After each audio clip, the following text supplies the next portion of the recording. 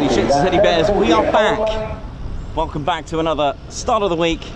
We're fresh, sort of, but we got that post-holiday feel. Do you know the feel of me? How we doing? Ted Coningsby, channel live here at RAF Coningsby. Welcome to the show. Oh yeah.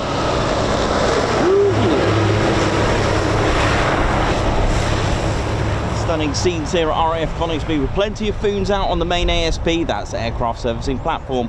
Got about 4 on the main, and we got 1, 2, 3, 4, possibly with the 5th been racked up in the hangars at the moment. So should be a nice medium start to the week. But yeah, I've got that holiday, you know, that post-holiday feeling, you know, when you come back from holiday.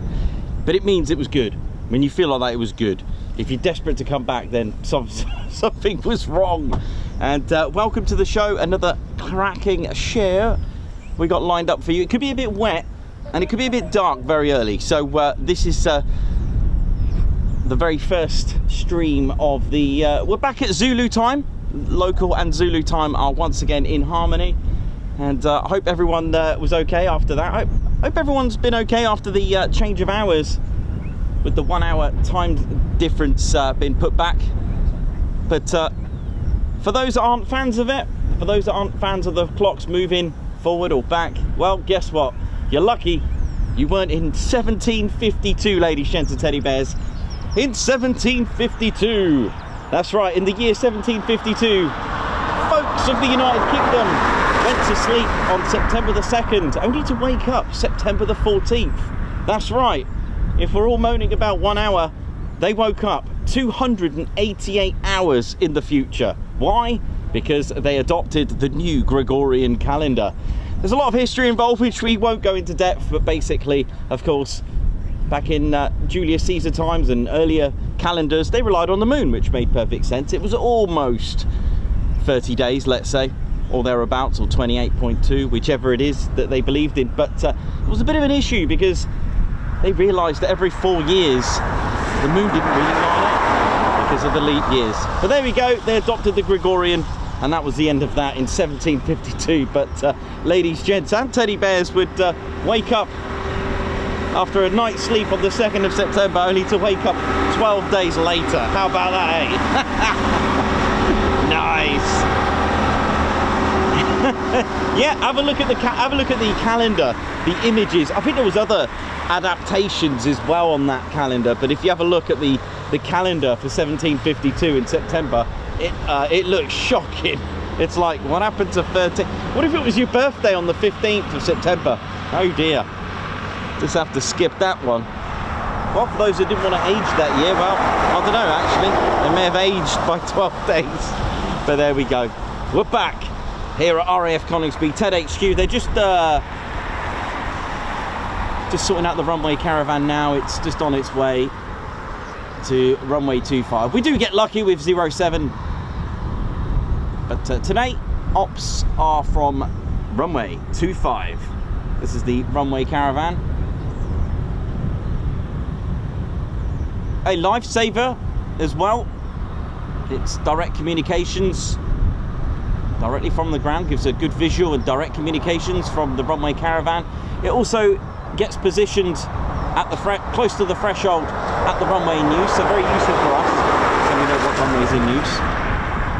And it's a constant communication between here and ATC, and a really good way to alert pilots of any issues with a warning flare, which we've seen a couple of times on the show. We've even seen the runway caravan crew being evacuated due to that horrendous fog once that we had, where none of the Typhoons could fly. I know, who remembers the Valentine's Day special, eh? Very romantic for those pilots who ended up at Mildenhall. Hey, darling, we're at Mildenhall today. That's a generic 1940s voice, by the way. It's not a modern Typhoon pilot voice there now. There's a pilot just would have done their external checks. So looking for any loose ordnance, wobbly bits and pieces, you know how it is. But I'll see how long I can go for today. So we're in our first stream of with the clocks gone back. Okay, so which means it's lighter in the mornings, but it gets darker earlier. That's the difference. And of course in summertime it's darker later. No, yes, that's the one. And we get less morning light, but we get more evening light in the summertime. That's the reason. And of course we get more morning light when they move the clocks back, and less evening light. So we're looking at around about finishing, perhaps we've set ourselves a little goal because we had a look. We could finish around about 4 o'clock today. We're going to try and aim for half an hour before sunset as a general rule, because by the time we pack up. So there you go, that's what we'll do for the winter, because many of you have asked, you know, do we stream in the winter throughout? Yes, we do. We keep going where possible. If the going gets too tough with the weather, it gets too emotional, and gets the better of us, then okay, we'll protect ourselves and the kit as well.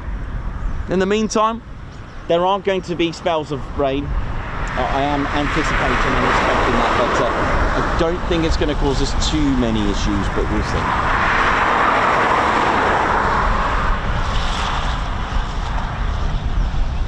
So welcome back. I know many of you have missed us. I hope you all are all well. Ted and I and Claire had the most fantastic time. It's been incredible.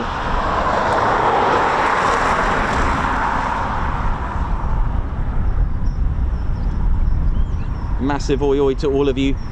And we'll start as we need to go on. Don't forget to hit the like button, ladies, gents and teddy bears.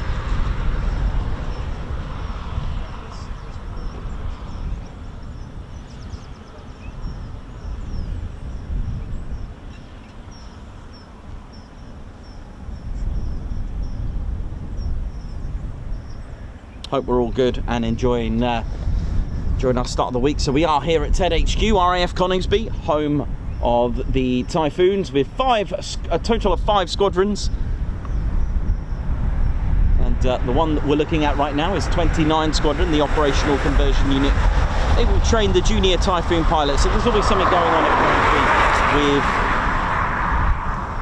Coningsby with training, as far as training the new Typhoon pilots that arrived fresh from the scene, training them up to get to their next squadron. So it's known as an operational conversion unit. There is a operational conversion unit for each aircraft, and mainly at all bases except for a certain few, of course. But you usually have an operational conversion unit. So we've got 29 here. We've got 207 Squadron at RAF Marham.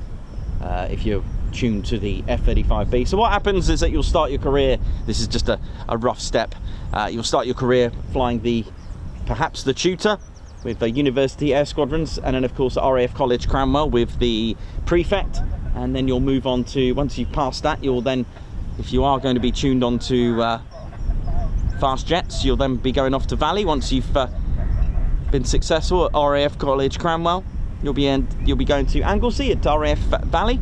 You'll be flying the Texan, which is a turboprop engine, and then you'll have a couple of years with the Hawk T2, and then of course after that, once you've passed and successfully got your fast jet training in the bag, then it's what career in mind that you have. Whether it's F-35B, you'll be off to Marham with 207. If you're tuned to the Typhoon, you'll be flying with 29 Squadron here. So that's one of our squadrons, 29 Squadron. We've also got 12 Squadron, a new, I say new, they are the new kids on the block. They stood up in 2018 and started operations here at RAF Coningsby as a joint Qatari, a Mirai and Royal Air Force Squadron. We've also got 41 Squadron as well, which is a test and evaluation squadron. And of course we've got 2 frontline combat ready squadrons as well, number 3 Fighter Squadron and number 11 Fighter Squadron as well. RAF Coningsby since 1976 is also home to the Battle of Britain Memorial Flight.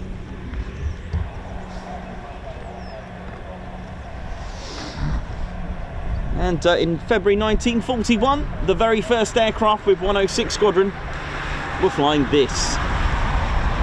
One of the last few twin-engine bombers, the Handley Page Hampden bomber. That was with 106 Squadron. They would have had Zulu November on their Hampdens at the time, and that was in February 1941. It's known as the, look how slim and narrow that fuselage is, just 3 foot and that was the first aircraft to operate here. And likes of the Wellington and the Manchester become the last of the few of the twin engine bombers when they of course upgraded to 4-engine, with the likes of course the very famous Avro Lancaster, and of course the upgraded Sterling. We've also got Felix here just about to take off. Corporate Air Travel, CAT, hence the call sign Felix. Now this is an Embraer ERJ145, and this has the personnel. It's like a work bus for BAE Systems. It will go to Lossiemouth as well. Has all the crew from BAE Systems who are located and based at Warton Aerodrome. Not a bad way to get to and fro work, isn't it? Look at this.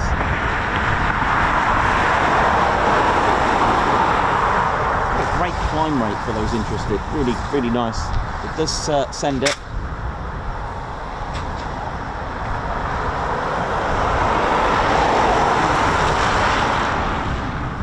And of course, we'll start as we mean to go on. Please hit that like button. Let's ride. Let's get these likes back up to how they used to be. On my 6-day break, I think it was. 5.5. We'll go 5.5. It was a great holiday. We had a good time.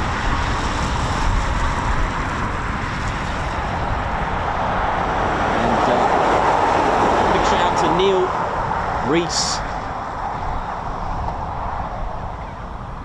Stephen Smith as well, fans that we met all the way out in Cornwall, from Trebarwith to Porthleven to St Ives. It was amazing to have fans, and a big shout out to Neil and crew. We met at Port William, a great pub by the way, really good. Recommended at Trebarwith.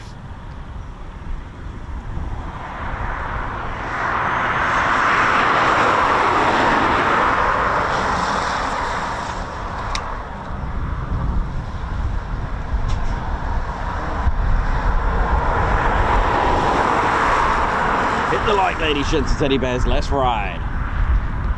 Let's get YouTube to recommend us again, hopefully, fingers crossed. Knock on wood, wherever it is.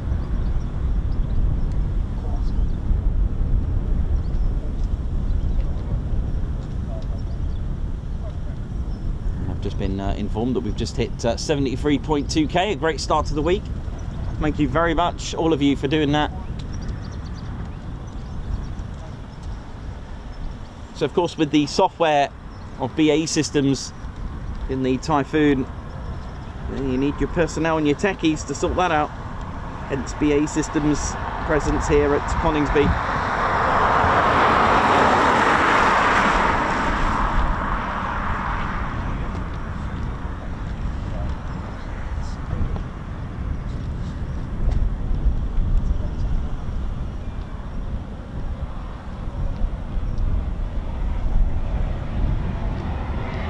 Typhoon's just starting up now as well.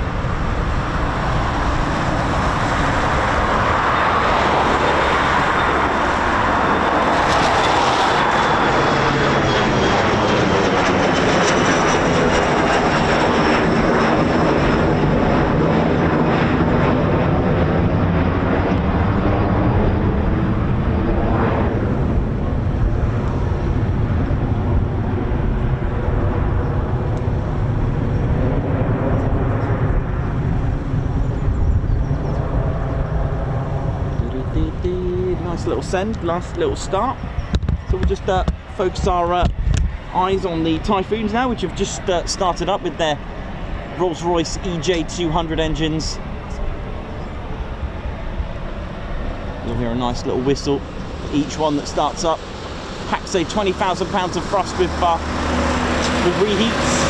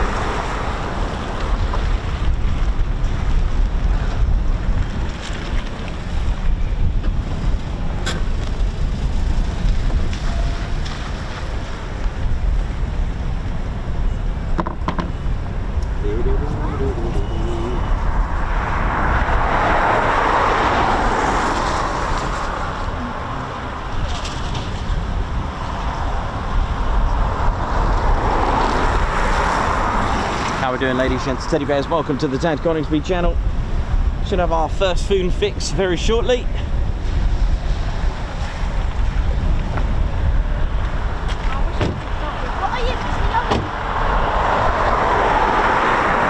Enjoy. So this is Moggy, who's given us plenty of memories this year at air shows. Canopies are open over there. Yeah. And this is the livery celebrating the 80th D-Day anniversary. Celebrating with 257 Squadron with the markings Foxtrot Mike. You can see that. And it was painted in the markings that match the 257 Squadron's Hawker Typhoons, which was an aircraft that played a very similar role to today's Typhoon, the Eurofighter, with the same sort of camo. Let's try to match it, especially with the yellow leading edges of the wings as well as the yellow on the roundel, which you'll find quite common on aircraft that are quite dark. Again, using the yellow and of course the stripes there that you can see, the D-Day invasion stripes, they are an indicator to allow pilots and crew and on the ground to defend and foe. This yellow is quite distinctive. You won't find the yellow on the lighter aircraft, by the way. It was usually done on the darker aircraft. Anything missing on the livery here would be the shark's mouth on the from the Hawker Typhoon. It was suggested, but they didn't put it on. So this is nicknamed Moggy, and it's been the display aircraft for the year. And of course, it can be flown by any of the qualified Typhoon pilots here at Coningsby. Yeah, normally. Well, there we go. And the D-Day or invasion stripes. We're actually on the Hawker Typhoon before the D-Day, before 6th of June 1944. Again, it was you look at aircraft such as the Swordfish of the Royal Navy Fleet Air Arm, it would also indicate again for them to identify between friend and foe. And the yellow, again, very effective in combat. There were other ideas that they used during the First and Second World War to have the Union flag as well, if I remember correctly. Coningsby's had a few firsts as well, which we'll go into detail later on if weather permitting. One of the cool things that I found as well is that you've got number 6 Squadron, who were here in 1968-69, who were the first to receive the Phantom. And when I was at Lossiemouth, and this is all thanks to Mark Every as well, who got in contact with me with that beautiful book about the 1 to 100, the squadron markings. Really, really good book. And it was, I did notice about on their number 6 Squadron, again being the first to receive the Phantom that operated here in 1968-69. First to receive it. So I did notice at Lossiemouth with their markings, they're white this time instead of the blue, and it's supposed to be, right, originally the squadron markings, it's a serpent sort of having a good feast with a thunderbolt, a lightning, I believe it was.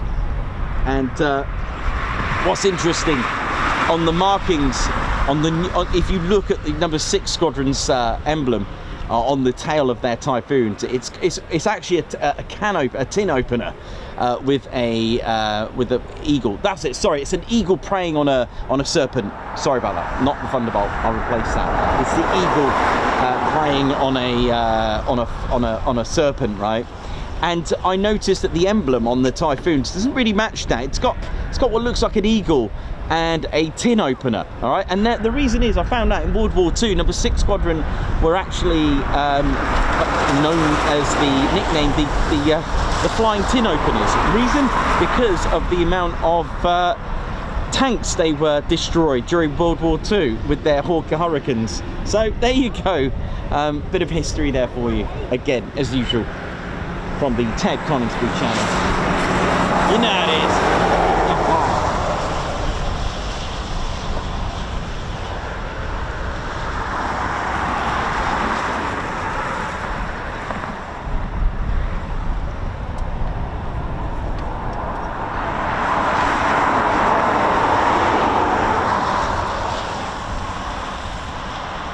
Susan Tilsner, how you doing? James Woolard, members, how you doing? Heather, Andrew C. Tumi Schomburg, G-Ham and Lupin's Walking Tours, how you doing? Alex Raven, how's it going? Alan Burden.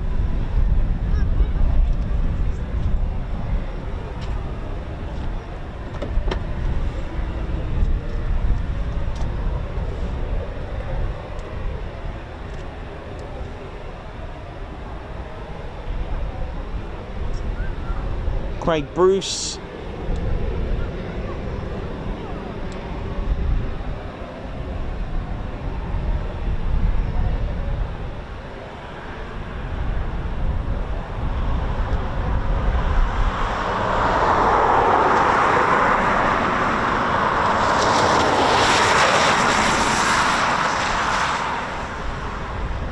And of course, Spannerfly, how you all doing? Margot, Davey, Ellie, J Approach, Gerd, Simon Watchell, Daniel Walker, White Wizard, what up? Davey, thanks to Ted's, Mrs. Davey, thanks for the scarves. Ted will be wearing them at some point very soon as the weather deteriorates and gets cold.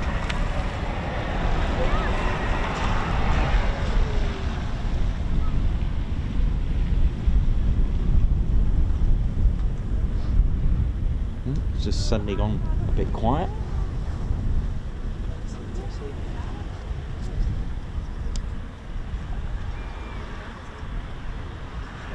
This is the markings that you can see there, 29 Squadron with the Eagle and the Buzzard. Now, they are nicknamed the Buzzards, and I don't know how this would work, but it's apparently an eagle preying on a buzzard, and yet the Buzzard is the nickname. Now, is that suggesting that you need combat skills such as an eagle to step up? Maybe, maybe not.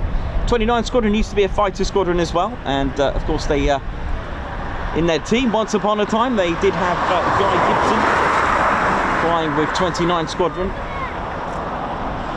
Not here though, but during Guy Gibson's career.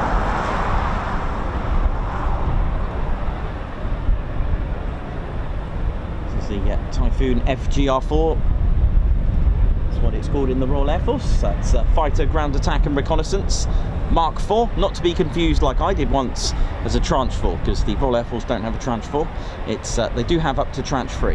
Of course, there are various upgrades that go on certain blocks and various things you can't actually see from outside. It will all be on the inside, but then nevertheless, here we go. This one is a tranche 3. You can see on the spine of the fuselage there, if you were to go sort of 5:30 where the clock is, there's a little bump on the curvature of the fuselage there. The others don't have them, and that's they were supposed to have fuel tanks on top, conformal ones, sort of like to hug the fuselage, a bit like the F-15E Strike Eagle, I guess, and some of the F-16s have them, I think, if I remember correctly. But they're there if you want them. They're there if you're going to have them.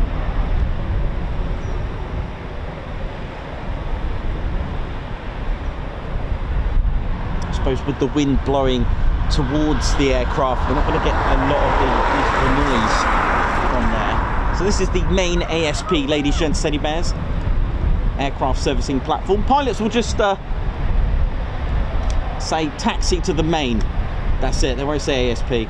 Well, they can do, but they usually just say taxi to the main or taxi from the main to wherever it is they need to go, and then tower will either clear that or decline it.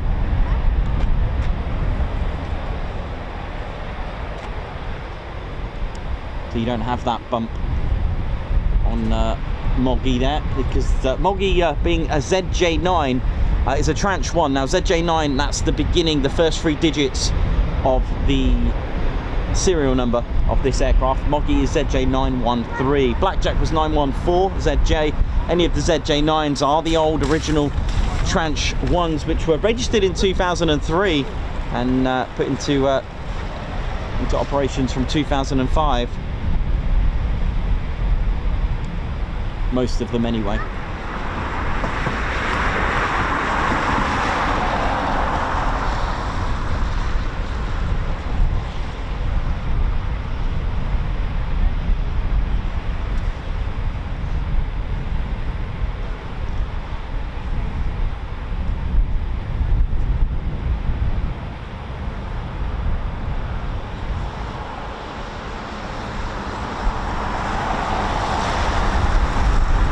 Blackjack sadly has been retired.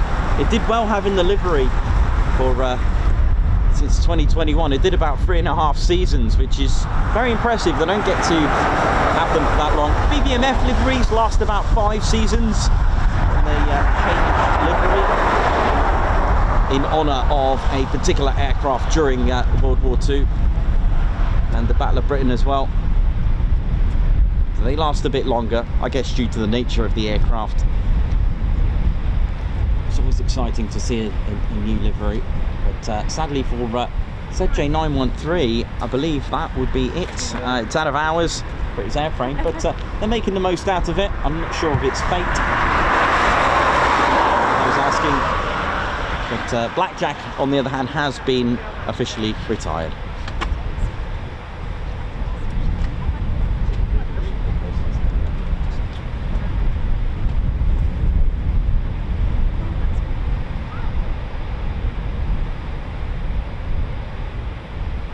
Davey, thank you very much. Hope you're good. Yeah, that's all right.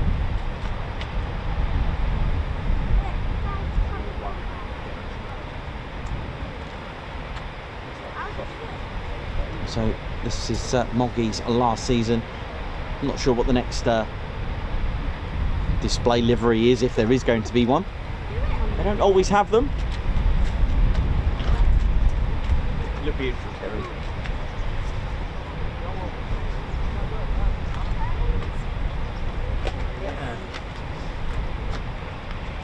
Standing in the car club. Joshua Brown, how you doing? Wee Stevie Boy, 80 calls her Bex, how you doing? Jake, how's it going?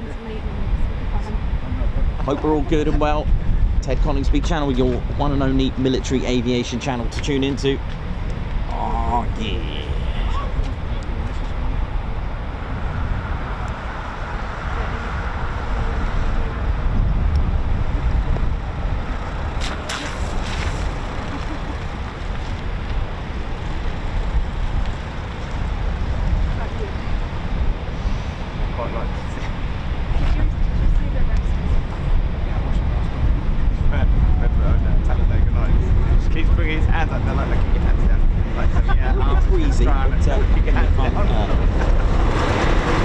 Mate, Ted's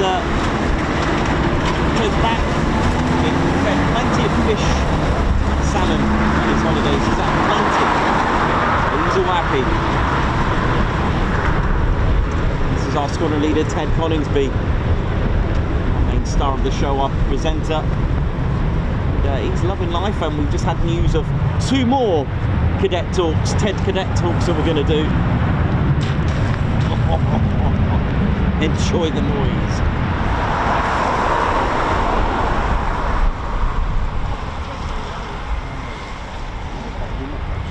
Like Lossie when we were there with it. Jet one of the engines, right?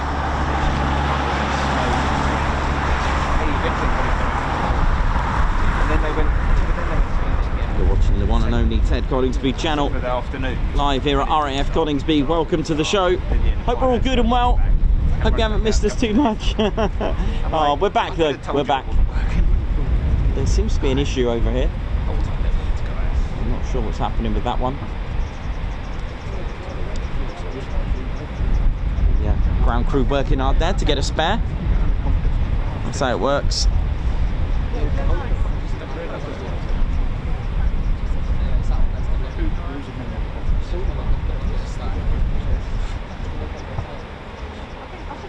So yeah, looks like Moggy's got a few issues there. Don't think that'll be going anywhere today. And that's a no. Negative on that one.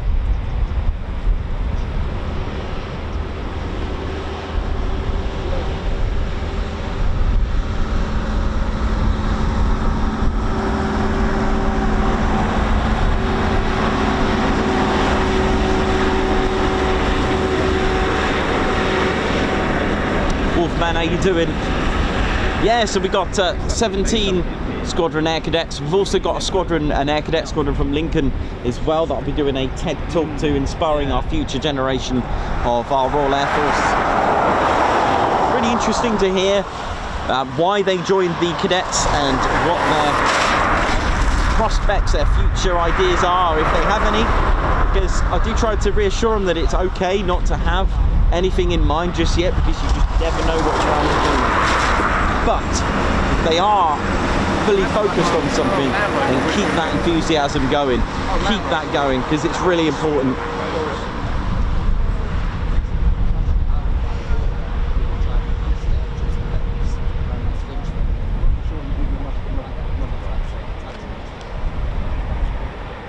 You're watching the one and only Ted Coningsby channel.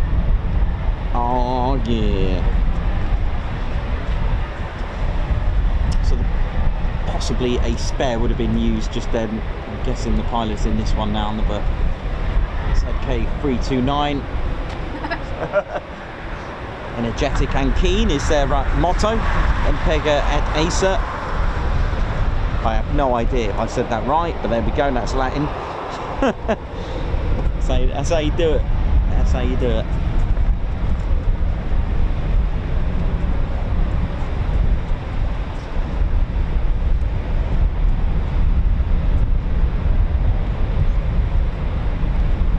Stephen Cole, Heather Beatson, how you doing?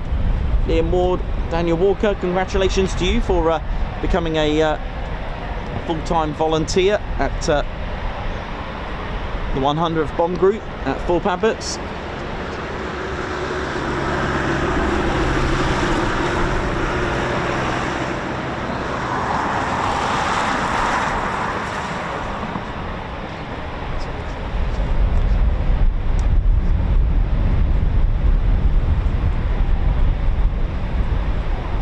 Good ladies, gents, teddy bears.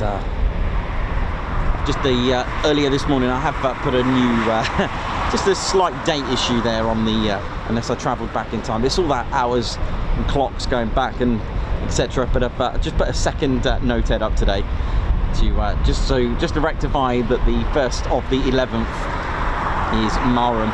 And you haven't, just in case you haven't read that correctly, it does say December. That is true.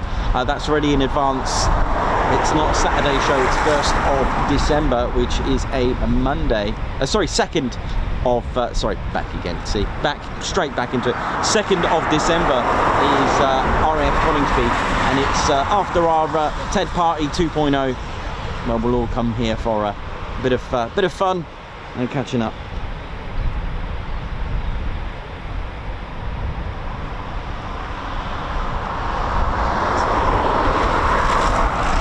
Here we go, so one taxiing already for departure. Everything needs clearance. This would have been cleared by tower to do so. Even a startup, and this is not just at military level, it is at civilian level as well. Even a startup, everything has to be managed with various frequencies around the aerodrome, all managed by air traffic controllers, so they know what's going on the ground, what's going to be taxiing. All movements are all managed. They'll be given details of where to taxi to. There are different holding points around the base, such as Alpha 1, Alpha 2. If you hit Alpha, it's usually this side of the base, the north side, or on our screens to our left. If you hear like Bravo 1 and Bravo 2, expect aircraft from the south side of the base, so to the right of our screens, to be taxiing and holding for runway 25. And it is true, there is a second runway strip at Coningsby. Coningsby has 2. So the main runway numbers, of course, are 07 and runway 25. That's what the Typhoons use. And there is a second runway strip, runway 12 and 30. The markers are just here. This is the taxi holding point, Delta 2. And usually used by Bbmf or lighter aircraft in the event of some strong crosswinds.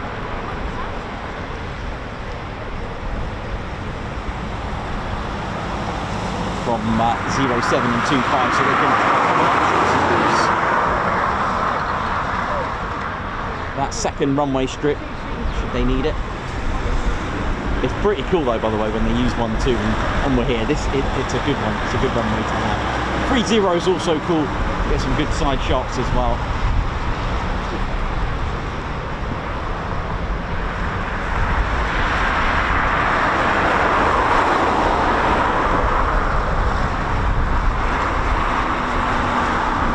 So if you just joined us, haven't missed any Foons departing, so welcome. Joined us at the right time as these Typhoons are taxiing out for departure. Moggy sadly is not going out. It's had a bit of an issue, so it's been shut down, and a replacement is getting ready for the pilot as we speak.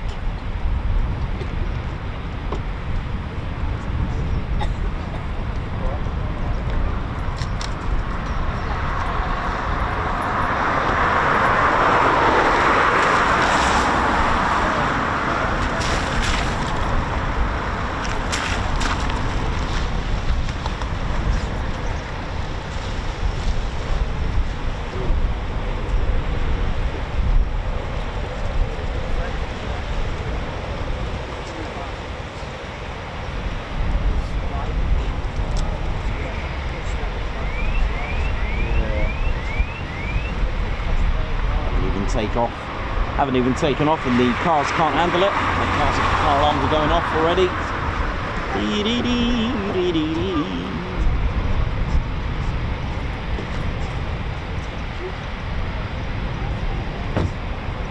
It's going to be a real mix of weather. We've got all sorts of seasons up in the skies at the moment.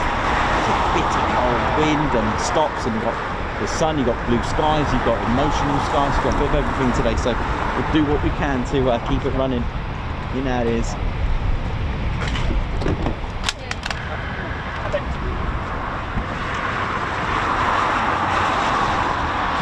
Meth, mate, thank you very much. How you doing?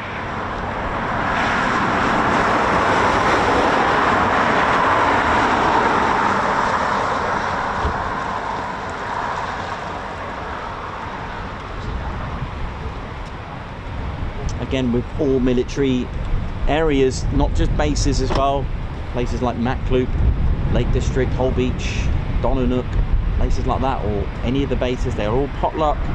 Keep yourself Monday to Friday.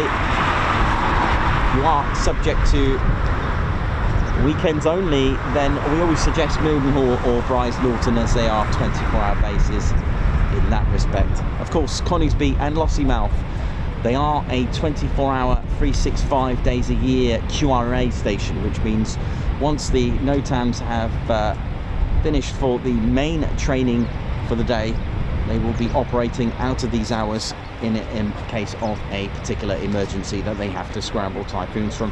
QRA number 2, that's the south, that's here, which stands for Quick Reaction Alert, and of course RAF Lossiemouth QRA station number 1, north. At Lossiemouth again, they are at the ready, 365, 24/7, regardless of whatever day it is, any celebration day, any bank holidays or anything like that. It makes no odds, they're ready to go.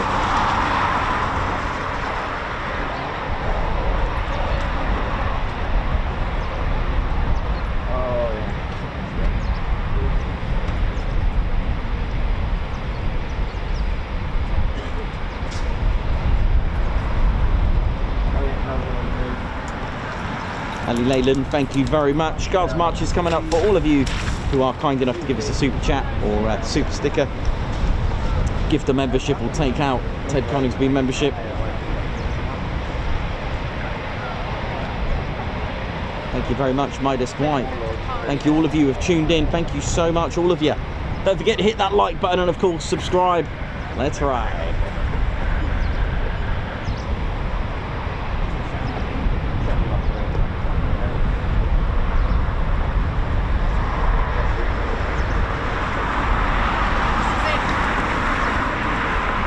Here we go, our first Typhoon departure just coming up for us now. So every single movement that you see from the base, even just starting up, this will all be cleared from tower. Again, there are various frequencies around the base, not just here, not just this airport, around any airport. Just turning up now, we're going to the right. Oh, hello. Yeah. Oh, another one. Oh, there's a two-seater. Another one. Got another 2 taxiing out.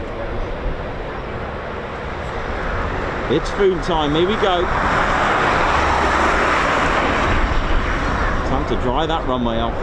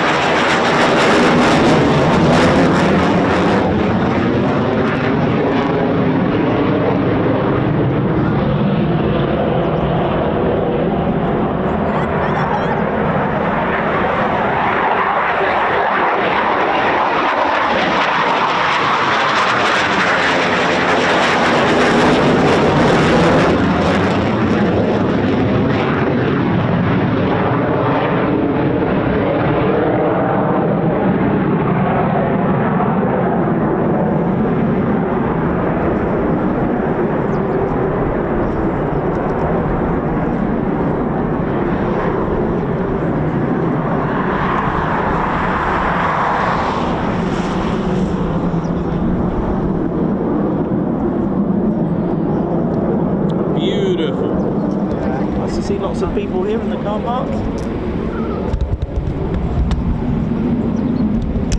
So that's our first 2 Typhoons up in the air. There are more Typhoons, not just these ones going out. There are, I think I can hear another Typhoon been spooling in the hangars as well, so that's rad.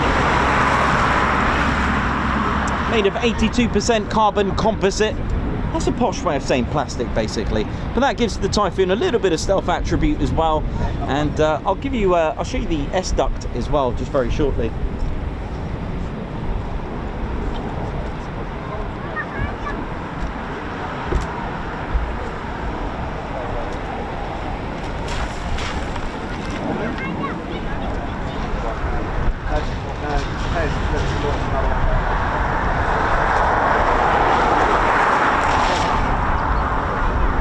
Coningsby becoming the very first Typhoon base 2005, May 19th. With this squadron here, number 17. There's their markings there, number 17 squadron. Oh yeah. There we go. So, Typhoon, naturally aerodynamically unstable with its delta wing 4-plane. These are called 4-planes, they're not canards because these work in synchro. They work synchronized. And as I was saying, 82% carbon composite, giving it a bit of stealth attribute. Now the engine, the very first part stage, sits about here on the Typhoon, on the Eurofighter. Now you're probably thinking it's quite high up, that's right. Now I said about the S duct, you can't actually see the Typhoon's very first compression blades. Compression blades give off the heat. They give off a lot of heat, and that's what radars like. They're like, oh, where are you? I need to detect you, I need to get you. But they can't, because it's shaped like a letter S, like this. So it's like a letter S, and that hides the profile of the heat from the very first part of the compression blades. Nice. Here, this is where it all happens. In this radome, originally made by Marconi, in the radar inside here, in the radome, this can detect fighter jets 160 kilometers away. 160. It can go, yep, lock on.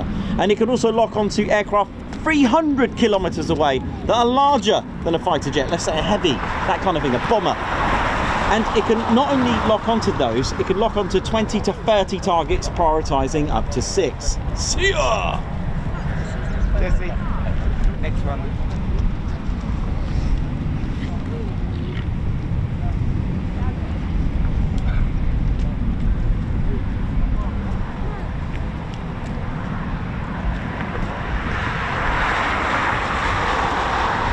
Here we go. More Foon action. More Foon action for our satisfaction. Here we go.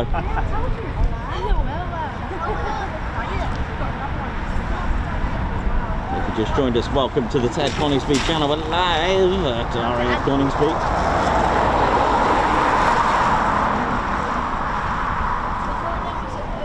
Two more.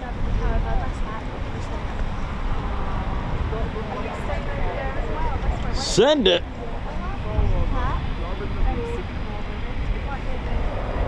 Here we go.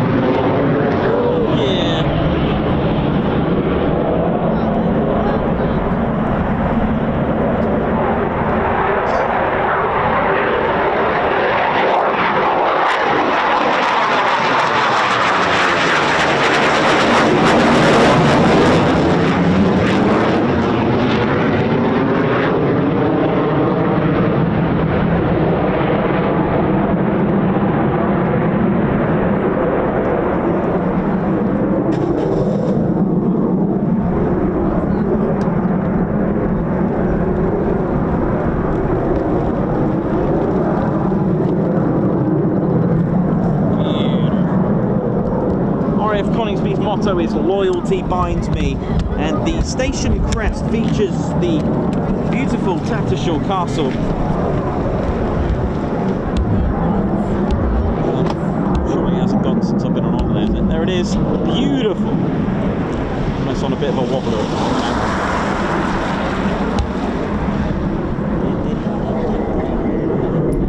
So that's on the station crest, Tattershall Castle, used by the looked after and maintained by the National Trust.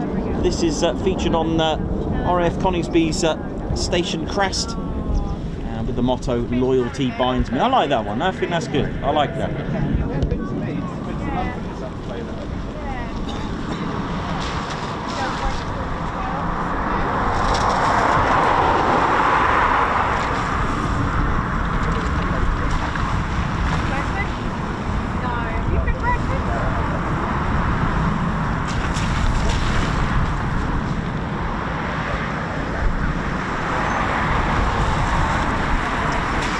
Typhoons out. There's another 2 to depart. Every album is different. Don't you all have an era? Yeah, There you go then. Even I know what's better. I like Squadrons. Yeah.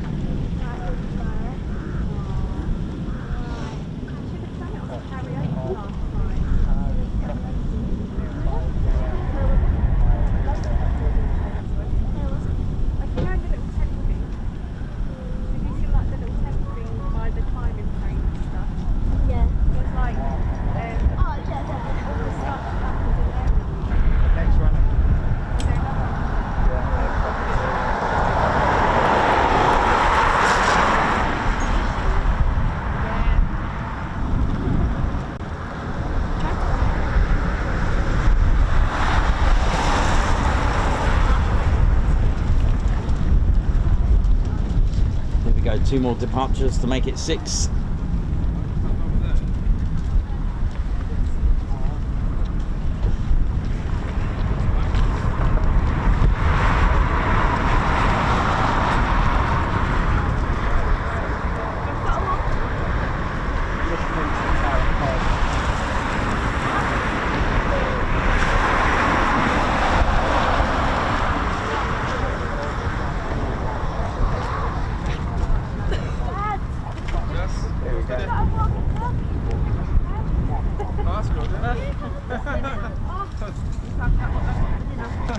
No, they came tomorrow. They came yesterday.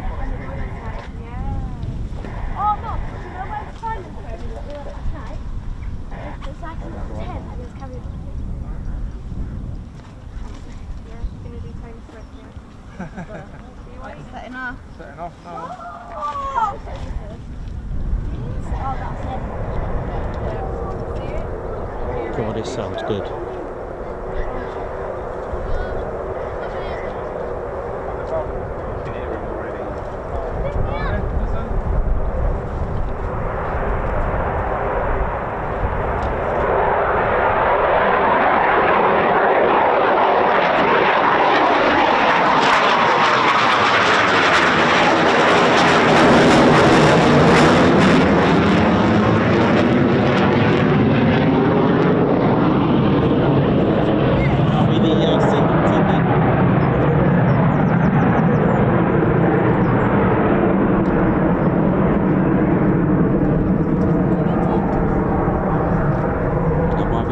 Playing catch up from earlier today. There's a possibility. Here comes the next one. 6. Any more coming out? Or there's about another 3 or 4 taxis down there. Oh, is it? Yeah, so we more coming there. Is that the QR there? QR a bit over there then? I don't know, whichever squadron QRA, I think. Are they flying the same one, Squadron? Here we go. Another one back there. 6th departure of the day. Here we go. Well, actually, 6th Typhoon departure. We have had a BA Systems staff crew corporate air travel aircraft, the Embraer ERJ145, depart earlier today as well.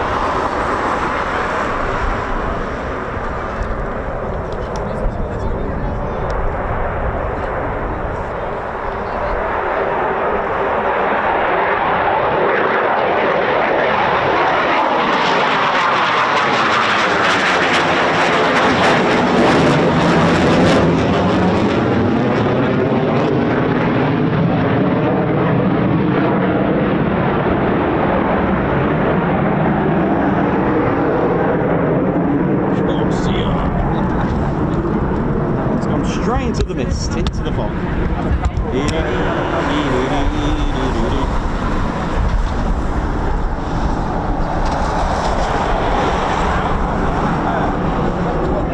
Sometimes they're only out for 45 minutes, an hour, sometimes they're out for a few hours. Depends what they're going out to do.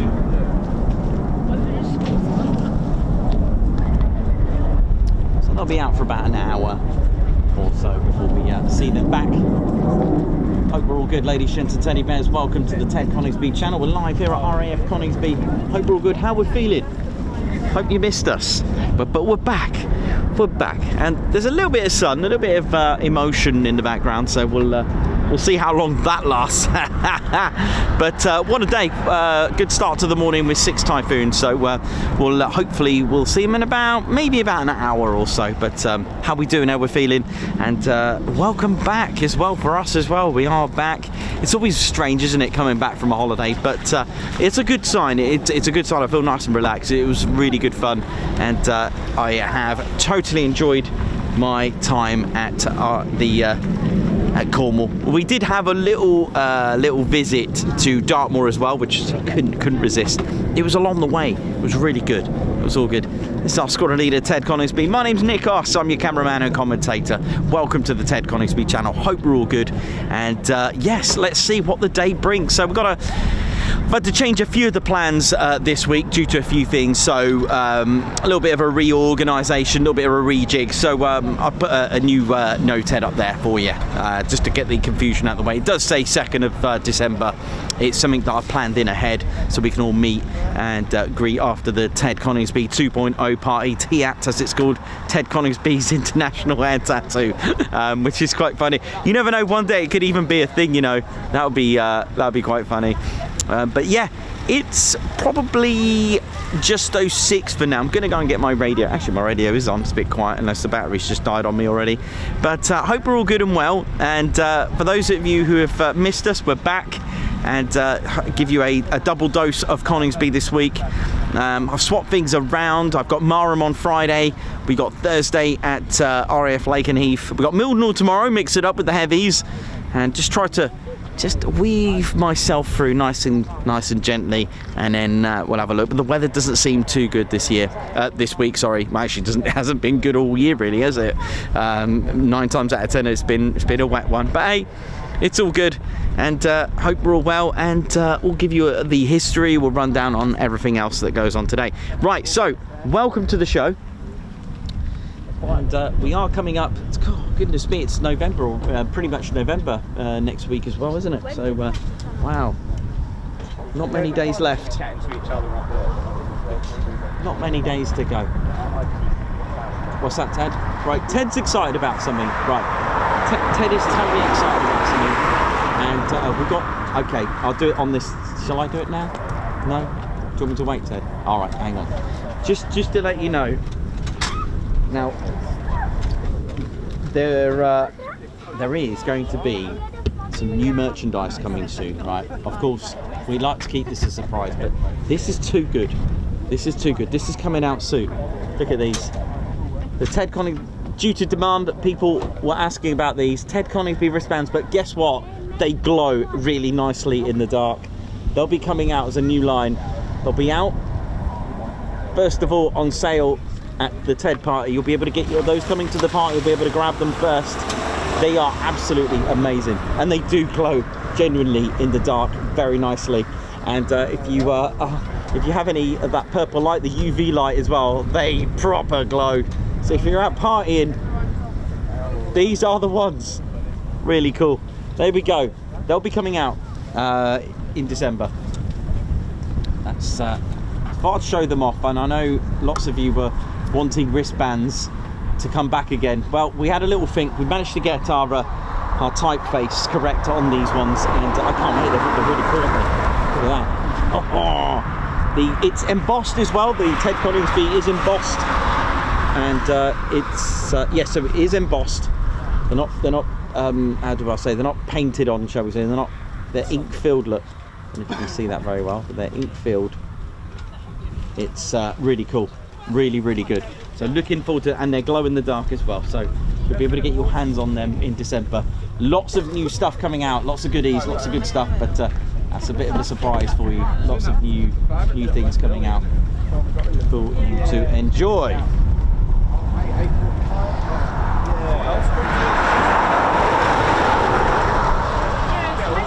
Oh, you get all sorts. I'm not driving down there, Jess. No, I'm getting my phone.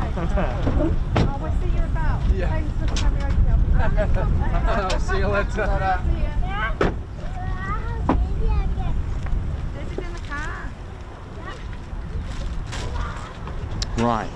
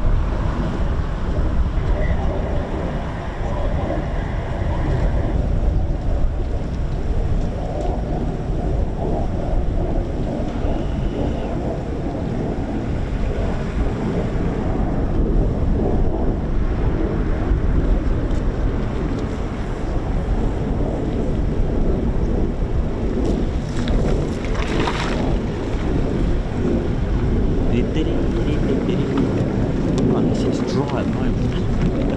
How long for, Ted? How long? How long is this going to go for?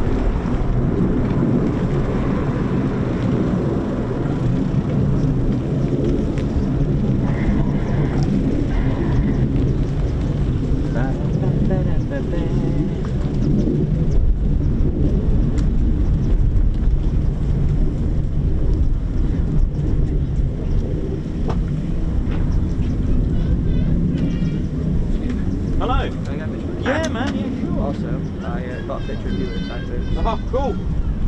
Oh, nice. Yeah, man. Yeah, sure. Yes, of course, mate. Oh, yeah, you alright? Yeah, good, good, good. Alright, let's go.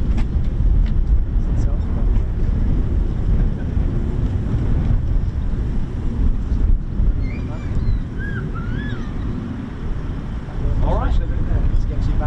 Yeah, sure. Do you want to go to the bath? It's not, I know. I'll say It was actually washed, but I went for a feel.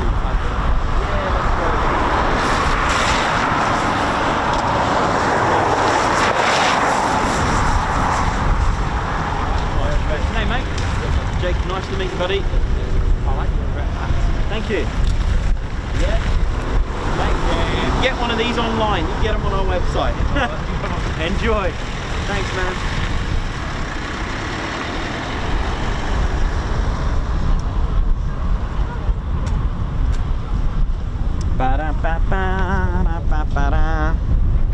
How we doing, ladies? Teddy bears. Oi, oi!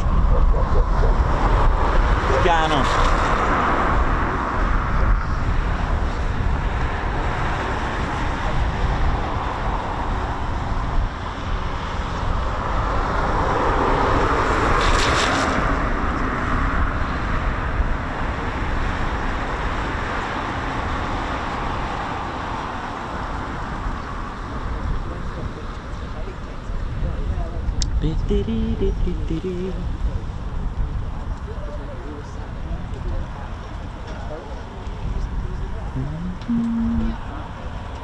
Oh, just give me a second, ladies and steady bears. I'm just having a little look at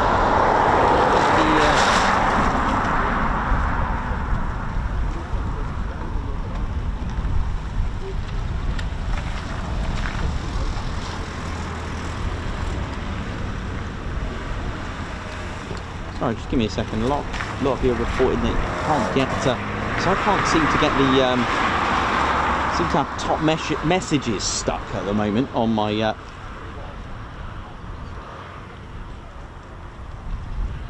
Oh well, never mind. That's a bit of a shame.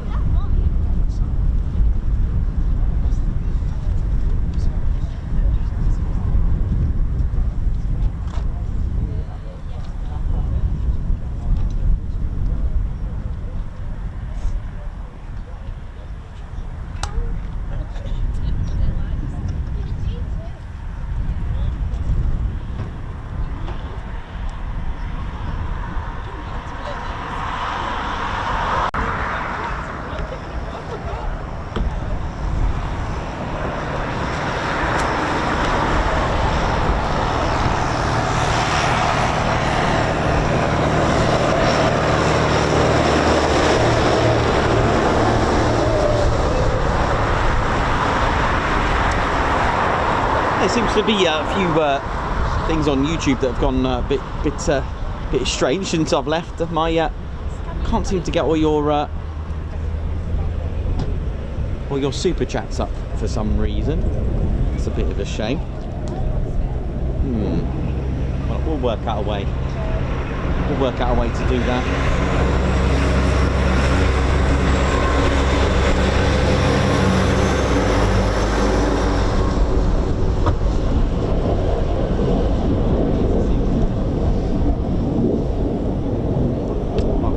Coningsby channel, ladies, gents, teddy bears. Hope we're all good. Yeah, we're back.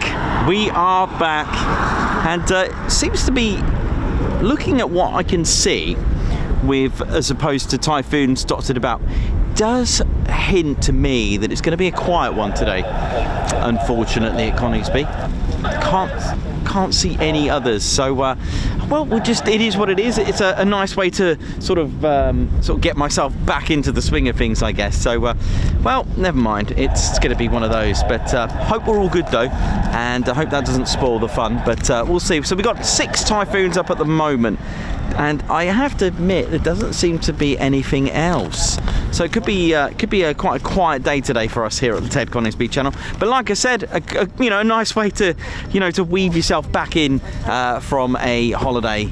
And yeah, it was good fun, by the way, really good. So we went to Cornwall, just based ourselves sort of mid sort of like St Ives, and then we just sort of dotted about really Trebarwith, and went down to Porthleven, so Bodmin Moor, that kind of thing. But there we go. How we doing, ladies, gents, teddy bears? Welcome to Bomber County. How we doing? Hope we're all good. And 55573, that's the number, ladies, gents, teddy bears. That number indicates the amount of losses just in Bomber Command. A number that's, when you put that into perspective, and in reality, that is a very scary number, and that's losses. And we can't also take it away unless we forget for those brave men, but we can't forget those that continued and made it and were lucky enough and to make that brave sacrifice, as well as those that perished in the name of freedom, ladies, gents, teddy bears. Welcome to Bomber County. Now, there were a number of bomber command stations. That's why it's called Bomber County in Lincolnshire, because of the amount of bomber stations that were built in the very county. Aircraft of Bomber Command include the Blenheim, the Battle, the Hampden, the Wellesley, the Wellington, the Whitley, Manchester, Stirling, Halifax, and Mosquito. Although the Mosquito was a multi-role sort of fighter bomber as well, but it was in their inventory to have the Mosquito, serving as a bomber, a low striker craft aircraft, a beautiful aircraft as well that was made, and it was very, very carefully considered to what was going to replace that at the time. Now, I know I've deliberately missed one out, and don't worry, I've also got the Wellington, as we mentioned, the Lincoln. In 1950s, Bomber Command still kept going with the Washington, the Canberra, the Valiant, the Vulcan, until finally the Victor, until it deactivated in 1968. Now, when we think of a bomber aircraft, we always think of one, don't we? I mean, let's face it, I was the same. When we think of a bomber aircraft of World War II, we always think of the Lancaster, because it was the Royal Air Force's most successful heavy bomber aircraft. However, there were loads, as I named just a few there. Don't forget, we also had the B-17s, the B-24, the Mitchell, the B-25, the Liberator. What else we got? So many others as well. that were flying in that during World War II. They've got the Halifax as well. We can't forget the Halifax. There was so many, okay, and that's just a number of them that, you know, to mention. And also got the Hayford bomber, although that didn't quite go into entry level in an operational level during the war. But yeah, there were so many, and we always think of the Avro Lancaster. And for those that have been fortunate enough to be in a B-17 or a Avro Lancaster, it's very, you know, for us it's a very interesting feel for us who've never experienced that kind of thing. But you know, don't forget these men were trained and tuned in to go into combat. I think I can hear Lake Heath in the skies. But plans here though to begin to operate as an airfield. Plans began to build the airfield happened all the way back in 1937. So before the you know, the outbreak of the Second World War here. And plans began. Land was purchased until finally it was built in 1940. Now, with around 8 bomber command groups that formed headquarters, Coningsby was controlled by number 5 group, and 5 group were originally formed at RAF Mildenhall on the 1st of September 1937, but moved to St Vincent's Hall in Lincolnshire just a few days later, actually, if I remember correctly. But it was finally constructed though here at Coningsby as a base with grass runways and built a year after World War II on the 4th of November 1940. Now, the first to arrive and operate was 106 Squadron, which we've mentioned. They've got a connection with RAF Metheringham as well, with Wing Commander Guy Gibson. And as far as Coningsby is concerned, in 1941, in February, 106 Squadron arrived with these. The Hadley Page Hamden bomber, the Flying Suitcase. I think it was also called the Flying Tadpole as well. And now, look at this. Look at this thin, really narrow fuselage, just 3 foot. And it was nicknamed the Flying Suitcase as well. And it did have operations here. It did take part in the 1000 bomber raid. I don't know which aircraft didn't take part in the 1000 bomber raid during the Bomber Harris's statement operation to send 1,000 bombers over various cities over Germany during the time. But February 1941 with 106 Squadron, so this would have had Zulu November for the markings of number 106 Squadron. And so yeah, it was quite cramped, quite compact.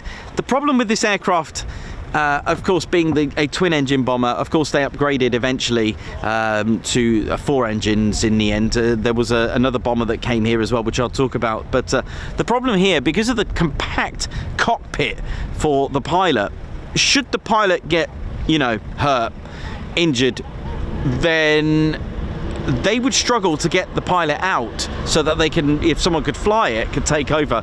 But there we go. This was what we had first. One of these. How awesome is that? Now, they went straight into combat as well the following month, and they did carry out raids over Cologne. Now, a month after that, in April 1941, another squadron joined them, number 97, who reformed at RAF Waddington, just across the road, with their Avro Manchesters. Now, their squadron markings were Oscar Foxtrot, and they joined 106 with the Avro Manchester. Now, both 97 and 106 Squadron, they both engaged in many raids over occupied Europe, but with the Manchesters having a bad reputation, and in fact they started to, obviously, you know, it's quite new, but 2 engines aren't as good as 4. They needed more power, but eventually they would have here operating Avro Lancasters. But the 4-engine version of the Manchester, which was a Mark III Manchester, which, as we know, was renamed as the Avro Lancaster. It was soon to arrive. In the meantime, 106 Squadron later operated the Manchester as well. Now, there were various raids that were carried out, and successful raids from Coningsby with 106 Squadron's Hamdens as well as the Manchesters too. Now, based at Waddington, number 44 Squadron, let's just, we'll mention them in a moment, who were the first ones, but in 1942, 106 Squadron was to have here, that were operating here, a new wing commander. Now, aged just 23. It was Wing Commander Guy Gibson who took command of the squadron. Now, this increased the squadron's morale, and all they needed now was an Avro Lancaster in their possession, and that would have been it. And in fact, he made a bit of a name for himself, Wing Commander Guy Gibson here at Coningsby. But in the meantime, based at Waddington, number 44 Squadron, they received the first batch of the new bomber, the Lancaster, and it was in 1942 that 97 Squadron became the second squadron to receive the Avro Lancaster. Eventually, 106 Squadron would receive their Lancasters as well. But Gibson got himself back into flying ops with mine laying in the Baltics on the 22nd of April 1942. He carried out 3 more sorties in the Manchester during the following 3 weeks, and Gibson was a great commander here at Coningsby, and also, you know, started to carry out piloting himself here, actually flying, and he drove the squadron and to a point where it was highly recognised by the Air Ministry. Now, for his 18 night sorties, 6 of which were consecutive, the squadron was improved and the performance was noted by analysts of 5 Bomber Command and the Air Ministry. And it was on the 30th of May 1942 that Coningsby's aircraft took part in the 1,000 bomber raid over various cities such as Cologne. There were 3 night bombing raids over cities. I think in total it was known as a success. Bomber Harris, as he was known. I think 41 aircraft were lost out of 1,000. Now, as a ratio, that's actually very good. Now, grass runways were not suitable for heavy bombers here. Now we started to get Avro Lancasters, and this was originally the case for Coningsby, having grass runways. They weren't really suitable, so they had to come up with an idea to start converting them to having the heavy concrete runways, and it was eventually decided, but you have to be careful because you are in active World War, so they had to do it strategically. You couldn't just close all your airfields. So in September 1942 it was Coningsby's turn, and 106 Squadron, they moved to RAF Syerston just temporarily, and 97 Squadron moved to Woodhall Spa. Now, there were delays to the base reopening, and 106 Squadron moved to their new home at RAF Metheringham, and this was all because of the delay, and if it wasn't for that, they would have stayed here. Guy Gibson went over to Metheringham, and do check out RAF Metheringham's Airfield Heritage Set. It's amazing. Go and check it out. Lovely place. Lovely guys running it. Lovely volunteers there. Gibson later moved, of course, in 1943 to Scampton to become the iconic figure and the commander of Squadron X at the time, and it was carefully chosen to carry out becoming the Dambusters, and of course carrying out the Dambusters raid with his new squadron, 617 Squadron. And 97 Squadron, they spent their time at Woodhall Spa for the meantime. But finally, when Coningsby's runways finally opened back in September 1943 with new concrete runways. Now, you may notice there a lot of them are Class A. You can have a look at the Google Maps and you'll notice airfields in sort of like a triangular configuration. That was known as a Class A, and it's a set of runway strips in the triangular configuration. Now, the benefit of this, it was to give the aircraft 6 directions of travel, because of course aircraft are actually made aerodynamically made to take off into the wind, to give them that lift. Okay, that is what causes it really, and that is why they take off into the wind. In reverse, they use the same runway when they arrive, causing a bit of drag because of the wind blowing towards them, hopefully allowing a lot of the stresses and allowing the aircraft to have drag and slow it down on landing as well.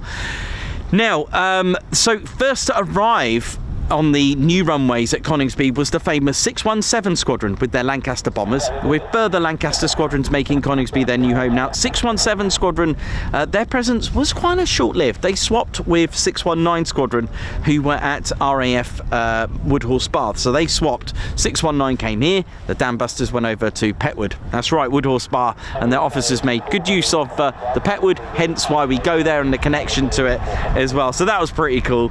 But eventually 619 moved to Dunholm Lodge.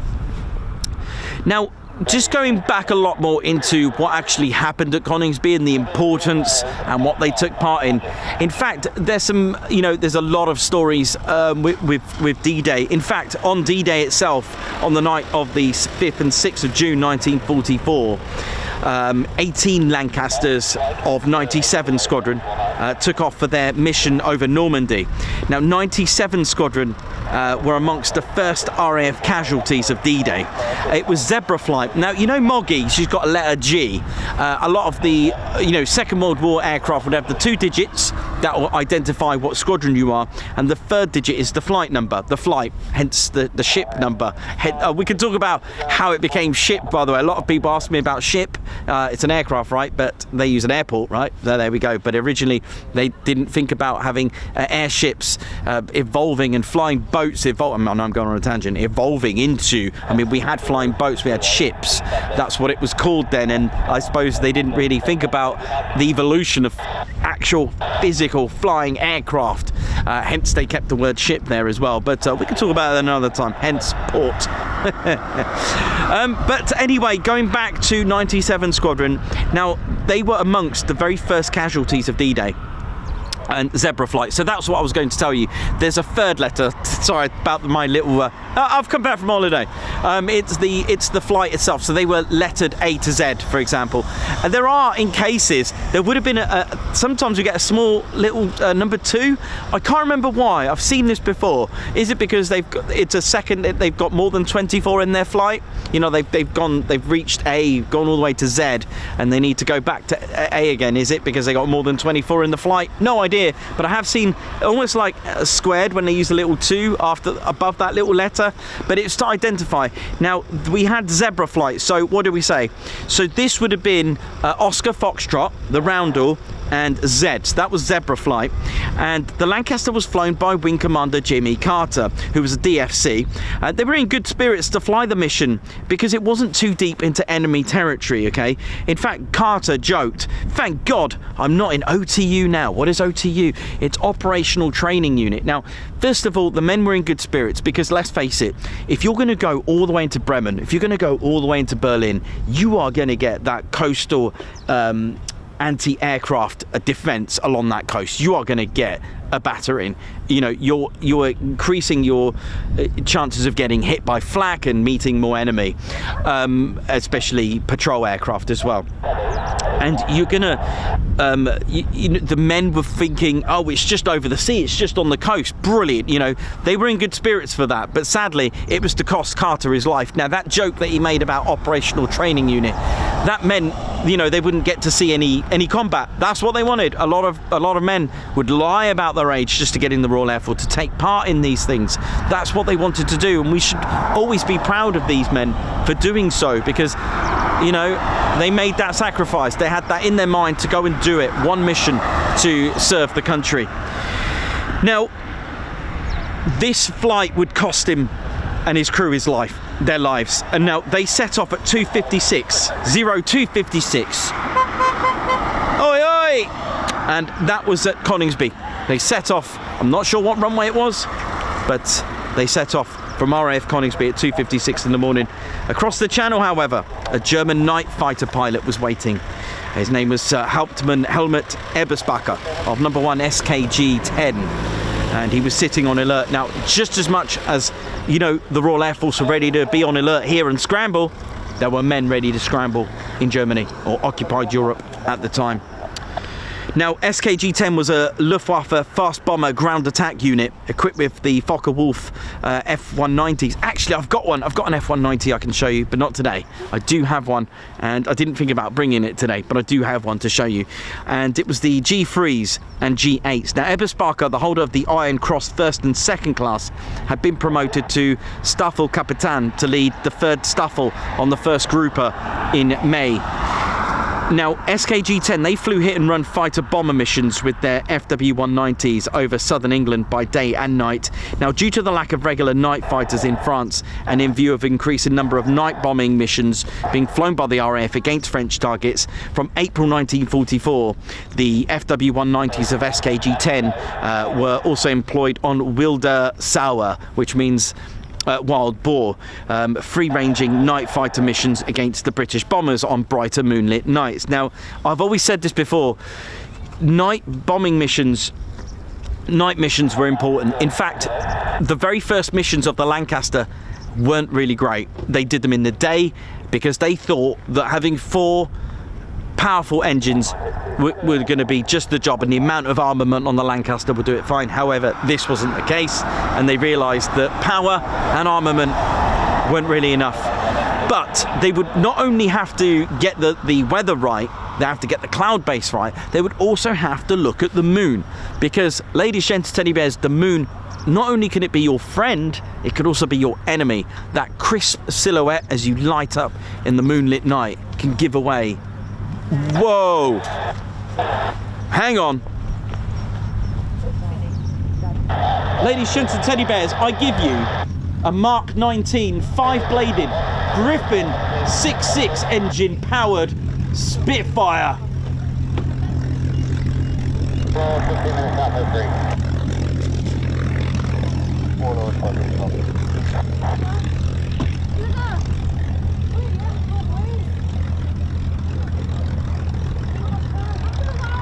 Using its speed for its armament, over 400 miles per hour, the Mark 19 PR photo reconnaissance. Beautiful.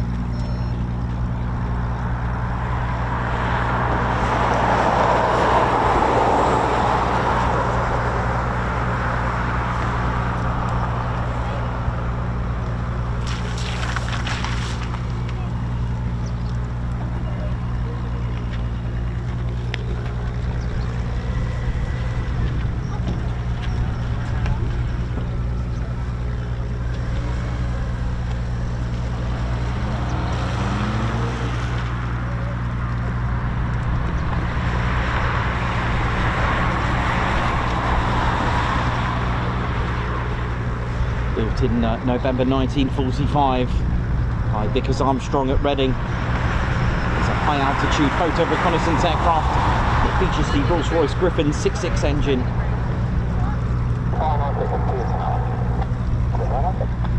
Full sign Spitfire 96.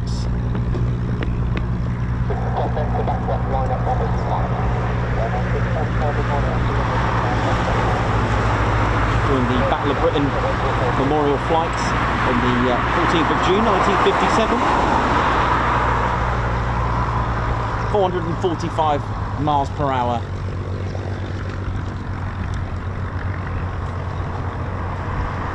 No armament. It didn't take part in hostilities as she was built. Just after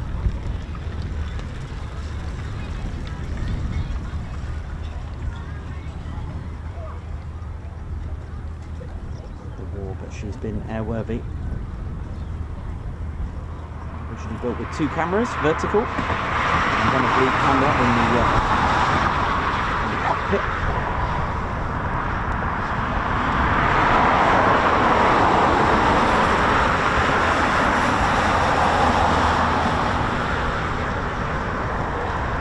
Well, this is a great moment to talk about the history of one. There weren't actually any Spitfires based here. It was a bomber station. It's been a bomber station since 1968, where it's started to see the Coningsby started to turn into a fighter base, turning its bomber county role into fighter town.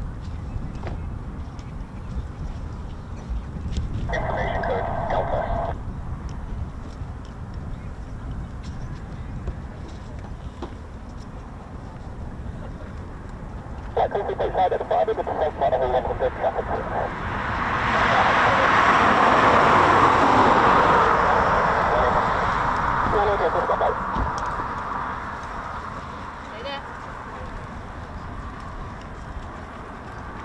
does sound very, very, very awesome as well.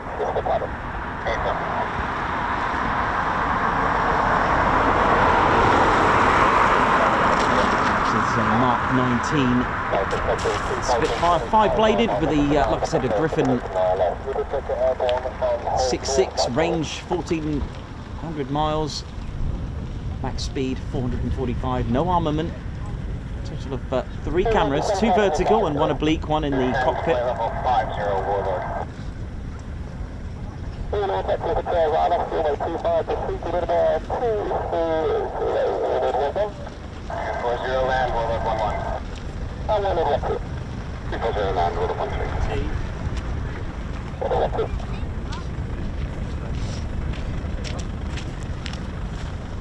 If you've got your Spitfire emojis, use them now.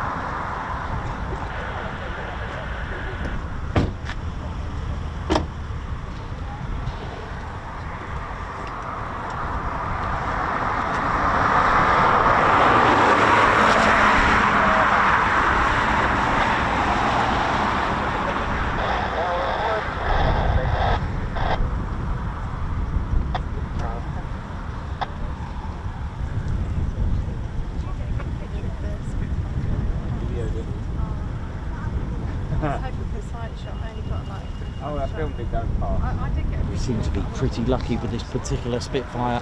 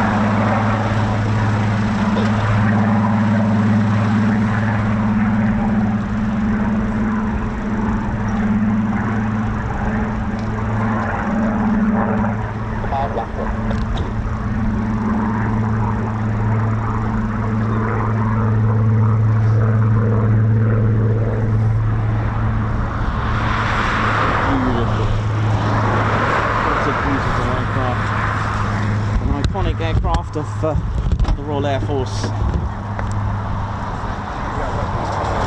eye on that one. 596. I don't think we'll be seeing that today.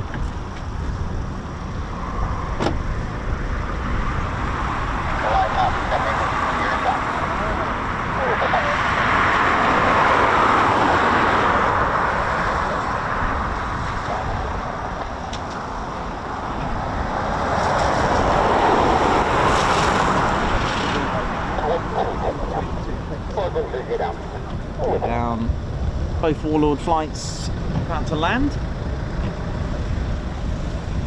Gear down using the ILS, Instrument Landing System.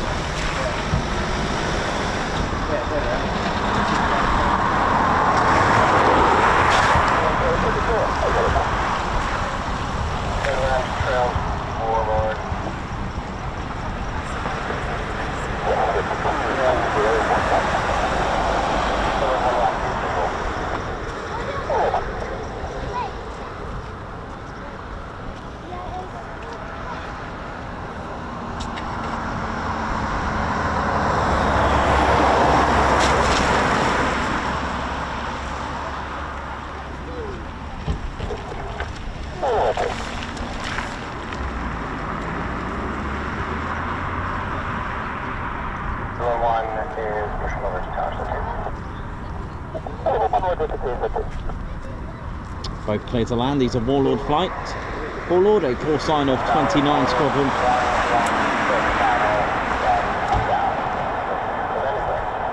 Warlord 1-1, coming to tower, the morning rapid 6-11.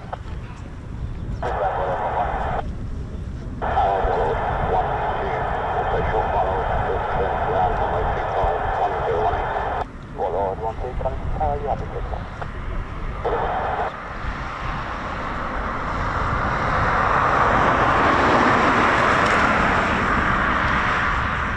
Now, for those that can hear in the background the American accent, it's not unusual because you can have there is an exchange that they can do with US Air Force to Royal Air Force flying the Typhoon.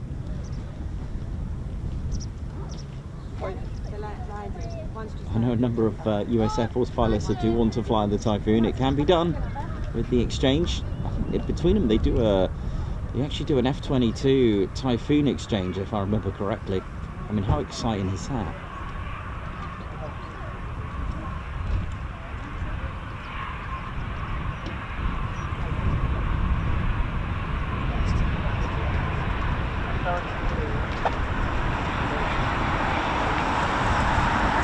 First landings of the day.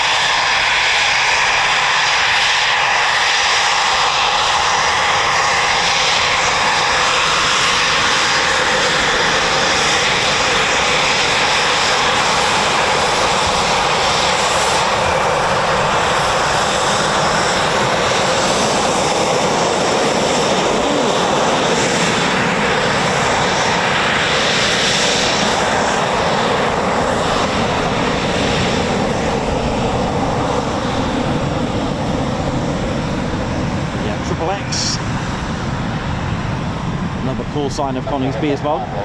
Call sign for here for this flight is Warlord.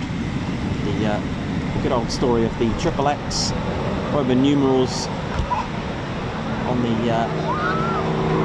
Oh, hello. Listen to this.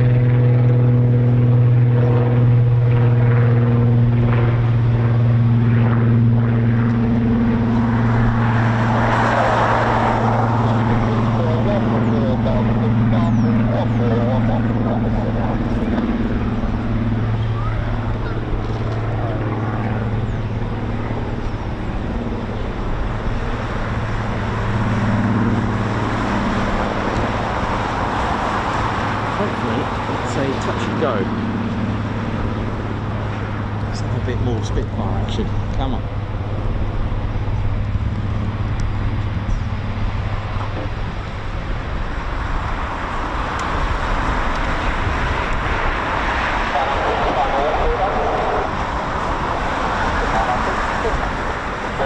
Clear to land, Spitfire 96.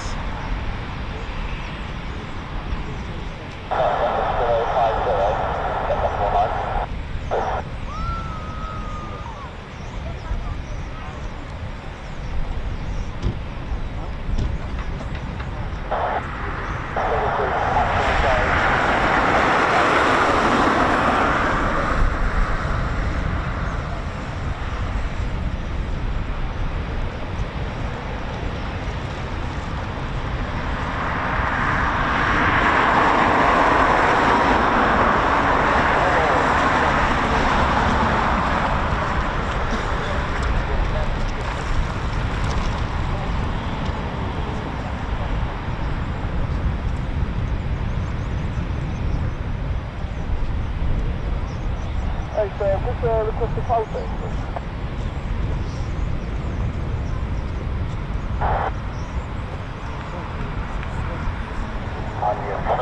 However, all of the others as a very hard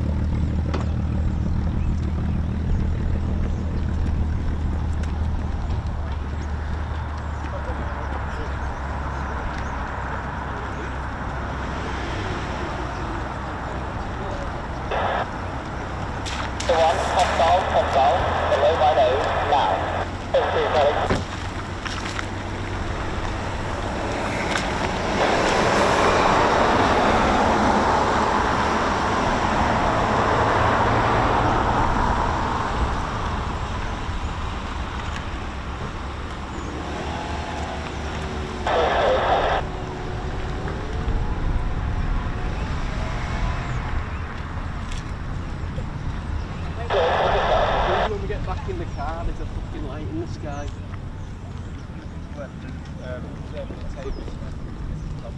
Yeah. What a treat that was, eh? Beautiful lady. Steady Bears was not expecting that on a day like this. A dull day now. You know, the thing at 5:30. Oh yeah, well, we book a table for about 4:30.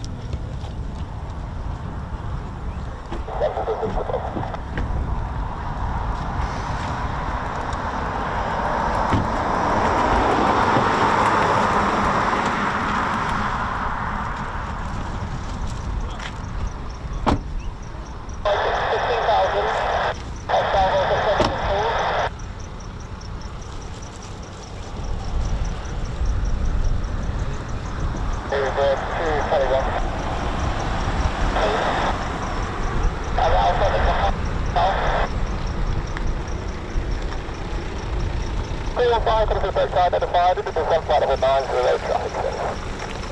Kevin 17, get part of a 90 traffic.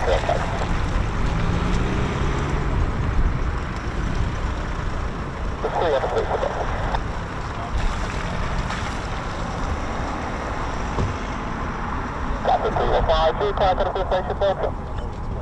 Yeah, absolutely amazing, isn't it, ladies, gents, Teddy Bears? All the way from Reginald Mitchell, designing the very first prototype, or at least issued the Type 224 Spitfire, which had a few teething issues that of course developed finally into what we have, all the way from the very beginning of the Spitfire Mark 1 all the way to, I don't know what Spitfires they have all made, all the way up to what Mark 24 24s, I'm not too sure, but wow, certainly the PR19 making its statement there with the Griffin 6.6 engines. Identified as one level 80, level 120 traffic service.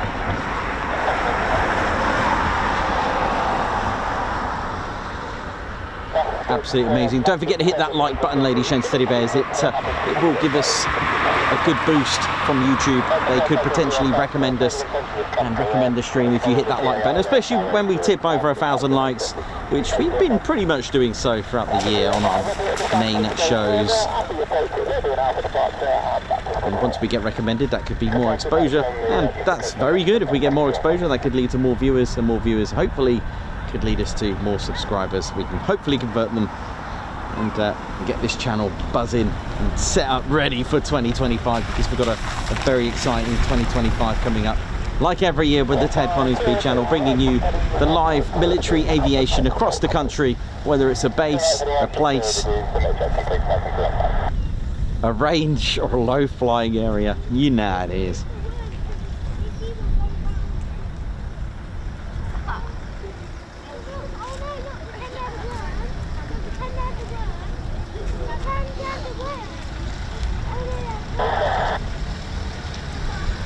Diamond Paint with Diamond Dave, member for 2 months. Thank you very much. Oi, oi, good morning, good people.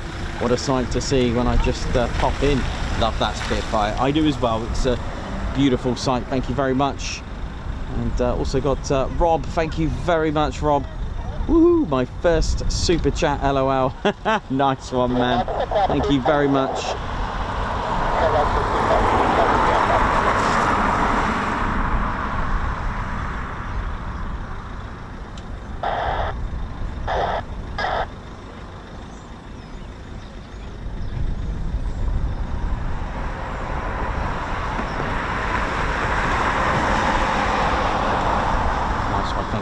Right, just see what else is on approach.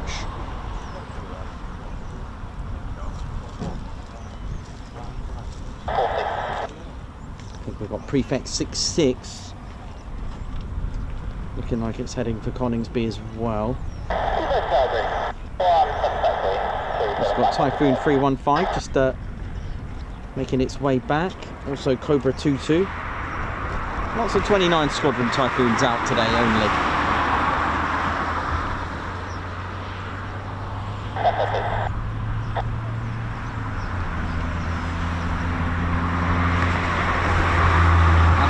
Delightful to see Spitfire PM631 Beautiful.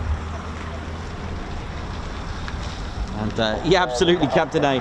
Talking about history, and there she is. Beautiful.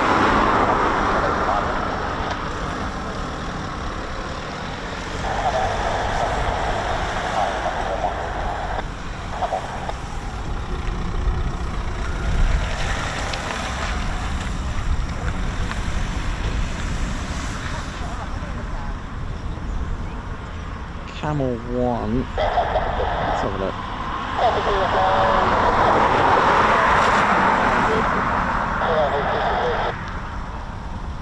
I think the Cranwell aircraft are just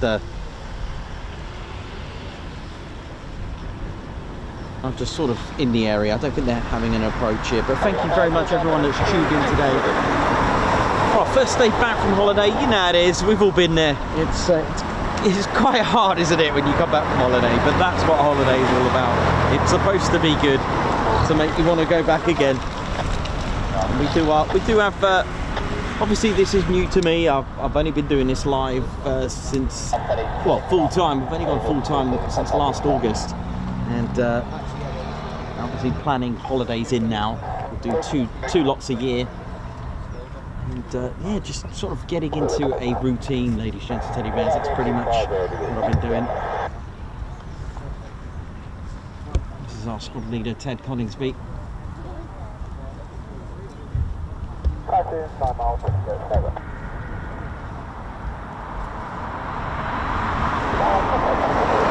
Abzar, high five.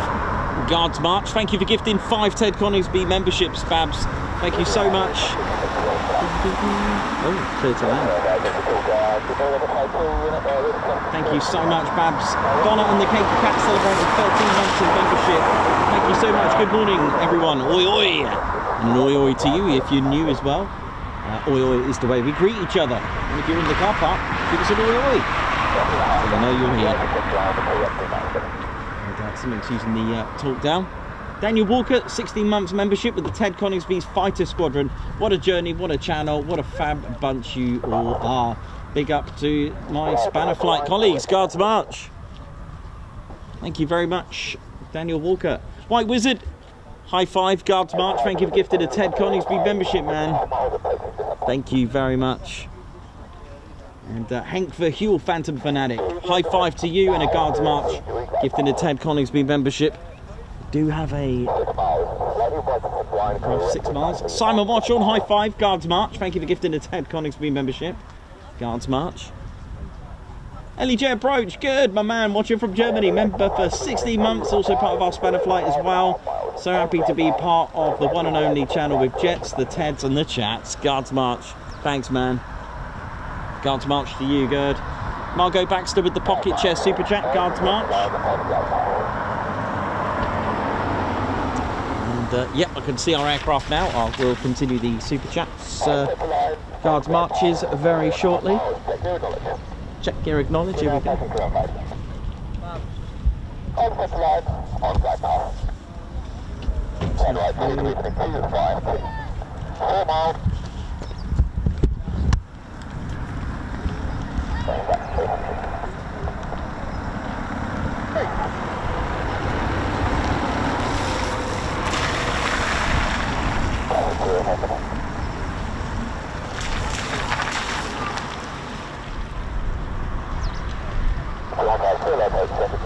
Clear low approach, here we go, we've got a circuit.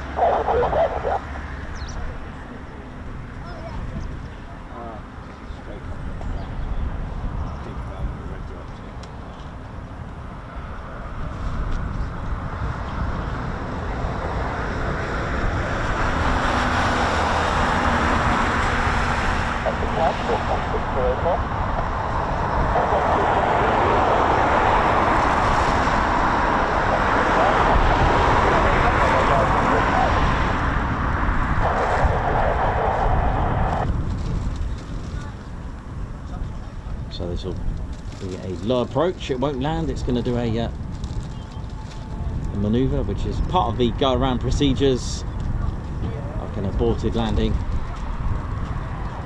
That can be used in the real world if there's a particular quick split reaction emergency.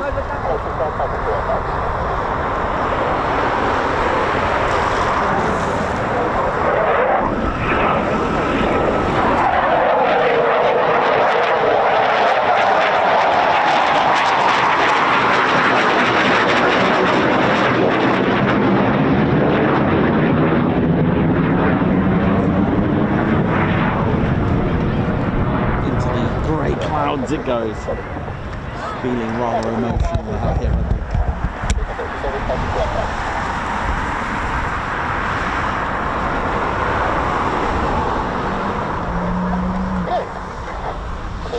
Good morning, Cobra 21 flight 3 within the Chantal 130 for trial by left off the copy. Cobra 21 flight 3 within the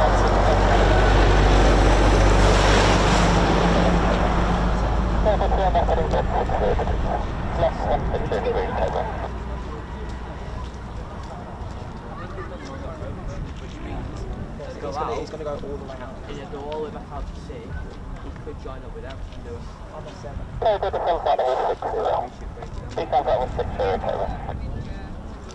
So we've got a flight of 3 Cobra flight just on its way. They're just above Grimsby at the moment.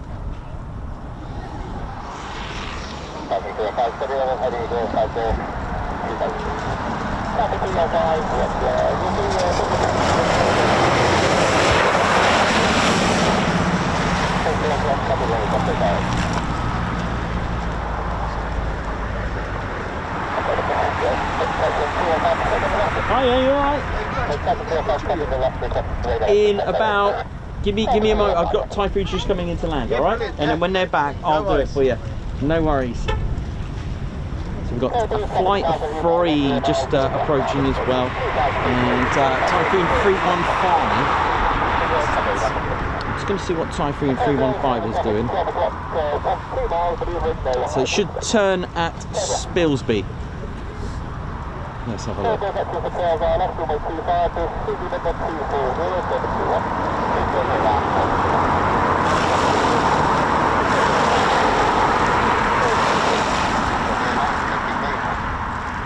So they're all to land. Right, I've got 2 minutes. He's gone. He hasn't turned in, so that's cool. I've got a couple of minutes. Which way they landed today? Over the other end. Yeah, how you doing, alright? Good. How you doing, kid? Are you alright, buddy? I'll keep an eye and see where it was going. There we go. How you doing, mate? What's your name, man? Lex, nice to meet you, mate. No worries, no worries. Yeah, there's about 4 to come back. Alright? Oh, nice. They're coming on Friday, they're coming, yeah? Yeah, that's it. It just depends on the wind. Yeah, have a good one, Lex. Take care.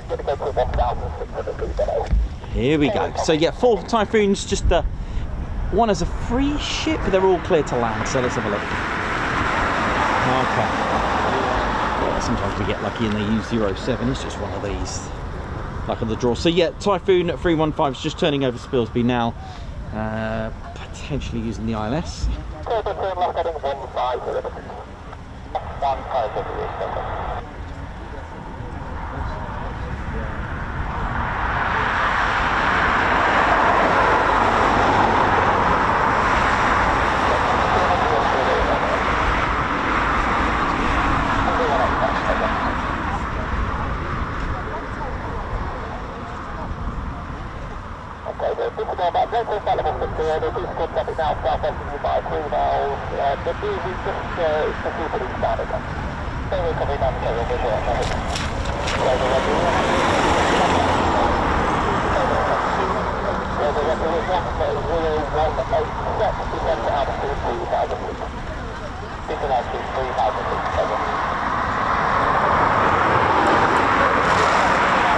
Maybe not. It's gone out quite far away.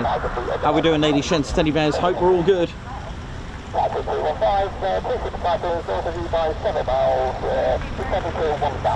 Daniel Walker, thank you very much as well. Simon Watchorn, Rob, Diamond Paint with Diamond Dave, Wee Stevie Boy, Jill Rogers as well, celebrating 12 months of membership. We've got new recruits, Denise Mardell and Karen Fisher as well, joining the Ted Coningsby Squadron. Ali Leyland as well with the Super Chat. Meth, Dirk S celebrating 4 months. David Duff, Davey as well. Jake celebrating both 19 and 20 months between them. Ange Baker, 13 months. LC 14. Craig Bruce with a staggering 21 months. Sharon Chapman celebrating her first month. Joe Clayton gifted membership. Guards March is coming up for all of you very soon.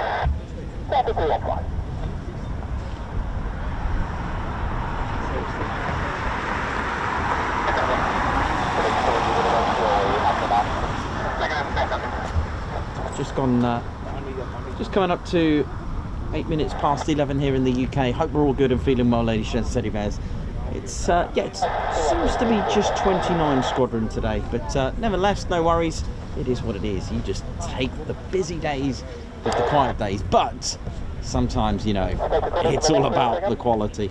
And having a PR-19 Griffin 66 powered Bbmf Supermarine Spitfire taking off and landing, that's good.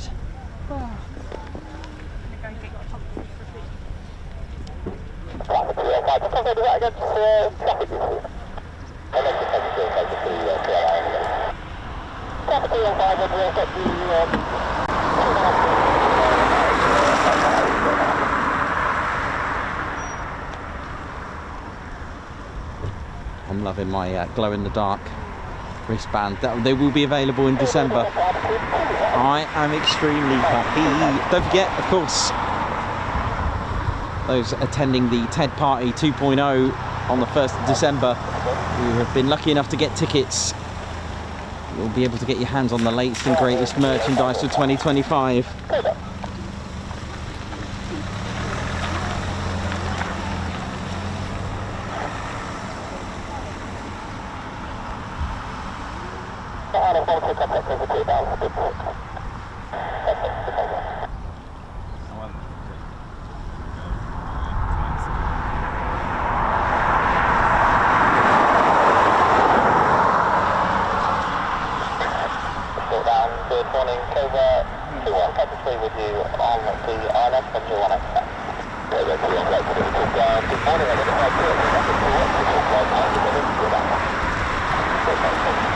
Yeah, it looks like they may be coming in trails, so when they use the ILS they can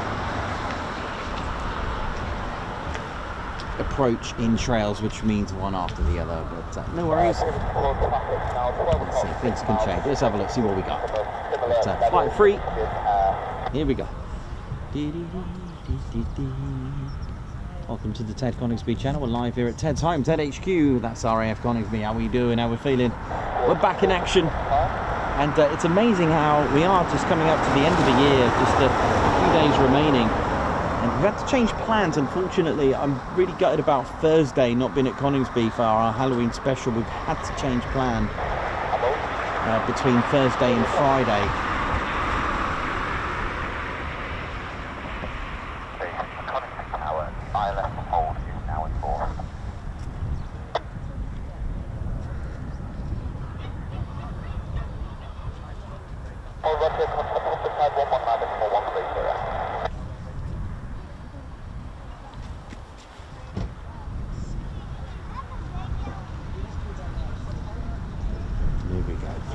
Coming up.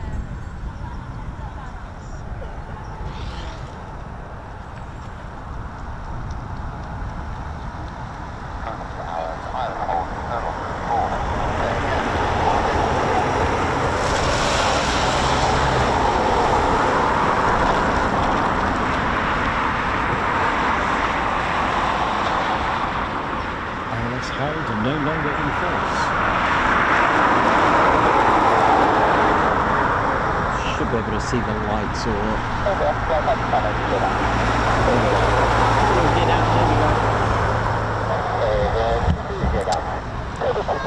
coming in trails.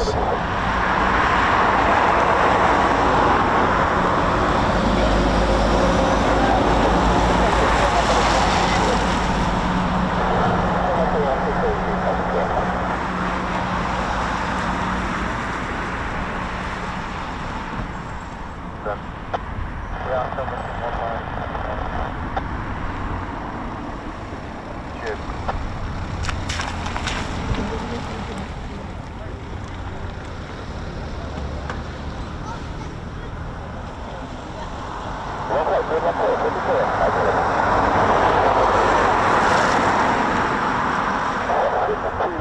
Three Foons in the mist, here we go.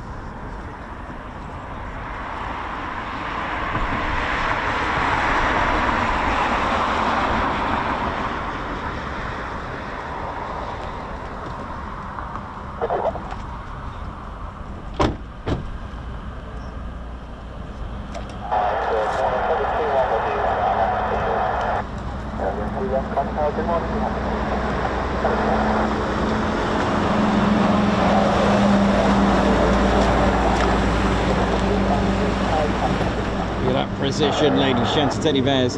ILS instrument landing system. It's a type of... Oi, oi! It's a type of... two types of...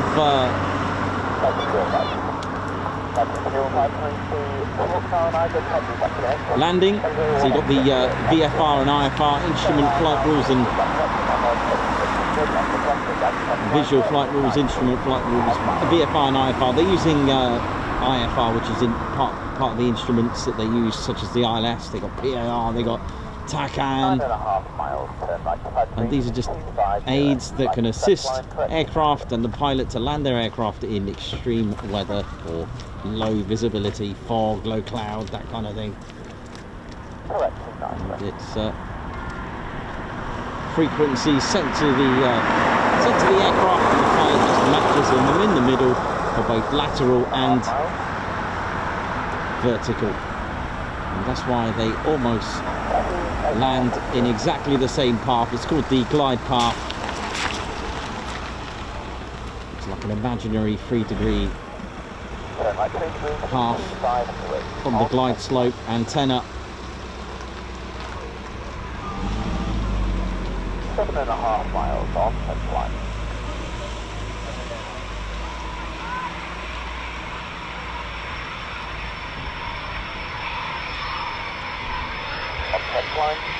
You could almost draw a line of all those three to where they land. Beautifully using the ILS instrument landing system. Two parts of the ILS as a basic for us here. It's the glide slope. There's the glide slope antenna over there. And then you've got the localizer. So this does your vertical to let the pilot know if they're too high or too low on the ILS. And then you've got the localizer, which actually opposite to where they're landing. So it'll be my side, and it will give them the left and right, the lateral, to let them know if they're too far to the left or to the right of the centre line.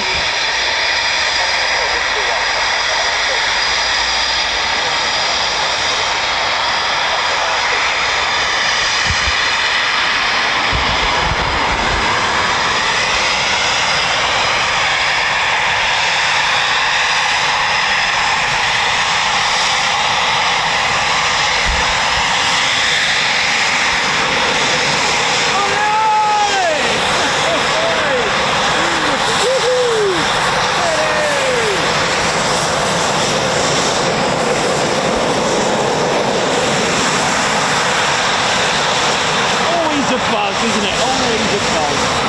The feeling you get.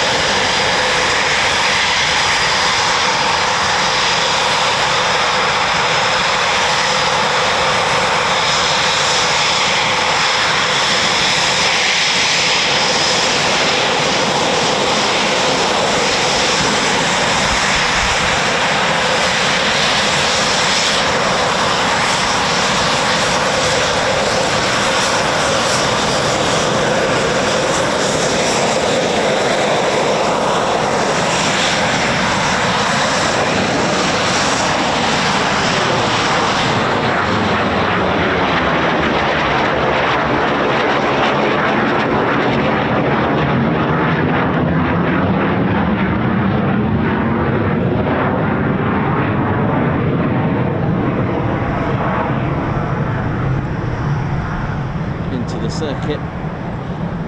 So our last Typhoon of wave 1. There's been 6 today.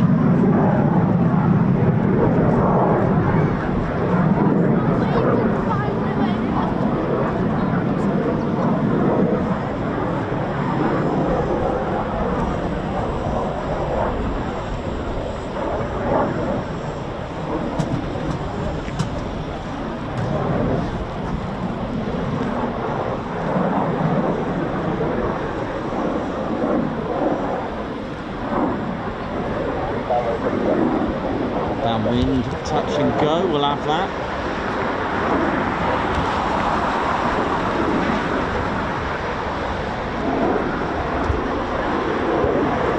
So the pilot's going to be performing what's called a touch and go, literally touching the runway and going again. So this allows the pilot to get lots of landing and taking off, training for taking off and landing again, so they don't have to just do one sortie to experience and practice a takeoff and landing.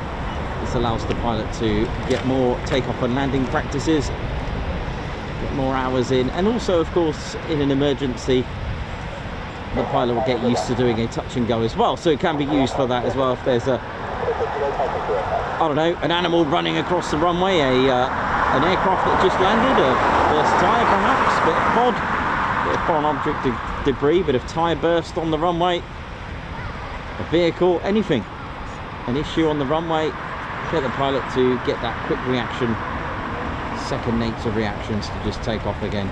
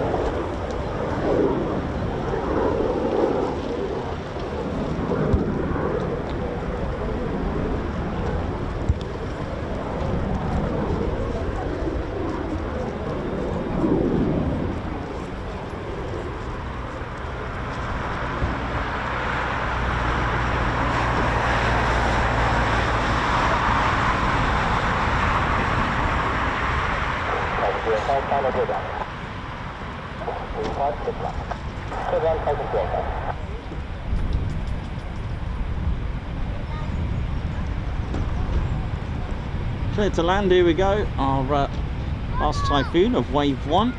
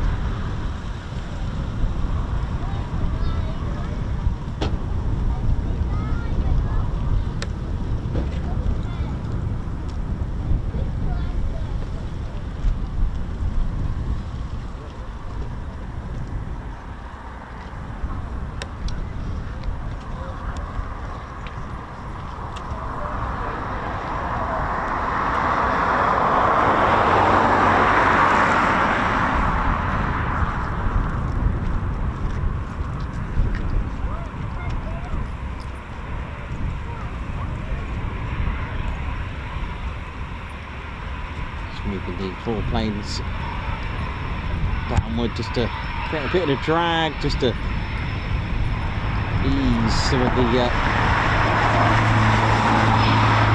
ease the Typhoon to a gradual halt, just to slow it down.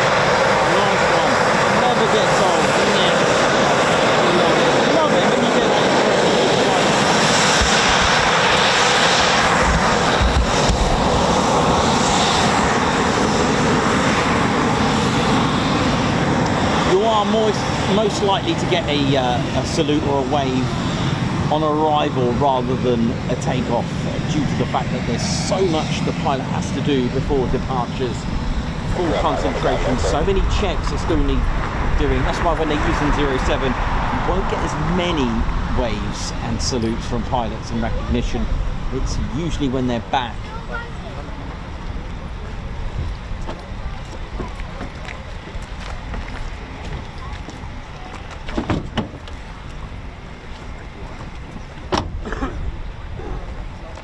End of sortie, all done. That's all our aircraft back from wave 1. Just 29 squadron out today for this morning's waves.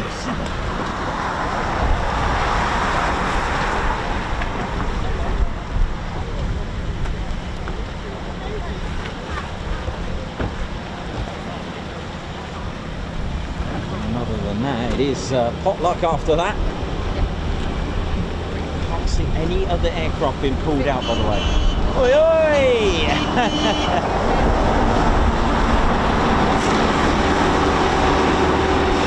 Could be a quiet one today, but expect the unexpected, just like that Spitfire, because that was unexpected, especially on a day like this.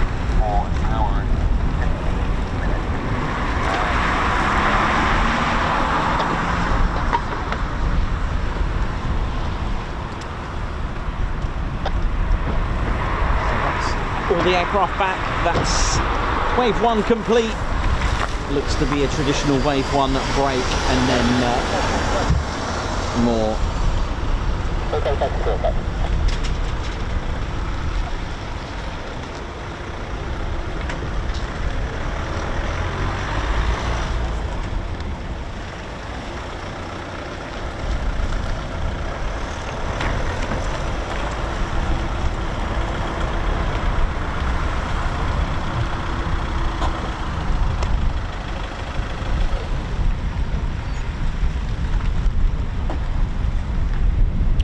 Enjoyed wave 1, ladies, gents and teddy bears. Hope you've enjoyed that. And, lots of support on the channel this morning already, and we are back from our holidays. Well, it's been a good holiday. It's a nice break. Henk Verhuel, thank you very much for the super chat. Thank you. Coming up on 1 year membership. Awesome TCS. Thanks very much, man. And Ted's just gonna get the Guards marches going for part 2 Guards march. Here he is. He's excited, aren't you, Ted? He loves it. Here is his home, and he's back on form. And Hank Verkuel, thank you for that. He's put coming up to on 1-year membership. Awesome TCS. Thank you very much. Guards march to you. Thank you so much. J Dog, Guards march for you as well. Congratulations on reaching your 12-month, your first year, and thanks also for being a Ted Coningsby Fighter Squadron member.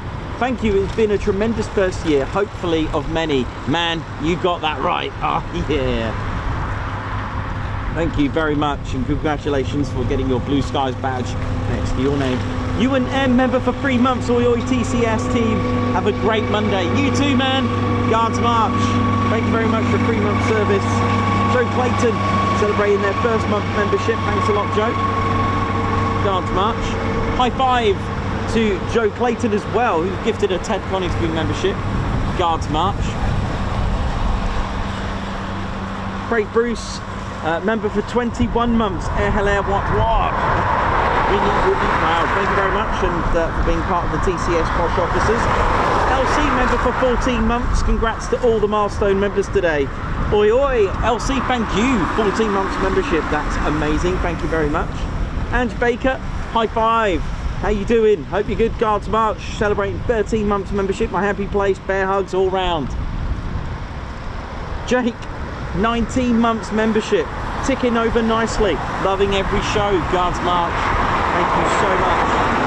Guards march. Davey, 20 months membership, and of course me, part of our Spanner flight team as well. Where has time gone? 75k please before TAD 2.0. Keep sharing and keep caring. Love to all. Guards march. Thank you very much. We'll do our best, man.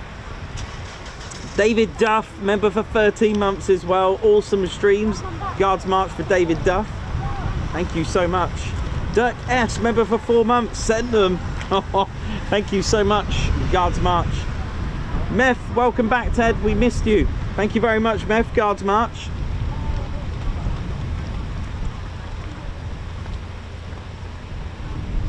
Ali Nayland, great to be back after my week's holiday, and happy to see you all again, including my Just Jane taxi run as well.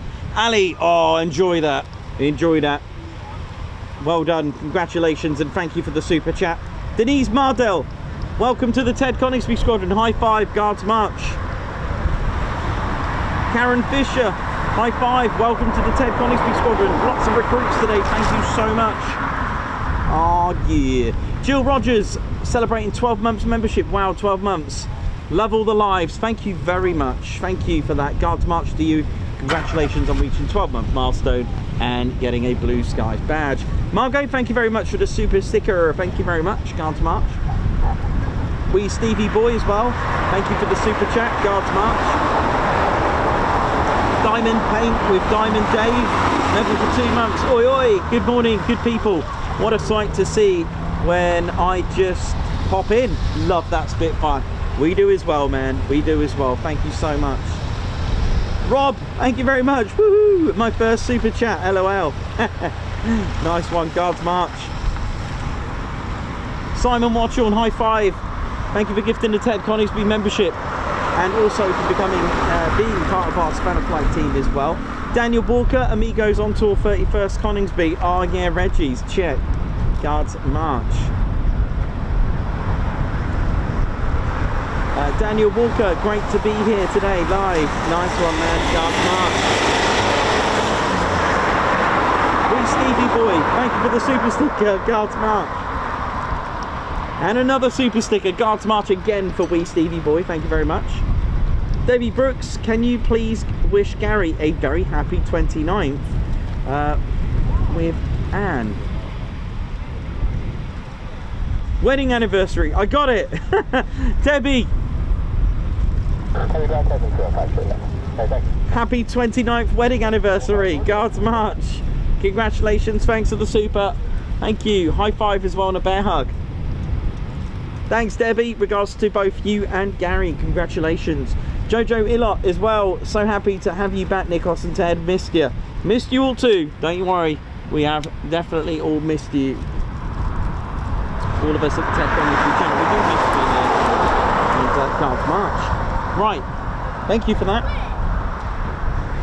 Woo! Right then, we're going to go on a little break then while we're waiting. Now, what I'll do, just before I go on my break actually, let me just finish off that history, just really quickly. How are we all doing, ladies, gents and teddy bears? Hope we're all good.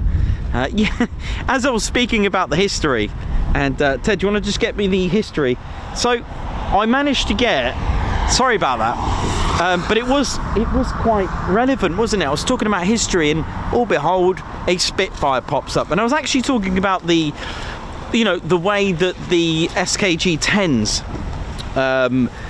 were a squadron of night fighters, and that were on alert. You know, they were just as much on alert as we are, you know, as Britain and RAF were during the time of the Second World War. Now, I'll just go back a little bit. I left my notes here at 2:56 a.m. at Coningsby. It was Wing Commander Jimmy Carter took off with his flight, Zebra flight. It was a flight of, well, it was a total, I mean, it was 97 Squadrons Lancasters. And I think his flight had 4, but it was a total of 18 Lancasters that took off from Coningsby. And in Zebra flight, they were in good spirits. They were going to go on a bombing run over, you know, over D-Day, over Normandy. And of course, there are night fighters expecting them. And we were just talking about the light, the moonlight, because the Lancasters, although they started to do the day because they believed daylight bombing would be fine for a Lancaster because of the 4 engines, the extra power and all the armament, but it wasn't to be. Even power and armament was not going to be enough, so they turned it to night fighting. But the moon played a very crucial part. It could be your friend, it could be your enemy, it can light your target up, but it can also light you up, which was very, very important. Now, it was Eberspacher, who was the SKG-10, and his Kapitan Helmut Eberspacher, who was a Staffelkapitan of SKG-10, so it was a squadron of night fighters. They were employed on Wilde Sauer, which means wild boar, a free-ranging night fighter mission against British bombers on brighter moonlit nights. Now, these 190s will be hiding, I don't know if you've ever seen them, they didn't have any traditional hangars. They'll be waiting in carefully cut, taxiwayed forests. I mean, these things were hiding in forests, and especially in moon, you know, in the dark. You know, you ain't going to see them until it's too late. Now, Carter, as we mentioned, so Eberspacher's on alert at Evreux at Normandy. Now, Carter and his crew had dropped their bombs on the target and had turned for home. So they did manage to successfully get to their target. But when they were found by Eberspacher in his F-190 shortly after 0500, so that's 2 hours after departure, the bomber crew probably never even seen the F-190s of Eberspacher and never knew what hit them. Eberspacher spotted several Lancasters silhouetted against the moonlit clouds below him. He dived down on Carter's Zebra flight and attacked from Lancaster's blind spot underneath, avoiding engaging the bomber from any other angle, probably out of health respect for the RAF gunners. At 5:04, a transmission from Carter on force radio frequency acknowledging a message from Master Bomber was suddenly cut short. Cannon shells and machine gun fire from the F-190 ripped into the underside of the Lancaster, causing immediate catastrophic damage, probably wounding and killing some on board and setting the bomber on fire. It is almost impossible to imagine the adrenaline pumping terror that would be felt by a bomber crew on receiving end of sustained burst of cannon fire from a completely unseen foe. I mean, if you've been in a Lancaster, oh, check this out. I don't know if I've got time to do this. I don't think I've got time to get them. I think the cloud's going to beat me.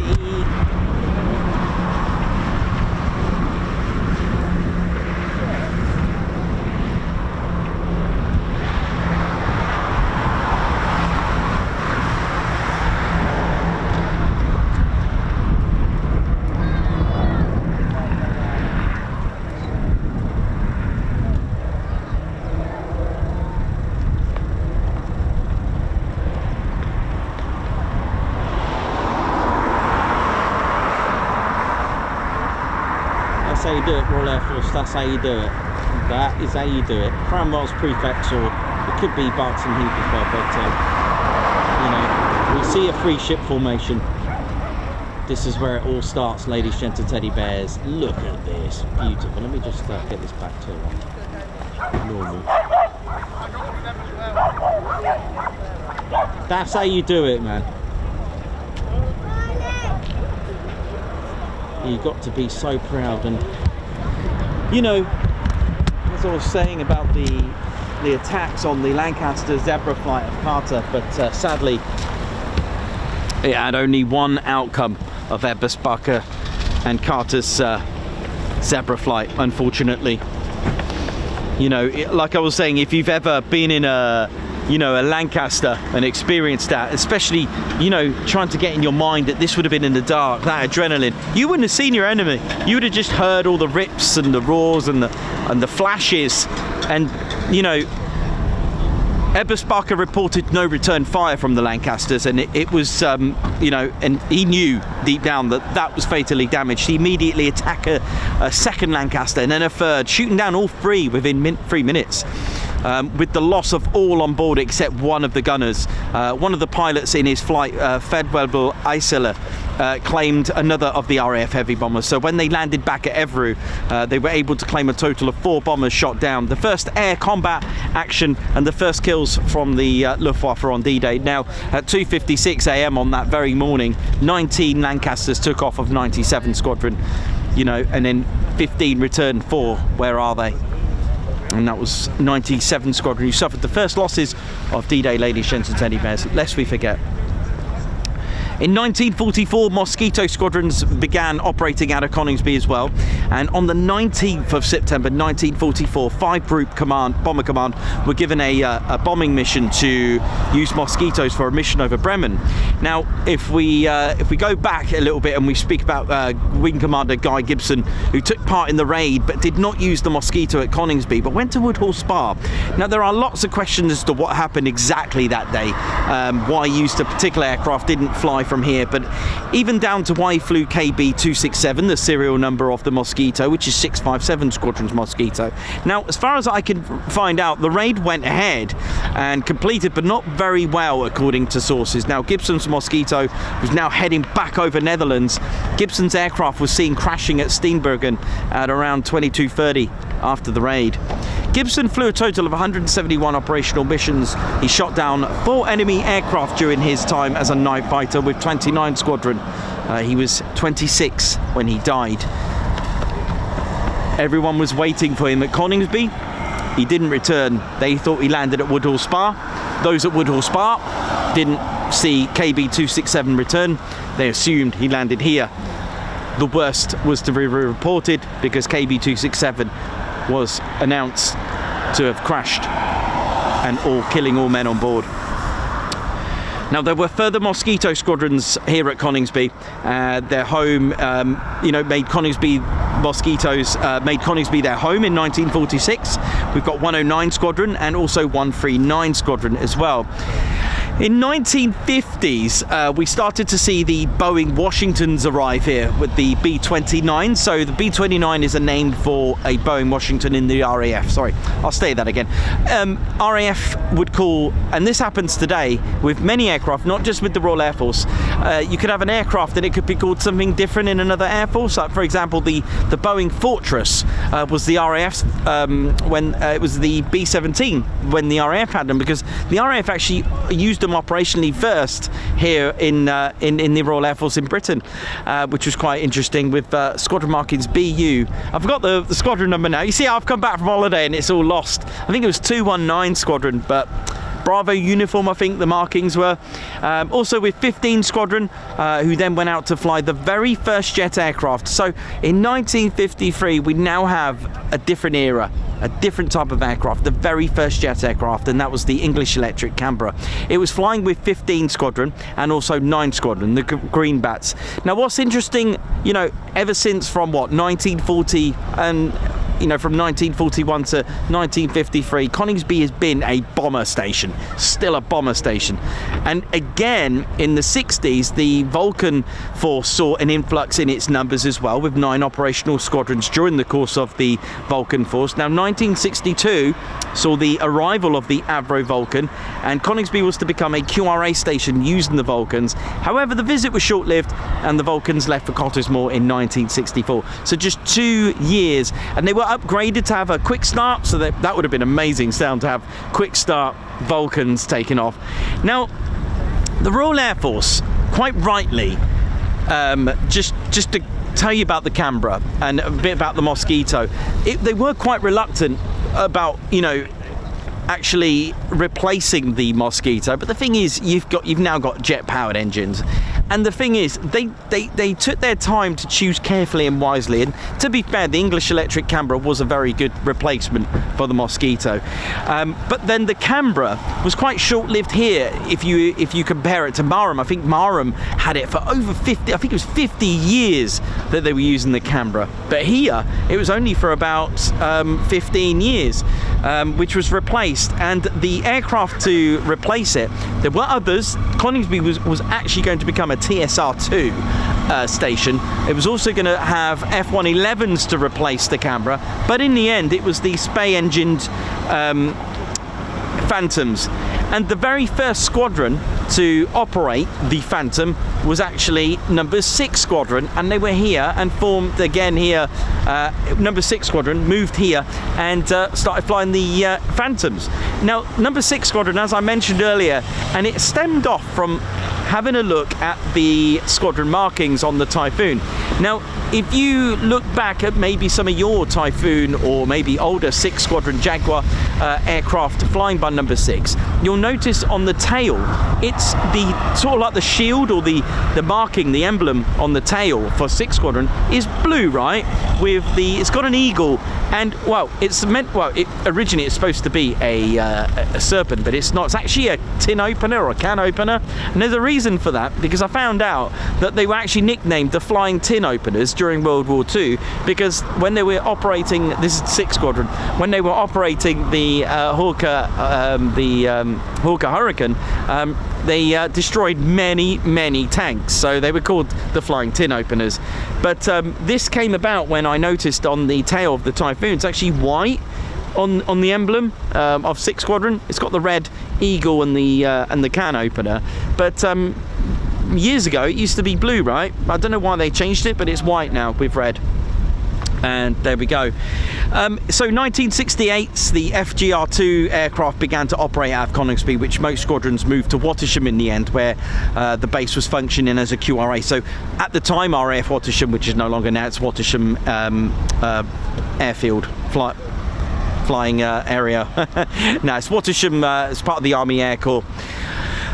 So it was functioning as a QRA station with Phantoms at what was then former RAF Wattisham. Squadrons also here was 228, the operational conversion unit, 41 fighter, they were here from 72 to 77, 29 fighter who eventually disbanded, 23 fighter and 56, both of those squadrons moving to Wattisham as well.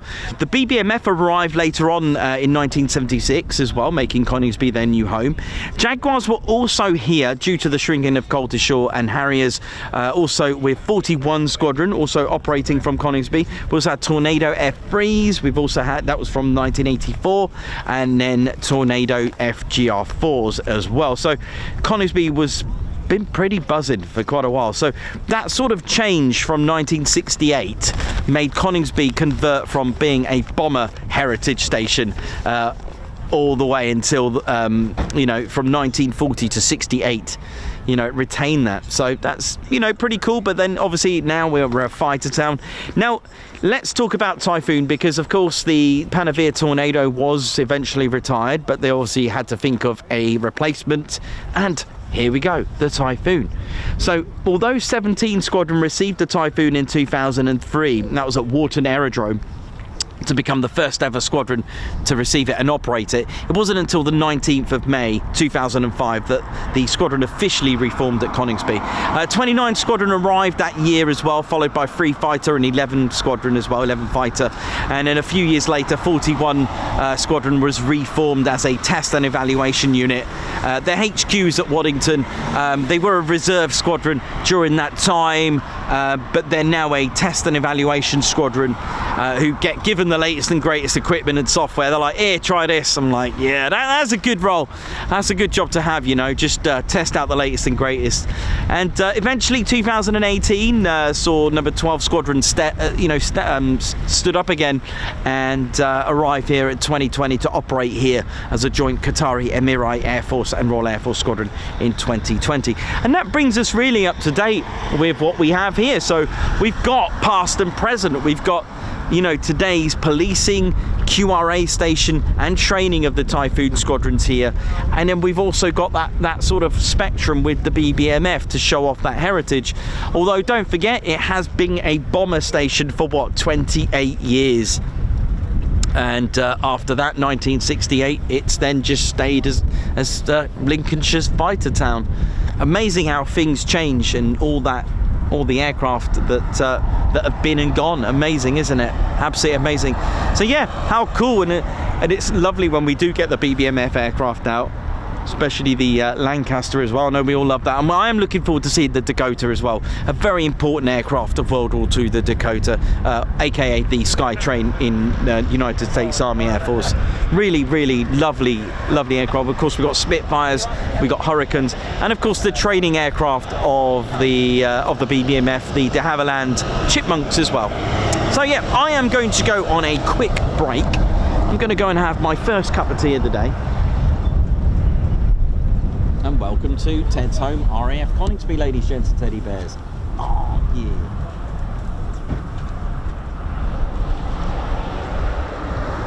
Well, it's good to be back with the history here at Coningsby because it is beautiful. Right, be right back. Ted, let's get some salmon, mate.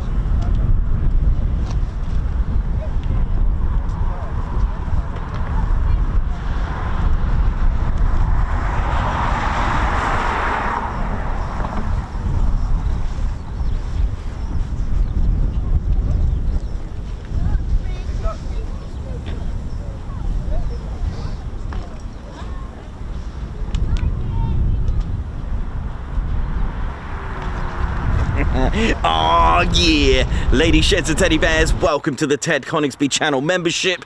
I'm Nikos, I'm your cameraman and commentator. This is our squadron leader, Ted Coningsby. Just want to say a massive thank you to all our members.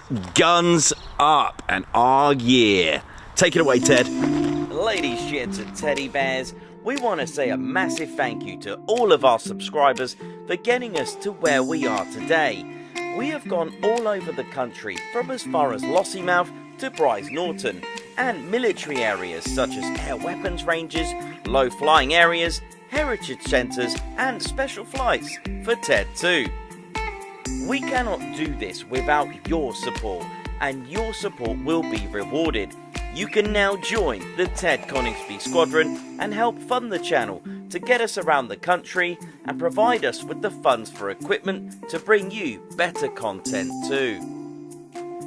We have 3 exciting membership levels with awesome YouTube perks to reward you back for your support. Our first level of membership is the Ted Coningsby Squadron. You'll get a loyalty badge on YouTube, unique TCS emojis that you can use on comments and live streams, members only videos which include behind the scenes, deleted scenes, sneak previews and also music videos that Ted likes to play the electric guitar on. You'll also get access to members only Discord server and discount on all of our Ted Coningsby merchandise. All of this for just $1.99 a month. Oh yeah. Our second level of membership is the Posh Officers Club. This includes all of the squadron perks, private Posh Officers Discord chat room, Posh Officers discounts on all of our Ted Coningsby merchandise, and the poshness of supporting the TCS even more. This is just £4.99 a month. Our third level was inspired by many of our fans who have been supporting the channel massively. So we'd love to reward you back with this, and our third level of membership is the Ted Coningsby Fighter Squadron. This gives you a more personal experience with me and Ted, with exclusive live streams and content. You'll get a free Ted Coningsby Fighter Squadron patch, a private Ted Coningsby Fighter Squadron Discord chat room, a gold colour Discord username, and a higher discount on all of our Ted Coningsby merchandise. All this for just £25.99 a month. Ladies, gents and teddy bears, the Ted Coningsby channel cannot thank you enough for all your support, and it's this support that keeps the dream, keeps the stream. Thank you so much. Oh yeah.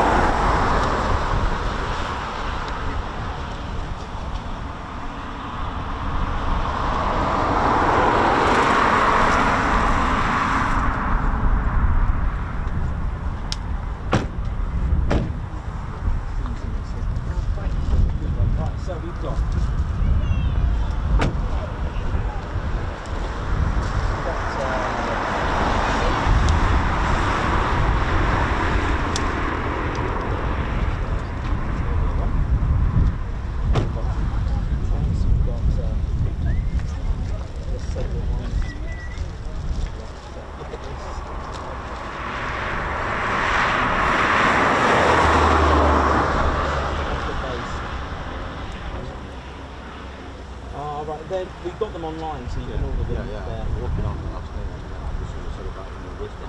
Yeah, they're coming out in December. Yeah, they're pretty cool.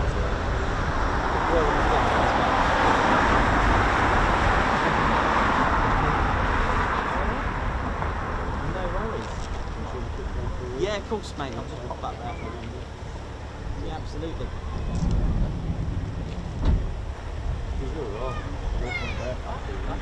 Oh, right, nice. Oh, cool. Nice one. Just here?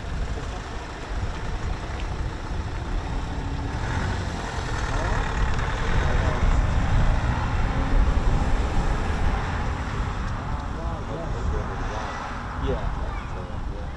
Oh, nice one. Cool.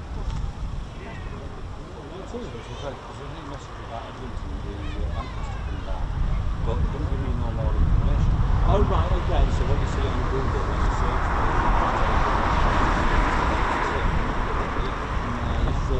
got some books and stuff. because I think it's come from window on the Yeah. That's right.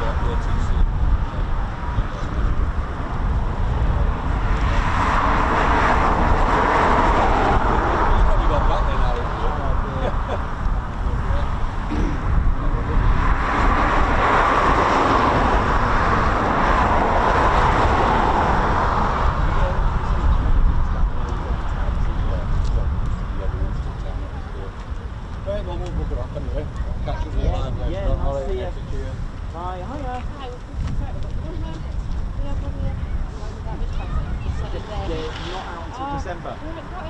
They're out in December. I was just showing the first one. So I can see what they're like. No, they're going to be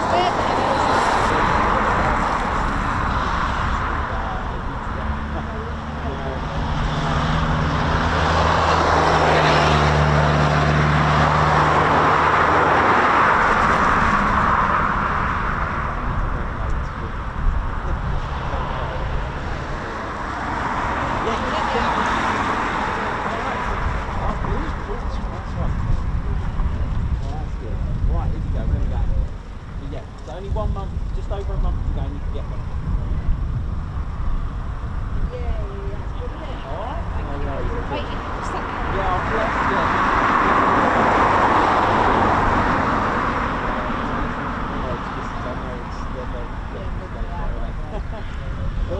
Thank you. No worries.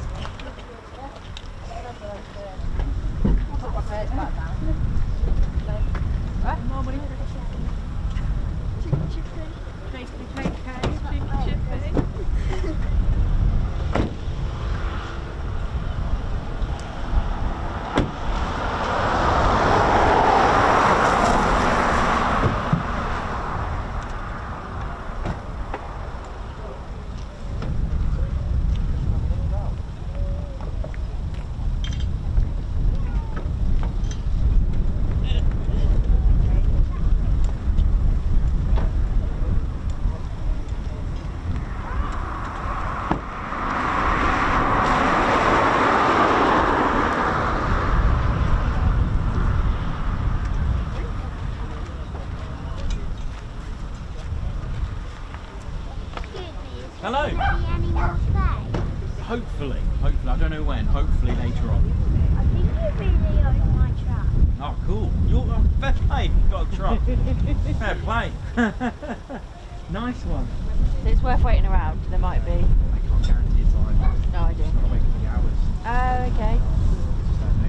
1 hour, 2, 3. So it seemed like everyone knew because they all left like as soon as that last one came in, didn't they? Yeah. So I didn't know if you were like it was a I think I was thinking hopefully when they were going to do it. You obviously don't. Six at Wayne and 6 back. Oh, I see. Like I said, it could be 2 o'clock. I just don't know. No, okay. Unfortunately. Yep, okay. Alright. Yeah, thank you very much. Alright. Oh, what are you doing, Moggy Boo? I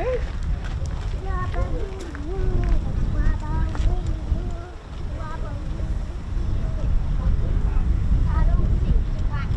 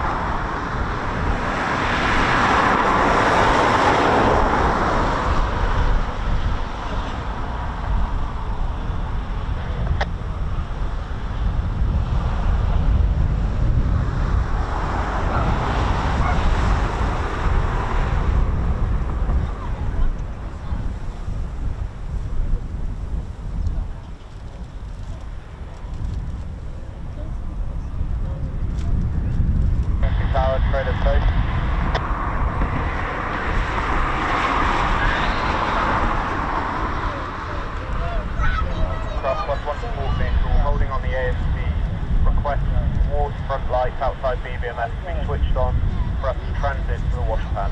Credit code.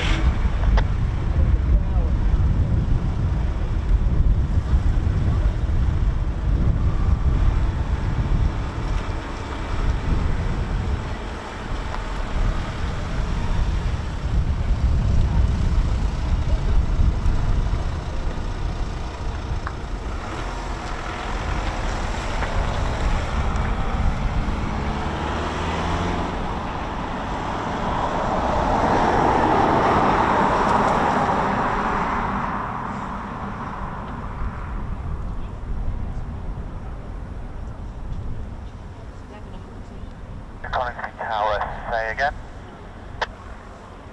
Shredded Toe is one aircraft plus one support vehicle transiting from the main ASP to the wash pan requesting towards the front lights outside beaming that switched on.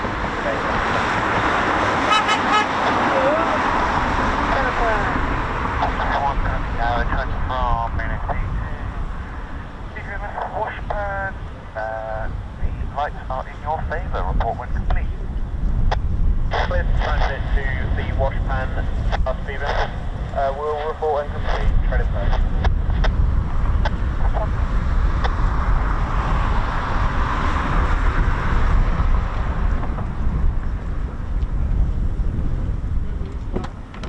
Reel it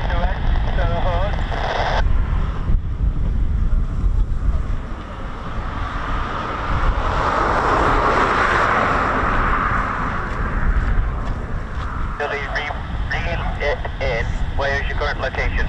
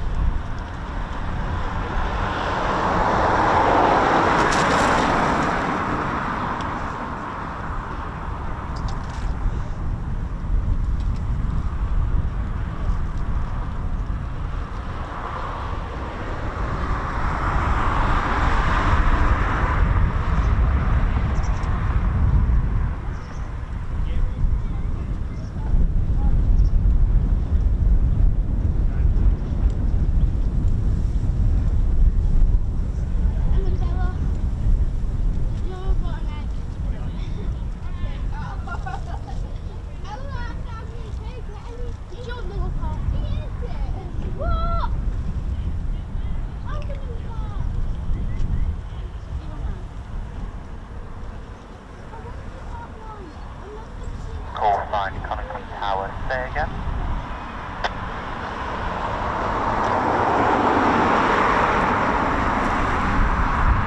Service to 1, Coningsby Tower.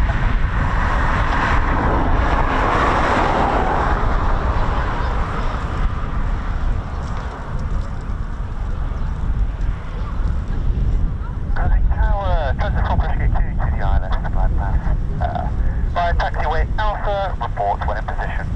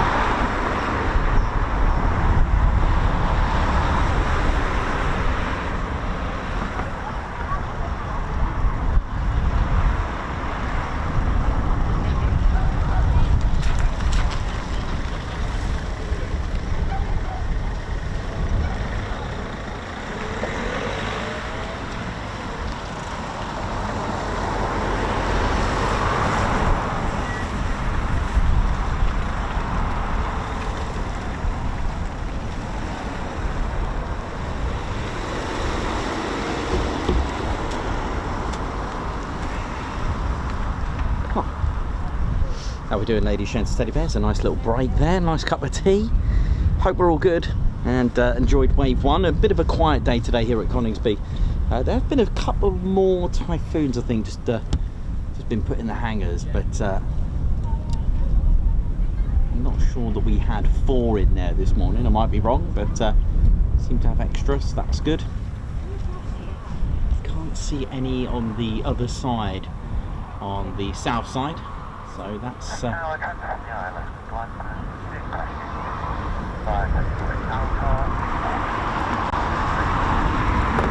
I hope we're all good, and we are back from our holidays, and then we are ready to roaring. Here he is, this Red Ted. Red Ted, how you doing, mate? You all right?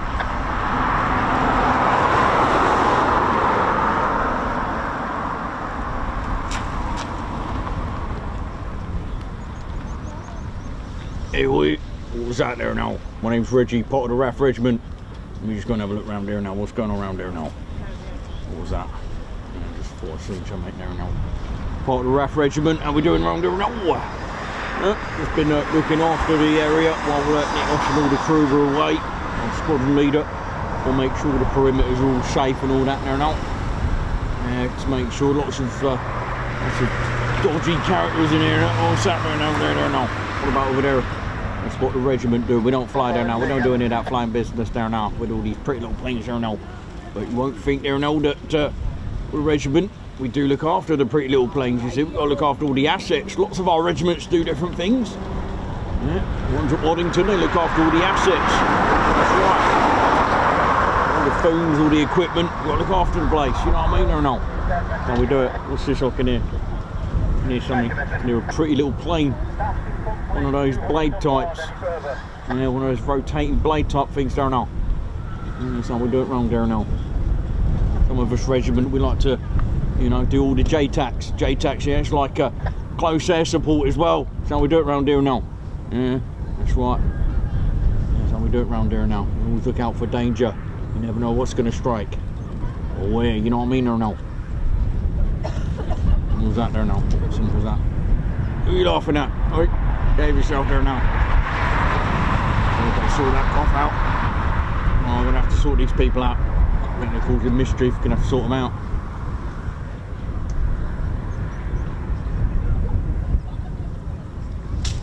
What was that? Right, I'll be right back. Part of the regiment in it there now.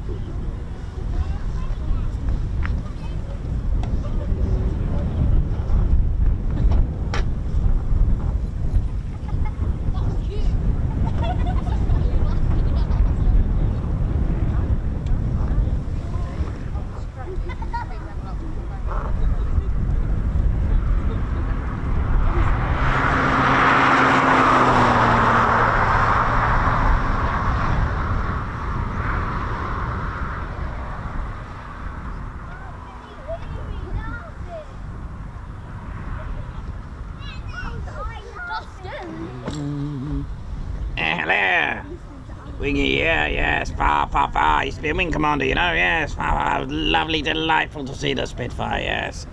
Yes, I'm not one for this roaring engines. Too much noise, yes, too much noise, yes.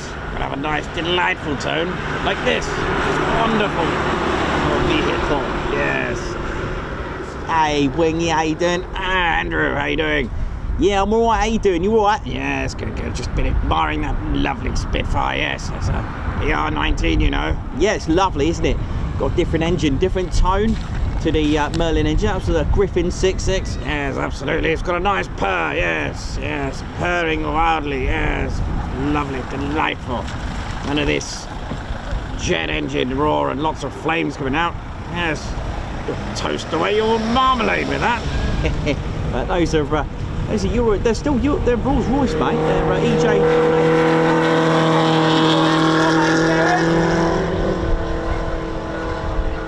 Yeah, nothing like a Harley Davidson, no. Yes, far, a Triumph.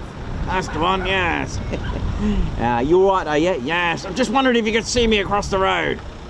Sure. 1 second. Where are you going? Hey, see you across the road, mate. Andrew. I meant, can you walk me across the road? No, you said if I could see ya.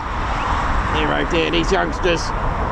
more silly by the day. Yes. What are you laughing at? Quiet! Shut up! Talking! Hey, I've seen you, mate. Andrew, if I could see you, I'd wear glasses. Yes, I know, mate, but you said, can I see you across the road? And I could. Dear, oh dear, what do you mean? Well, look, I'll tell you what, you go over the road. Well, no, I need you to go over the road. I need you to cross me. I need you to walk me across the road. It's a bit busy, isn't it? There's lots of jam jars. For jam jars doing on the road. What is this? Are you okay? What have you been eating this morning? Eating those rice snapping crock things. Yes. No, mate, no. I like porridge. Good old porridge. Oh, that's so delightful. A little sprinkling of pancetta and some maple syrup on that. Well, that actually sounds quite tasty, don't we? Yes, well, I'm posh, you know. Yes, got to do things posh. Yes. What is that? What on earth is that? That's a Mini. Mini? Looks like a lorry. When did Minis become large? I wonder if the secrets in the name. Oh, no. Do you know what? I've had enough of this. I'm off to the Battle of Bitter Memorial Flight Hangar. Go and see some real things. I think he needs a holiday. How you doing? My name's Ground Crew Drew. Hope you're all good. Pleased to meet you. It's right part of the Ground Crew team. Make sure it's all good, sweet and neat round here. Make sure it's all good. Oh, Bowsers, how you doing? Alright. That's right part of the Ground Crew, making sure that the Typhoons and all the aircraft are all sweet and neat and tip-top. Everyone forgets about us. That's right, with Ground Crew. Not a lot of people know about us. Without us, aircraft can't fly. I know the pilot gets in it and flies it, but without a serviceable aircraft, how's it going to fly? That's right. I love fixing things. Been in my blood, been in my heritage to fix things, you know. That's right. My granddad, my dad, all my family, Ground Crew, mechanics of South London. That's how we do it. And of course, being in that heritage as well, my granddad used to be in the Air Force as well, servicing aircraft and being a ground crew. They always had a saying in World War II that the ground crew lent the aircraft to the pilots. That's how we did it. It was our time to shine. What is going on with this current bone? Mind you, it is a bit winter. Anyway, if you're enjoying the show and watching it on your wobbly jelly or your dog and bone or your lamb chop, don't forget to hit that like button. Right, there you go.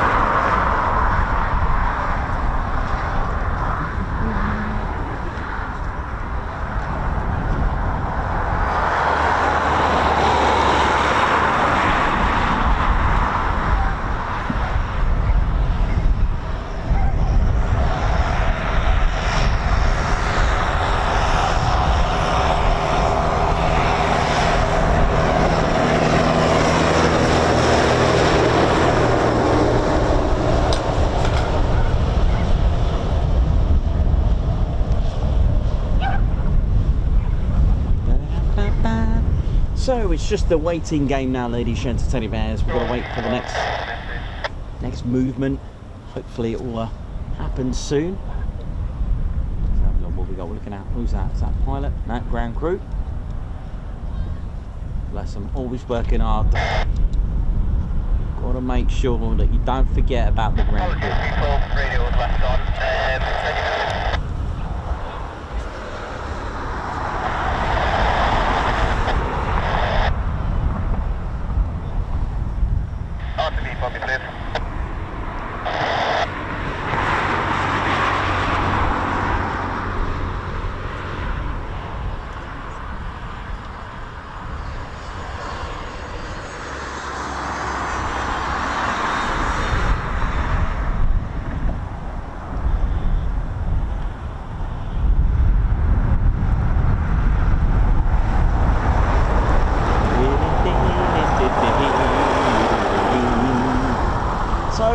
A lot of random questions that I do get asked, and they're all very good. They're not silly, they're always good. One of the top questions we do get asked is, do the Typhoons have a horn? Yes, they do. It's called the canopy horn, and you can hear the horn from the Typhoon.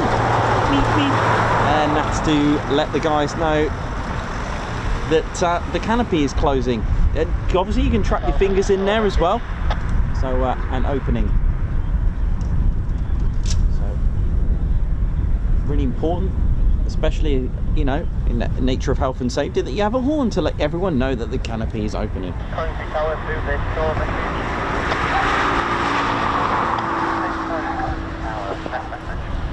Let's get you some of the Request stats. permission to store one aircraft and one vehicle from 29 Squadron AFT to Echo Dispersal via DFT.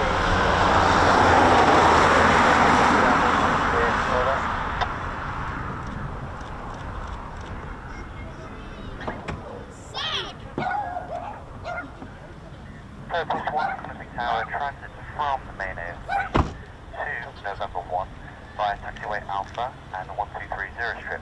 Report holding at November 1.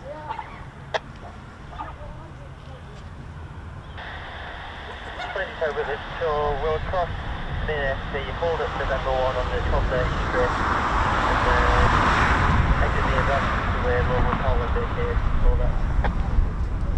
Move to this Purpose 1 Coningsby Tower, hold at November 1. Please tell that this tour, Roger will hold at November 1.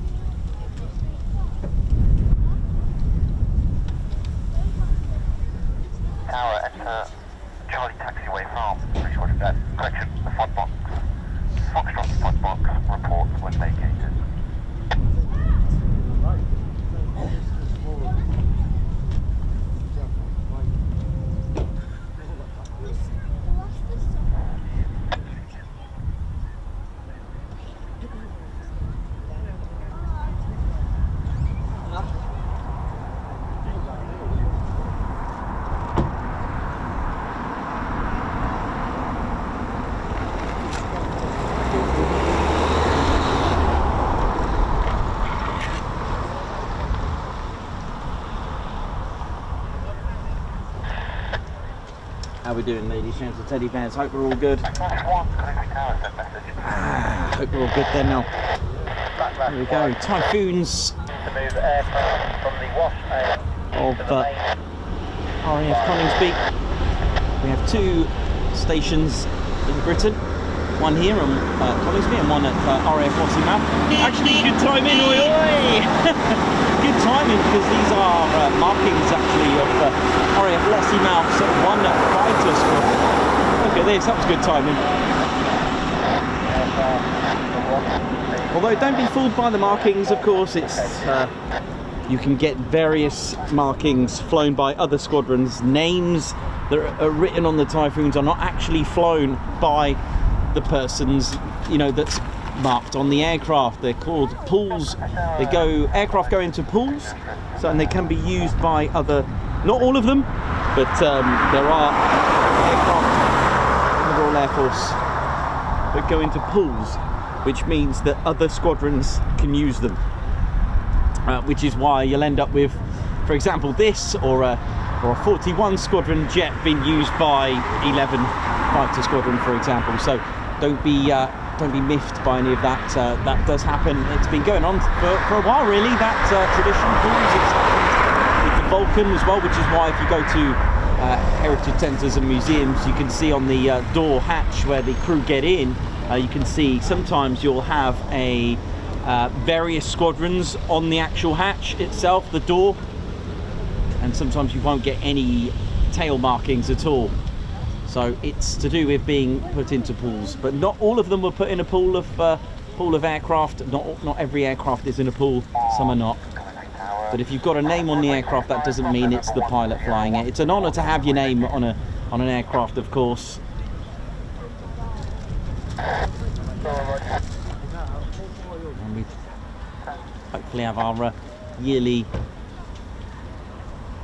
trip next year to Lossiemouth as well, and RAF Valley. So this has just been towed to the south side of the base.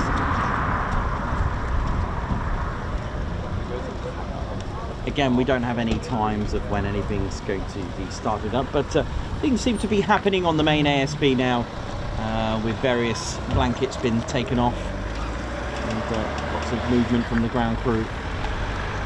We'll have a quick nose over there now.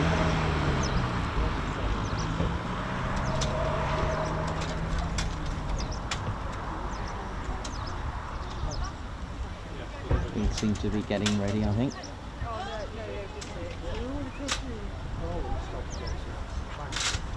It's not going up. You took away.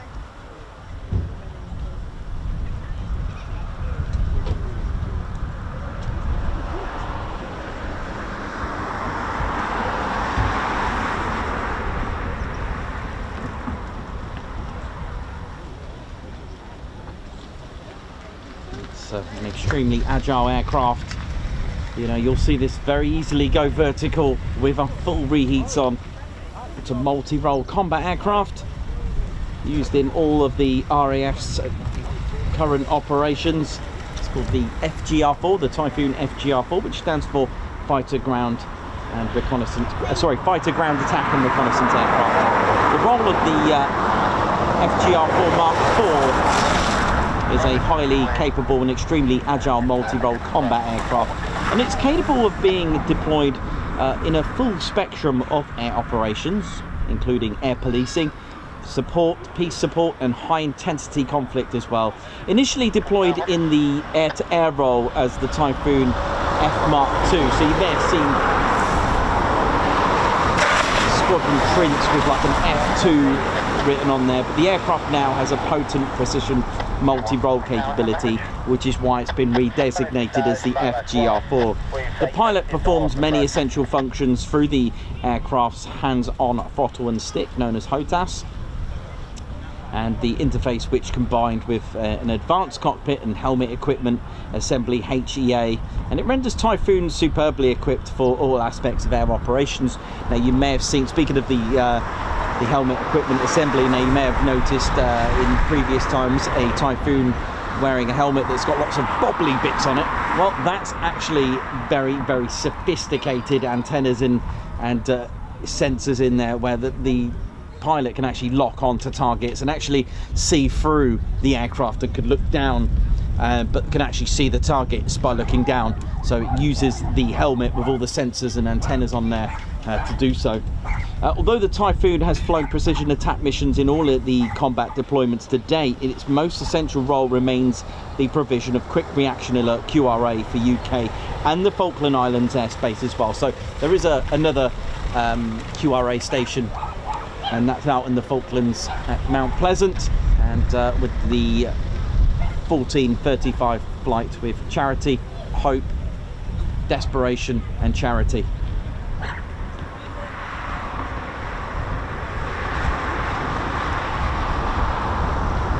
Detachments have also reinforced NATO air defence in the Baltic and Black Sea regions as well. Now, its multi-role capability and variety of weapons, the Typhoon FGR4 is capable of engaging numerous target types. So it's got the air-to-air role, which employs the infrared guided advanced short-range air-to-air missile ASRAM and ramjet powered radar guided beyond visual range, that's BVR, you may have heard us say that, the Meteor, as well as the advanced medium range air-to-air missile AMRAM as well. Now, these weapons used in conjunction with the Jet's Captor radar and Kyra electro-optical targeting system, combined with the Typhoon's superior performance and maneuverability to make it a formidable platform, being able to lock onto fighter jets as far as 160 kilometers away, and larger aircraft to lock onto in excess of 300 kilometers away. It can select up to 20 to 30 targets and prioritize up to about 6 of those targets as well. For ground attack and close air support, CAS missions, Typhoon is compatible with GPS laser-guided enhanced Paveway 2 and Paveway 4 bombs and Brimstone-guided missile, usually in conjunction with the Lightning 3 targeting pod, which sometimes we can spot in the centre of the undercarriage, which we have seen before. Its regular configuration for the armed reconnaissance and CAS roles includes Lightning 3, Paveway 4, Brimstone and internal 27mm Mauser cannon, which is positioned on the starboard side. Paveway 4 offers cockpit programmable impact angle, impact direction and fuse delay features for precisionally tailored target effects as well. And of course the Mauser cannon, ideally suited for providing warning shots or accurate attacks against targets including light vehicles and personnel, which is why when we do see them at Hull Beach Air Weapons Range, they're in very, very short bursts. If you've got a BVR, beyond visual range where you lock onto targets in excess of 160 kilometres away, then the Mauser cannon would be a little bit redundant really. So warning shots, I guess, last resorts, and light aircraft. Squadrons that the Typhoon flies with as a mix: 1 fighter, 12 squadron, 29 squadron, 3 fighter, 4 RAF police Typhoon squadron, 6 squadron, 2 AC squadron, number 9 bomber squadron, the Typhoon Display Team, 6 squadron, which I mentioned, sorry, 9, we've got 11 fighter squadron, and 41 test and evaluation squadron. Powered by 2 Eurojet EJ200 turbofan engines. Got total of 8 stages of compression blades as well, so it's got a 3 and a 5 stage system, which, you know, if you're going to be compressing air after compression, if you've ever seen a cross section of engines, and you know, when I first started doing the channel in cross sections of engines, I had no idea there were so many sections of blades. For this, I had no idea. But if you keep compressing and compressing air, then it's going to combust beautifully, hence the power.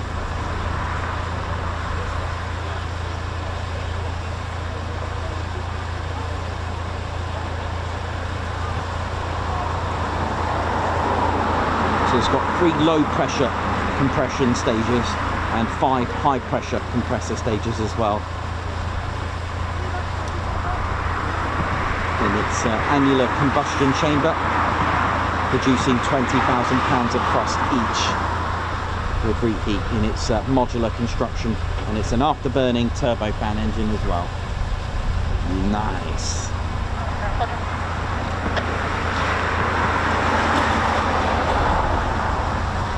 And if you marry this up and pair it with the F-35B, then you've got yourself a very, very good combat weapon really. If you've got the two together, you've got 5th generation Stovall stealth aircraft matching up with a Typhoon, you've done pretty well there.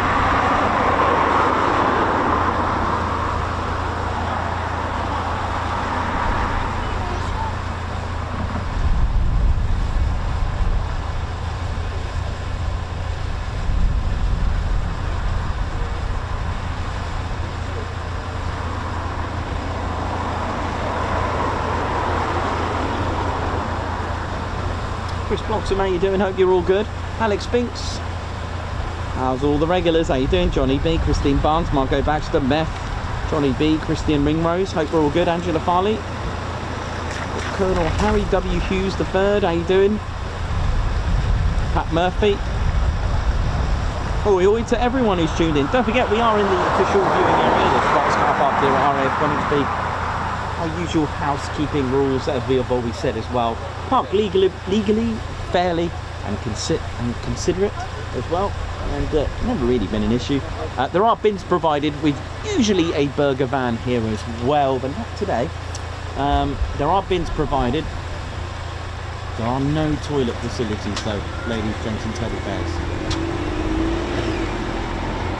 It is situated across the road, So if you are venturing off or just crossing the road to get a few pics, please be mindful. It's a 60 miles an hour road, that is, and you know, especially with little ones, please be mindful of that road, and especially us adults as well. When we just got the picture that we wanted, we're looking down into our LCD screen, and next minute you've got a car next to you, so just be careful of that road.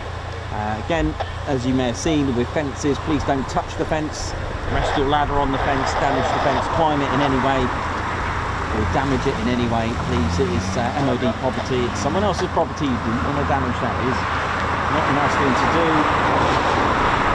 There are crash gates dotted about the base as well, so please, under no circumstances do you park there, even for literally no circumstances.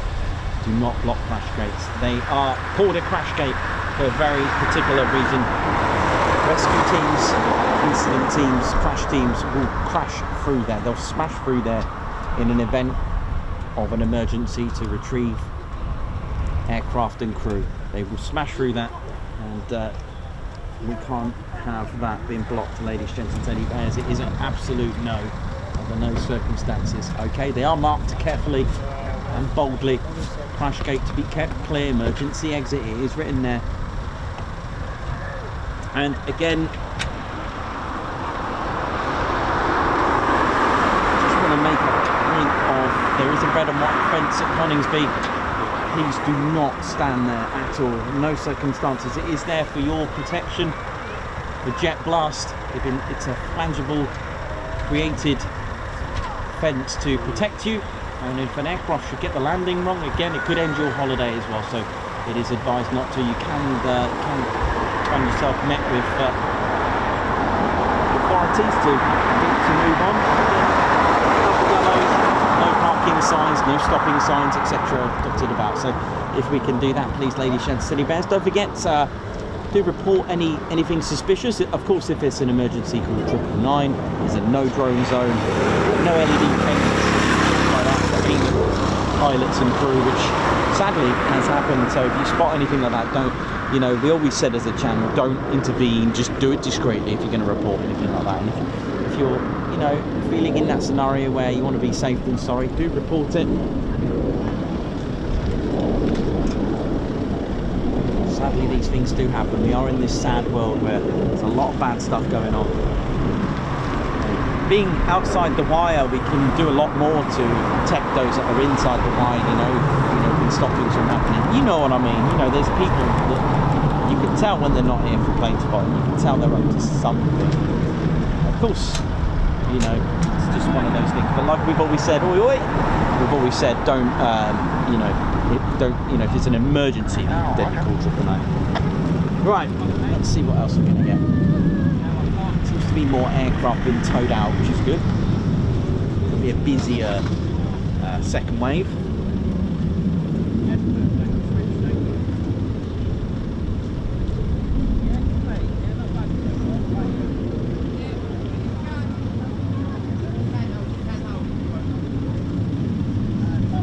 Roger.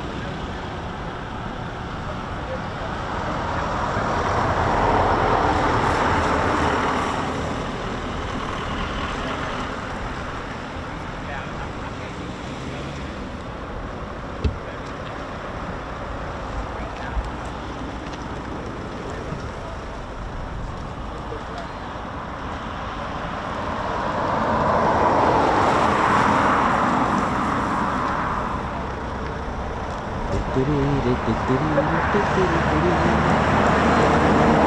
Typhoons out on the main. We've got 4 on the main, sorry, beg your pardon. Is that another one coming out? No, okay, so there's more in the hangars, sorry. 1, 2, 3, 4, 5. Again, nothing out on the south side of the base at the moment. I can't see any being pulled out. From where I can see anyway. Who's excited about air shows already? I can see lots of you mentioning it earlier today about air shows. Yes, we're ready for a good season again. Looking forward to it.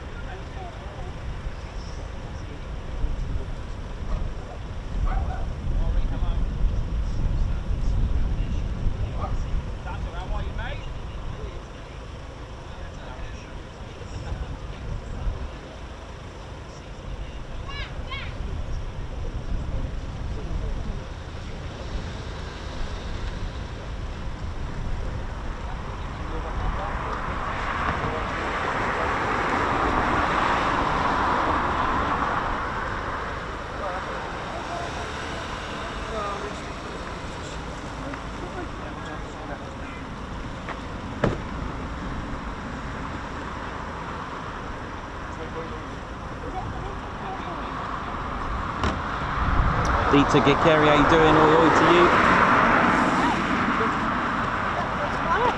Yeah, yeah.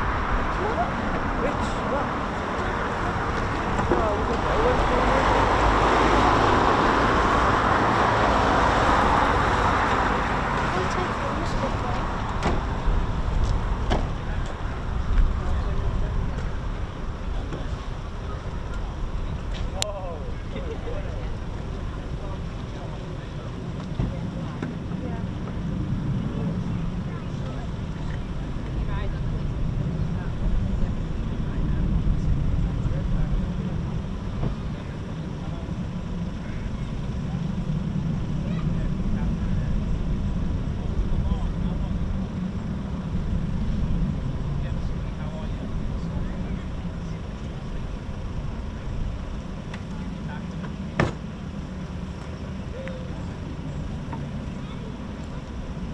Let's have a look what else we're going to get today. Have a little look, see if we've got any canopies open. Always look out for a canopy opening. But yeah, today's going to be a quiet day today, isn't it? So Moggy didn't go out today. She had a few issues, not sure why or what, but nevertheless, let's see what they're going to get done today.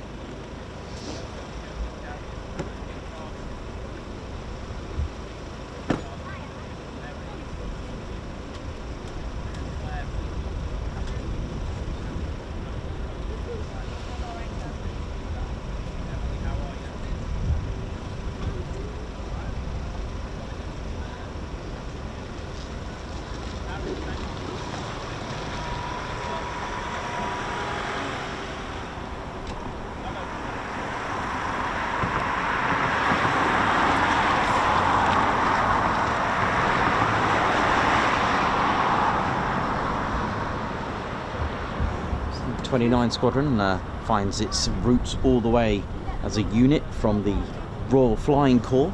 That's, again, for those who don't know, the Royal Flying Corps was before the Royal Air Force. The Royal Air Force became an independent Air Force, and that was on the 1st of April 1918. And it's one of the world's oldest fighter squadrons as well. And it's the second British squadron to receive the Eurofighter Typhoon, the first being 17 Squadron. And of course today serves as a school, a training unit, the operational conversion unit for the Typhoon. Their markings during World War II was Romeo Oscar. And started life off with the Royal Flying Corps with the Royal Aircraft Factory, that was the DE2, and that was in November 1915. Early 1916 the squadron became the 4th squadron to receive the Airco DH2 pusher fighter and arrived in France on the 25th of March 1916, helping to end the Fokker scourge and established Allied air superiority in time for Battle of the Somme.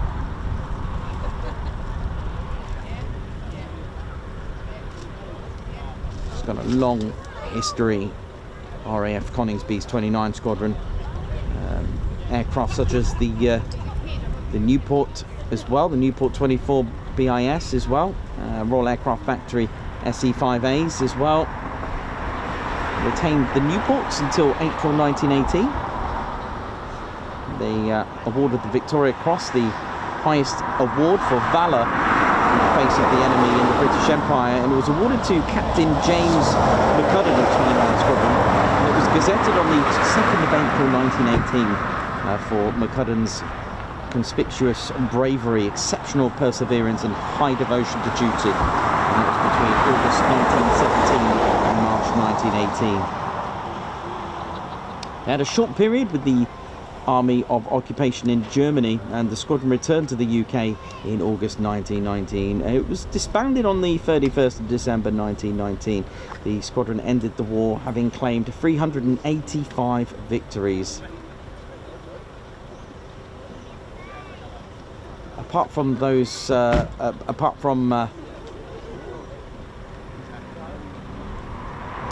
McCudden, there were 26 aces who served with the squadron. They included Edgar O. Am, Norman Brearley, Edgar G. Davis, Sidney Brown, Francis James Davis, Thomas Sinclair Harrison, Darcy Fowlis Hilton, Ernest Charles Hoy, Arthur G. Jones Williams,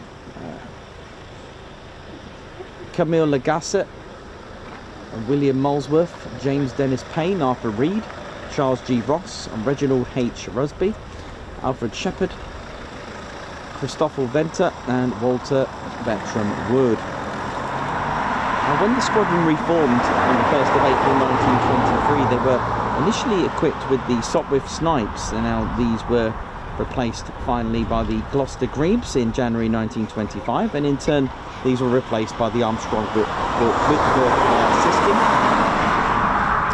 Also flew the Bulldogs, Hawker Devons, and number 29 received the Blenheim aircraft, the heavy fighters, and that was in December 1938. Also the Bullfighter Mark 1F. 29 Squadron began the Second World War with its Blenheims, and they were operating as day fighters, especially on a convoy protection patrols, and from June 1940 it became a night fighter squadron, receiving the Bullfighters in November, though it was February 1941 before the squadron was fully equipped with the new fighter. Various marks of de Havilland Mosquitoes as well were flown by the squadron. After the war, 29 Squadron saw the Gloucester Meteor NF-11s. Not to mention Wing Commander Guy Gibson also flew with 29 Squadron during the Second World War. But after the war, the squadron saw the Gloucester Meteor in their inventory, Gloucester Javelins. They flew from Lucas, and they moved to Cyprus, moved to Zambia, and they even had in the 60s the English Electric Lightning. It was at RAF Rotterdam. And then finally they received the F4 Phantom until they moved to RAF Coningsby as well, flying the Phantom FGR4s as well. 1987, 29 Squadron was one of the first RAF units to receive the Tornado F3, and they deployed to Saudi Arabia after the Iraqi invasion of Kuwait in August 1990. They did participate in Operation Desert Storm.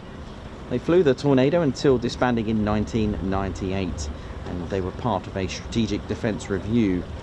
But they reformed in 2003, this time as the operational conversion unit. There used to be a reserve as well during that time, but moved to Coningsby in 2005.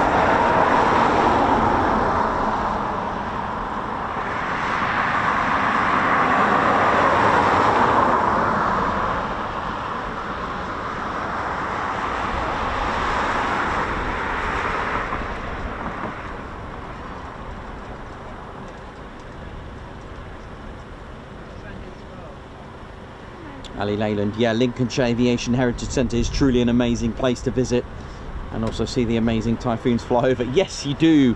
It's pretty cool. They go literally right over it, don't they? Especially when they're using 2.5 as well, which is pretty cool. But absolutely right and absolutely spot on. It is an amazing place. We're hoping to be there again for their air show next year as well.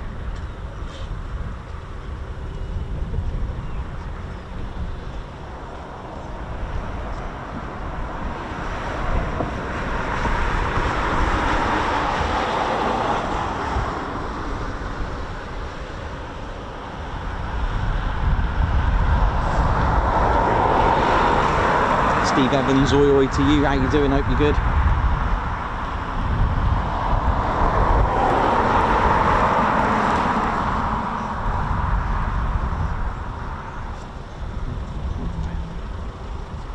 I'm going to get another Typhoon while we're waiting. I'm just going to go and grab a cup of tea. Be right back.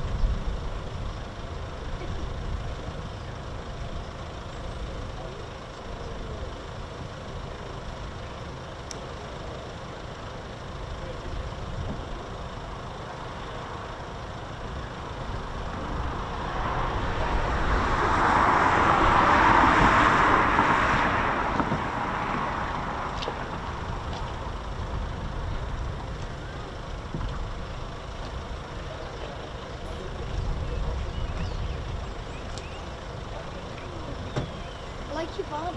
Thank you. Thanks very much. Subscribe to you on YouTube. Thank you very much. Kiddo, thank you. Do you know if anything's taken off today? Any schedule? There aren't any schedules, young man. There aren't any. You just gotta hope and see what happens. Flight radar just says like, I've checked flight radar. Yeah, they don't publish any time.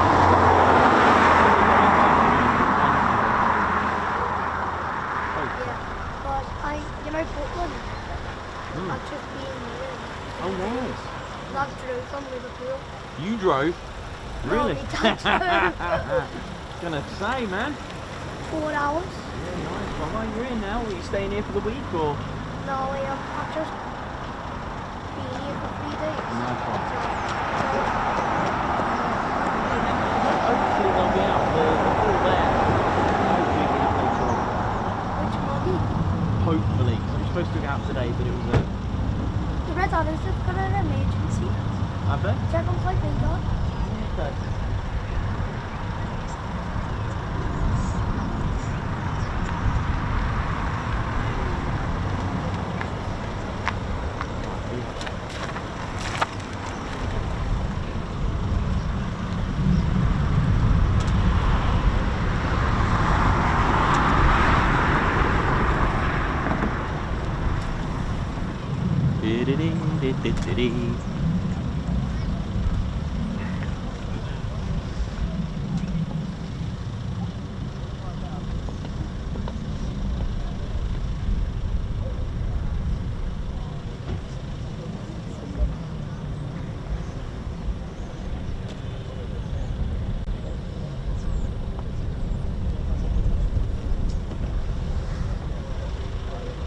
How we doing, ladies, gents, steady bears? Hope we're all good.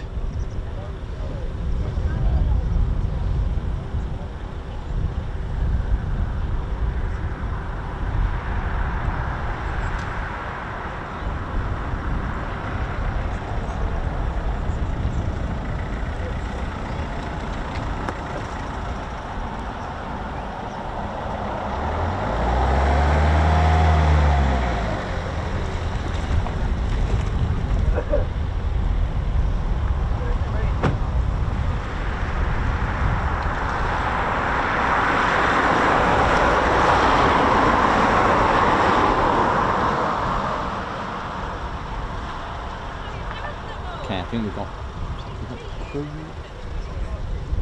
I'm crew or pilots? Let's have a look.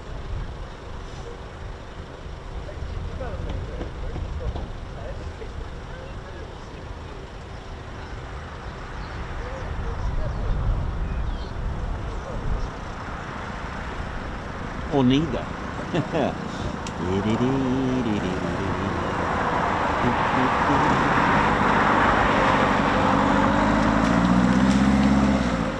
This is 2024's livery for our displays this year. Put in the livery of 257 Squadron in for the anniversary of the 80th D-Day anniversary, and it was chosen to have the Hawker Typhoon Squadron of 257 Squadron. Now this is indicated by their squadron markings, which is Foxtrot Mike FM, so any of the aircraft during World War II with Foxtrot Mike would have been 257 Squadron. The third letter there, as you can see, is the actual flight letter for that aircraft, so that's just an identifier for the aircraft. Yes, aircraft would have probably had a serial number then, but they also had a flight as well, so that would have been G flight. And the Hawker Typhoon would have had this very precise design of the camo. It would have had that particular marking on the tail and the yellow surrounding the roundel as well as yellow on the front leading edges of the wings. That was to help identify between friend and foe. The other markings as well that you can see quite boldly are the black and white stripes, which are known as invasion and D-Day stripes, though the Hawker Typhoon would have had these stripes before D-Day. These were made again to identify between friend and foe, used of course by the Fleet Air Arm as well back in the days, especially with the Swordfish as well. Aircraft that are darker and had camo would have had yellow on the leading edges and the roundels to identify, because yellow is quite a vivid colour and you can see it quite clearly. Didn't really feature the yellow on the lighter aircraft, but again it was just to identify between friend and foe. The only thing missing between the Hawker Typhoon's livery of 257 Squadron and other squadrons of Hawker Typhoons with the Typhoon today on this livery is the shark mouth, although it was put forward to have that on there, but it was, I mean, that would look cool, wouldn't it? That would have looked pretty cool to have the shark mouth. The width of the invasion stripes traditionally would have been the width of a broom, because they wanted to get the markings done quickly. I believe some of the paint wasn't even dry yet before aircraft took off with the invasion stripes, the D-Day stripes, so that would have been interesting. But with the Hawker Typhoon's thickness of the wings, the yellow leading edges of the wings would have looked quite prominent, and I've seen this before. It does look pretty effective actually. You wouldn't think so, something so minor, but it does actually, you see yellow, that's cool, that's you know how it is. So aircraft would have had A to Z after the roundel. The nickname Moggy because it's got an M and the roundel and G, I guess. I think that's what it was. A little bit breezy up here. There we go.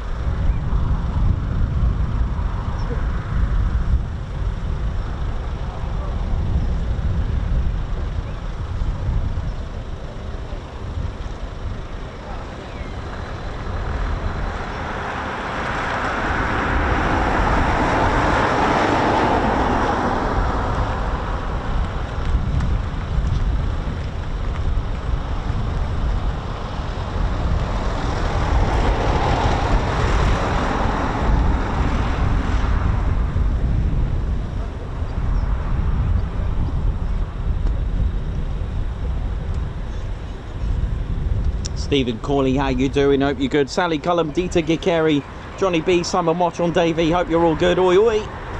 Welcome back, Nikos and crew, hope you're all good, and fabulous break. It was great, man. Fully recharged. I'm in that sort of like post-holiday mode, though, I'll be honest with you. I'm in that sort of like, oh no. Thanks a lot, Captain A, hope you're good. Davey, thanks for all the facts there, mate. Love it.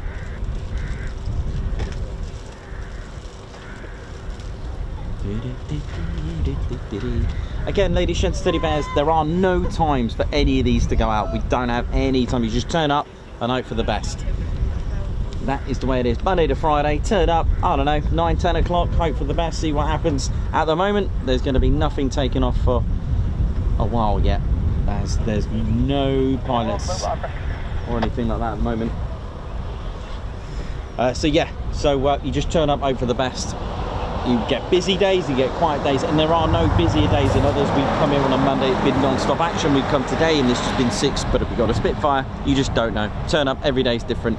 If you are subject to just weekends, that's your availability, then we always recommend Mildenhall or Bryce Norton. Not going to say that it's going to be back-to-back on the weekends, but you're probably going to get something as they are 24-hour bases.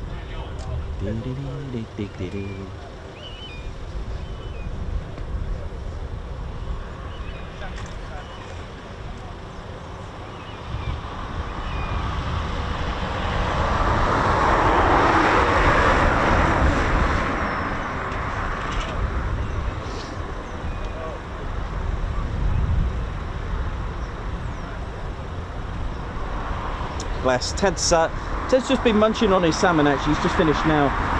And Typhoon is Ted's favourite aircraft. Don't you, Ted? You love that aircraft, mate. Let's get Ted and the Typhoon. Alright, this is Squadron Leader Ted Coningsby. For those that are new to the channel, welcome. And this is Ted's home. This is Ted HQ, and this is Ted's favourite aircraft. Ted's flown many a times in the Typhoon as well. And 28th of May 2021 was Ted's first flight in Blackjack. It was a maiden flight, wasn't it, Ted? Yeah, Ted's got a good flight log. And, Ted's in the flight log here at Coningsby as well for the maiden flight of Blackjack, which is pretty cool, wasn't it? Very historic, Ted. Ted's flown numerous times here at Coningsby.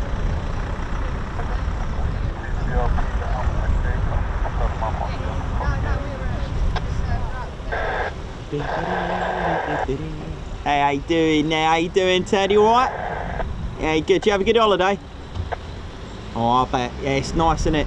It's nice having a break. It's always good to recharge your batteries. Do you know what I mean? Do you know what I mean? We have, you know, you've got to take care of yourself, Ted. Do you know what I mean? You need a break, mate. You know what I mean? You work hard, mate. Do you know what I mean? Oh, thanks. So do I. Oh, bless you. Yeah, I do my bit. I do my bit. You know what I mean? Sort of, yeah, it's been pretty good. But yeah, it's all good. Shame about the current bun. You've had it good at Cornwall, didn't you? Yeah, I noticed. Weather was quite nice, did you? Did you go to RNAS Cold Rose? You did. What did you see? Right. Okay. Oh, cool. You saw the Falcon that they use for it's got Draken on it. Isn't that right? Yeah. Is that what they use for QRA? Isn't it? Oh, nice one. And yeah, I think you saw a training helicopter as well, like a Sikorsky, was it?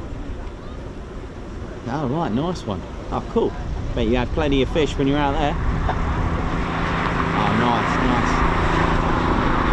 Right, better get my sleeves rolled up. Got to get me old jazz band stuck in on that aircraft. Right, take care. See you later.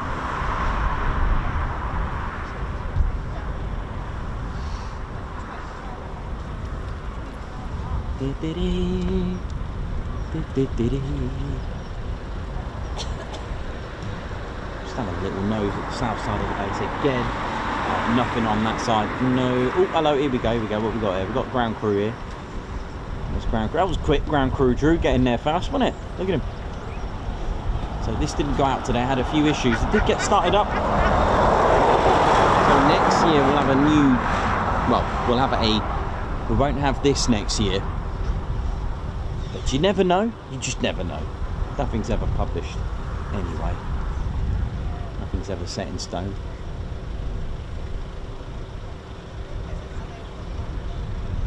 there we go. Tell you what I did see today, down by the sort of a bit further down past the Bbmf hangar, was a Typhoon at the jet wash area. Oh, I tell you what, that's cool, man, to see a Typhoon. Really important, you know, you wouldn't think it, but it's really important to wash and clean a Typhoon. All that debris that gets built up, all that gunk, all the grease and dirt, you know, it does affect the performance of an aircraft. It affects the performance because, you know, if you get, you know, any grit and dirt in those hard points, if you get anything lodged in the, you know, bit of dirt build up in the landing gear and all that kind of stuff, you know, you've got to, if you want to maximize something and optimize something's performance, you've got to look after it.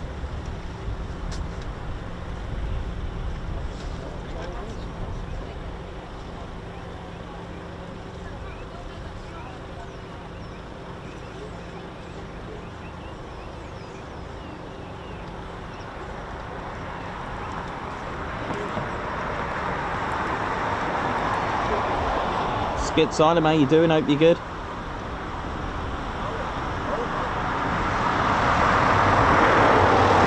Alright, Lex, you're welcome, mate.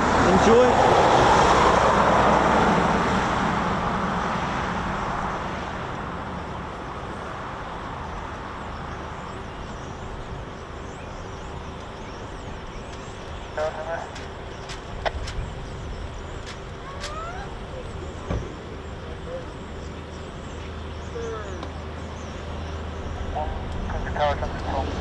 So like I said, between the Typhoon and the F-35, they play that multi-role between them. One been stealth, one been very, very aggressive and powerful. Fighter, ground attack, reconnaissance. They can play the role. They proved it well in Operation Elemi, as well as a bomber. The Typhoons, you know, in the F-35s, the F-35B of the Royal Navy and the Royal Air Force. Again, playing that bomber role with its massive weapons bay. Amazing. Op shader mission still going.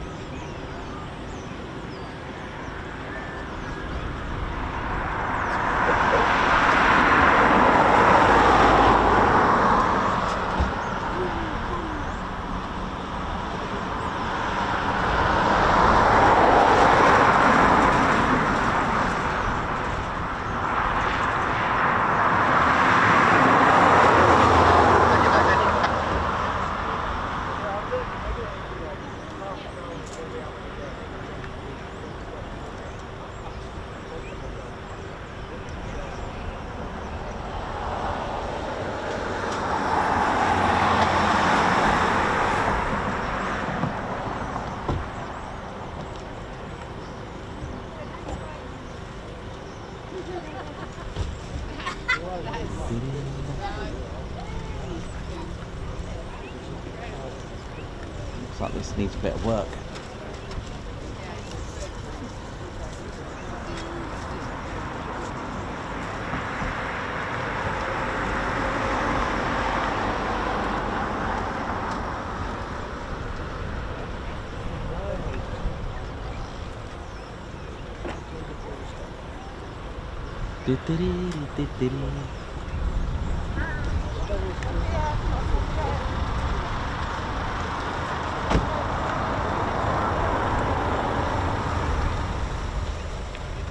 Skit Silent, get well soon. Simon Watchon, how you doing? G-Van Pulliam, oi oi.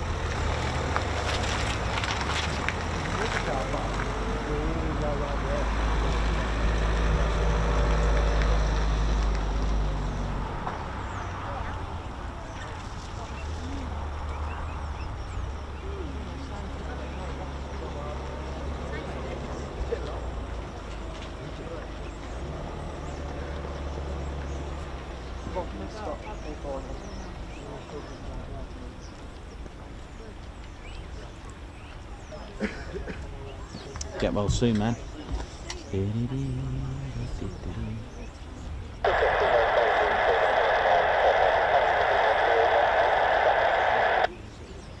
So the Vulcan been mentioned there. Took part in the Falklands conflict. It was based here between 62 and 64.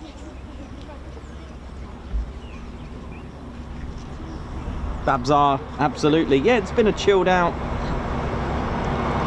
stream, isn't it? It was nice to see it's a good way to get back into the swing of things after having a holiday.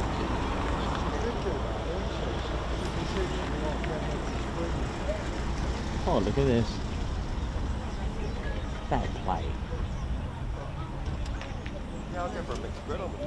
Look at this.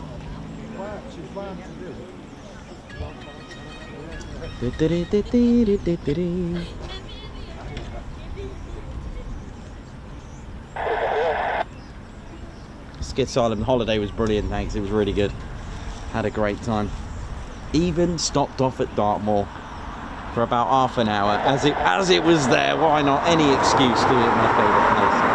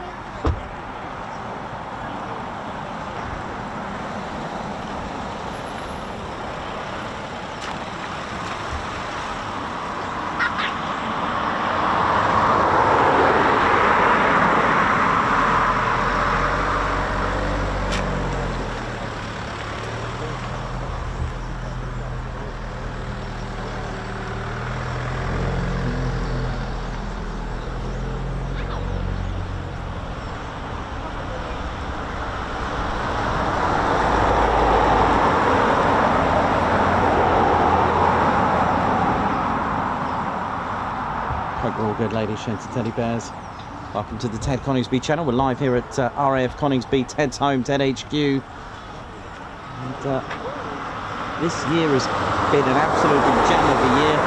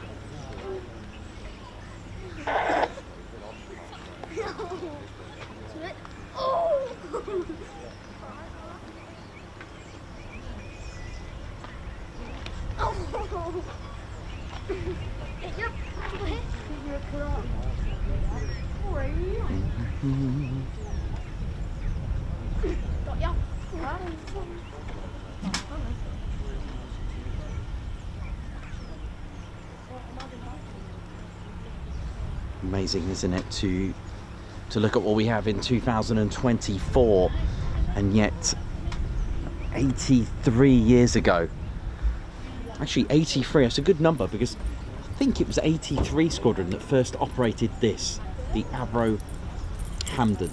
Sorry about that, the Handley Page Hamden. Look at this, you see, look at this. This was the very first aircraft to operate here at RAF Coningsby with 106 Squadron. Yep, sorry about that, beg your pardon for that manufacture error. It is in fact the Handley Page Hamden, and it went from this in 1941 here at Coningsby, you know, to this 83 years later.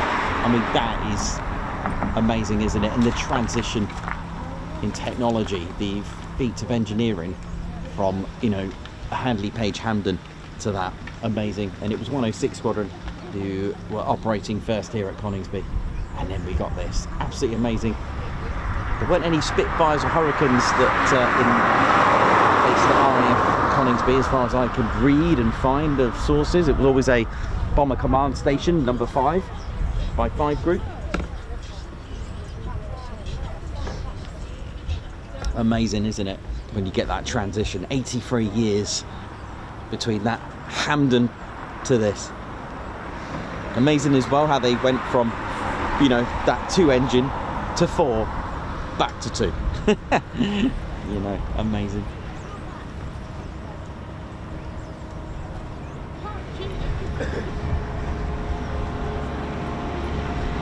do check out RAF Metheringham as well for the Airfield Heritage Centre. It's really spectacular. They're really, really good. Really recommend it. You can get inside a Dakota as well.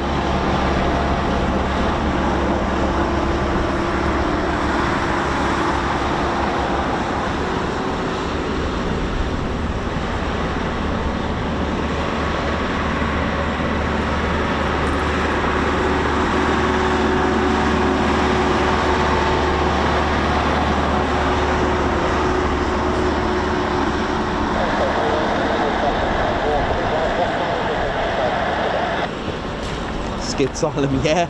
Imagine another 80 years. Well, sadly, I hate to say it, but I can't see. I know that civilian aircraft would probably still be manned, but I'm looking at 80 years of aviation as military. I can't see them being manned anymore, but we shall see. But as far as civilian, I would imagine airliners will still be manned. That's just my prediction. My own thoughts.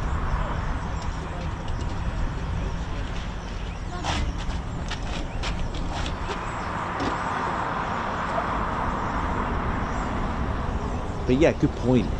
Good statement. Imagine another 80 years. That is amazing. That is.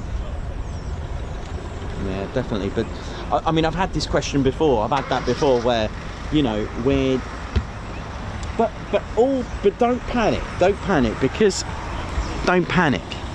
Because put it this way, I know a lot of us are worried about air shows and the variety, but hey, listen, they're still flying Spitfires, right? They're still flying a fairy swordfish. Okay, so, you know, you've got to remember that although the future for, you know, today's operations requires the latest and greatest technology, right? You know, so let's stick with military for a second, you know, with the fate of engineering. It is getting to that. It is getting to unmanned stuff. But then we've got the space, the air and space as well that's going on up there. You know, it's that kind of, like, literally Star Wars, literally, you know, to, you know, Cranwell, they have the, you know, the training and, you know, for the air and space out there. It's amazing.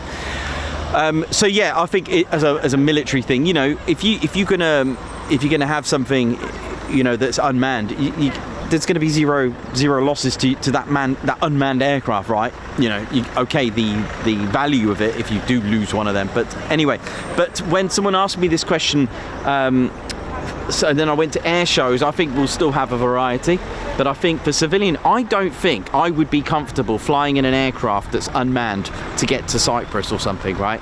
You know, I don't think we're in a position to do that. I think you need the human element when it comes to commuting. I mean, we got buses, you know, we're still transitioning vehicles to electric, and yet I don't feel comfortable being flown with no one in it. I think you need that human element to take over. I think as a commuting, as an air travel, I think this is my own honest opinion.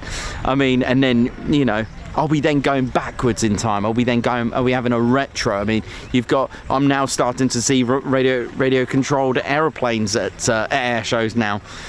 So we're going backwards, we're going retro here. So yeah, you just don't know. And it's a very, very interesting question about 80 years from now, even with everything around us, you know. And there was also talks about particular fuel. With the old aircraft, I think they're transitioning, you know, modern aircraft to a different type of fuel. And then I've read that this fuel, you can't put it in like a B-17. So what happens there? Do they then, now the heritage aircraft, do they now need, I mean, I don't know if they're going to have specific fuel just for the, you know, heritage aircraft. I don't know. You know, you've got to remember that, you know, times are moving on with fuel, but will they be able to be adaptable for Spitfires and Lancasters and B-17s? You just don't know. We don't know where it's going to go with that, so just don't know. It's a bit scary really thinking about it like that. But yeah, me personally, I'd like a human being flying the plane for going on holiday. But there we go, that's just my thoughts. It's nothing biased, it's just there we go. An interesting one. Very good point. Well done.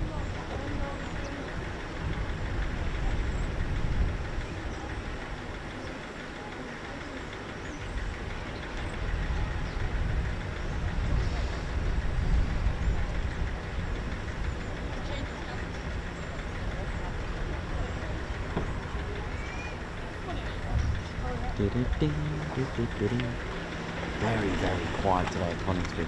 But there we go, we get days like that. We had this at Lakenheath once, didn't we? Again, not a lot happening. You get days like that, just take the good. You get to appreciate really busy days when you get days like this as well. But today, though, the highlight has got to be the Spitfire. Right? How cool was that to see that? Absolutely amazing.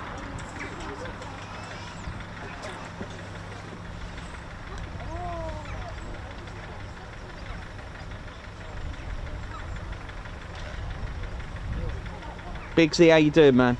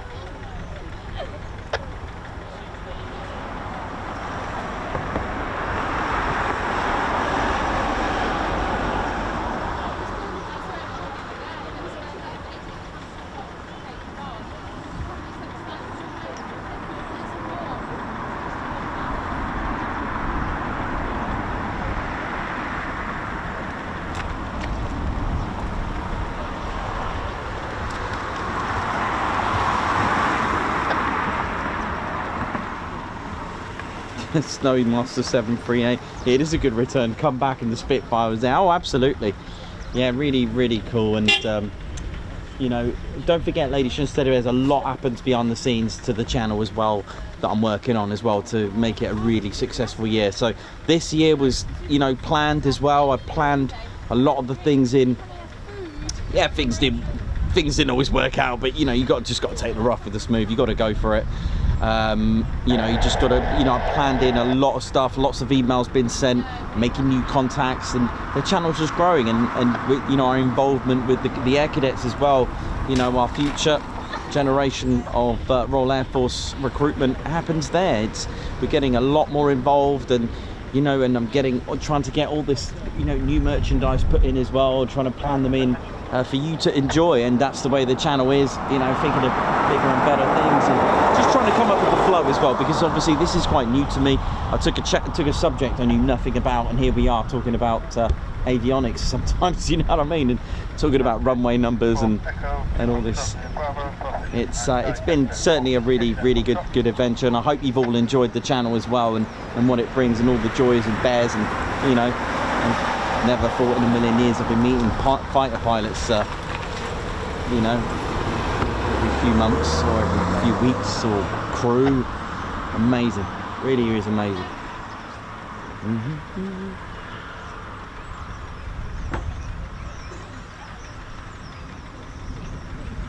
Dieter, how you doing, man? We are lucky that there are existing companies to keep aircraft alive. Oh, absolutely. Talk to someone that's operating the drones in the BAF, and drones are not the future for air shows. He said, exactly. I can't see. Yeah, absolutely. Like I said, I can't see drones being the feature of aircraft, like, you know, air shows, like them, you know, putting them into formation. I can't see that. But what I can, you know, because like I said, because we still have heritage aircraft flying. We still have.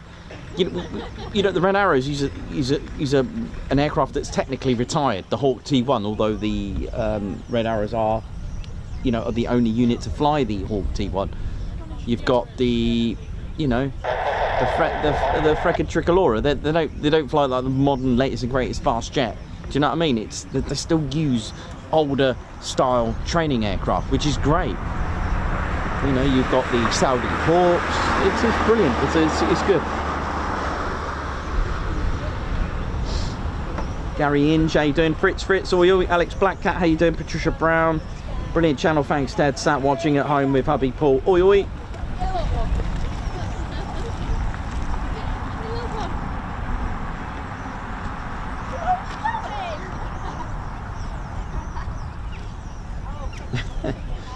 Alex Raven, I could see Coningsby Air Show coming in a few years, all sponsored by this channel. You never know.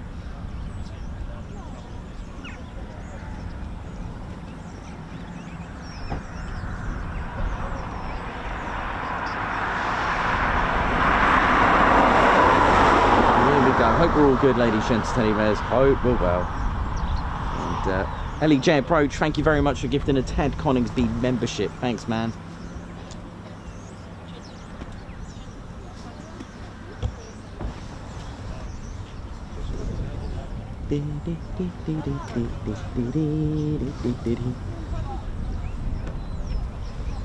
Thanks a lot, Gerd. High five.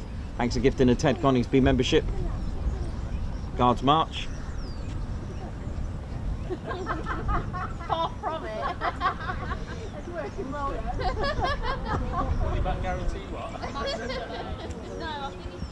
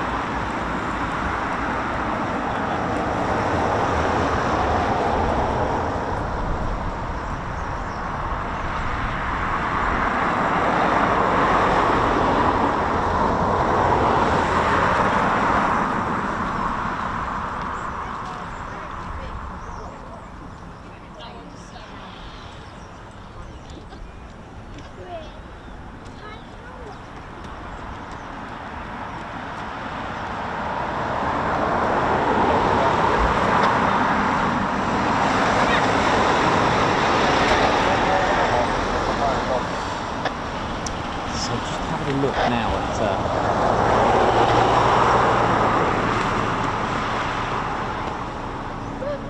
any signs of any movement. Oh, that's a nice buzzard on that.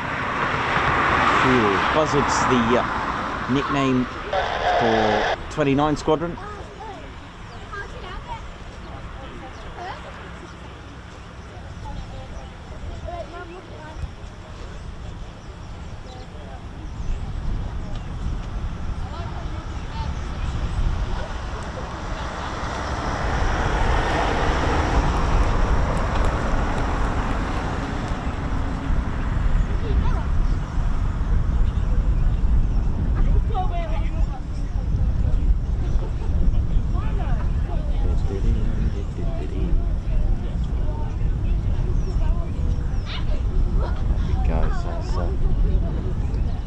The chariot ready to be inspected by the knight. Let's have a look.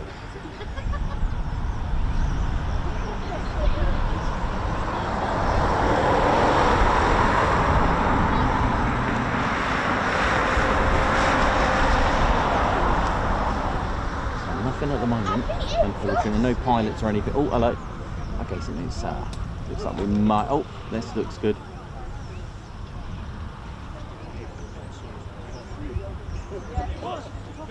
What else we got?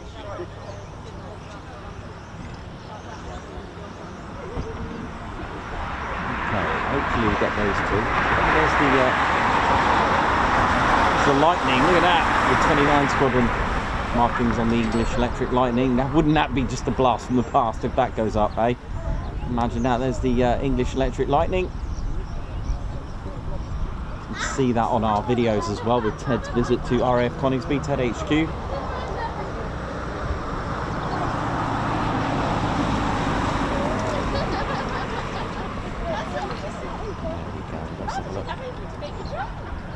It's not unusual to see fuel being vented on the top of the stabiliser there, top of the tail there. Once it gets started up, that's just to do with the pressure and the imbalance of fuel just been pushed out on start. And as I've said, that is another canopy just been just popped up. So we should be getting some movements very shortly then. Here we go, here we go. What's that on the slope Get those two in the scene there. Oh, it won't be too long till we get more 29 Squadron. So it seems to be a training day for 29 Squadron. Dedicated training our latest and greatest Typhoon pilots.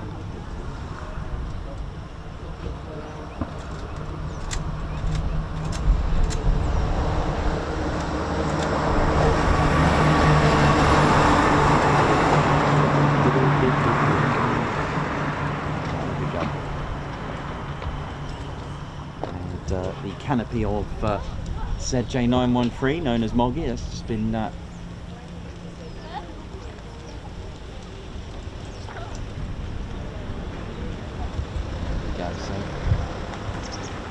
markings of 29 Squadron with the XXX. A couple of stories surrounding the XXX markings. Of course, XXX doesn't add up to 29 in Roman numerals, it's XX1X.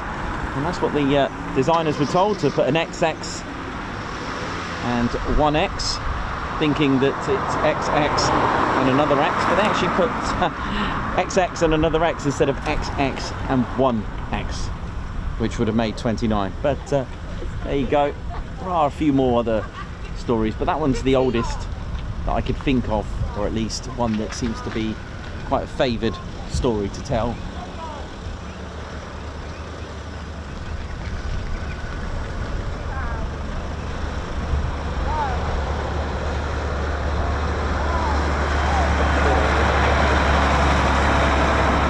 Warlord radio check, here we go.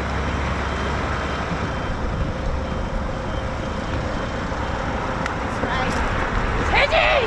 Get here! No! No!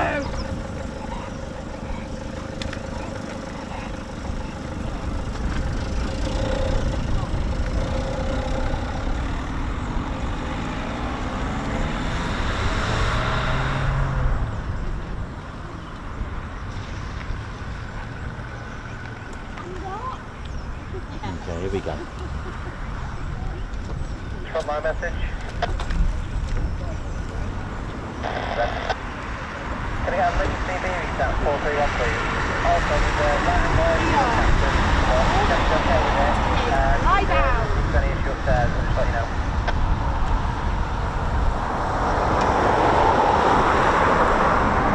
So we've just got some radio checks as well from the pilots. Moggy's just having some work done still. There we go, get ready for startups. And that'll be the Warlord flight.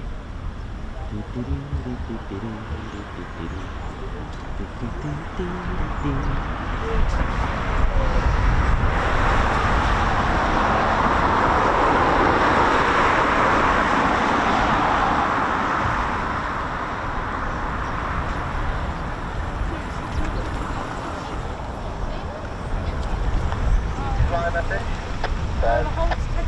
Just to let you know, 325 is on flight ID file 4. Thank you So if he so goes much. to engines and these are down far by it repo, was. he will be on 5. Thank you so much, I really appreciate it. Boy, I'm here. I'm here. Come on, this way. This way. Flying message. Gibbet 354. Let you go if it's there. I believe it's there. 354 there.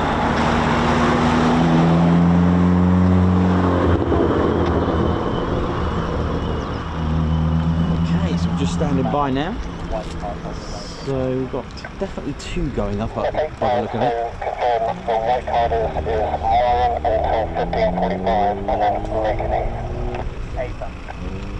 Edward Coates, how you doing? Hope you're good.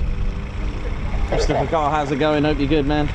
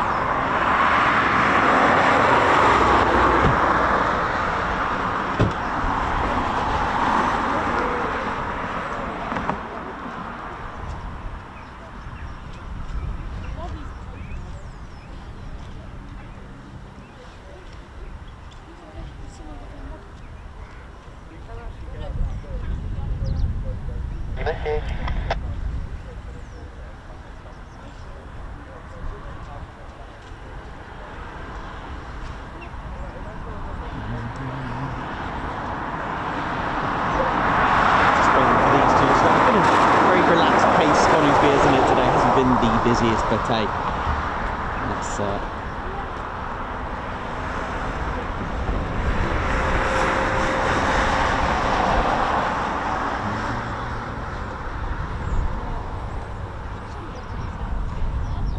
don't forget to hit the like button and do subscribe to your one and only Ted Coningsby channel.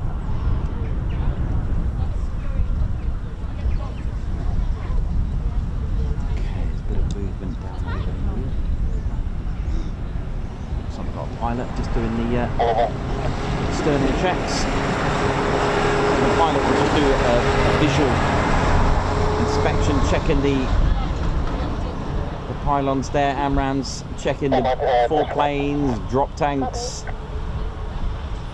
back of the engines, just making sure it's all sweet and neat, no loose ordnance, any leaks, cracks, or any security issues externally, and then the pilot will do the ejection seat checks, rear cockpit checks, and remove the head-up display cover, and then do all the other checks inside as well. Once the pilot's done the external, you'll see the pilot just having a look at the back of the ejection seat as well. Make sure there's nothing loose in there or anything like that. Doing the ejection seat checks.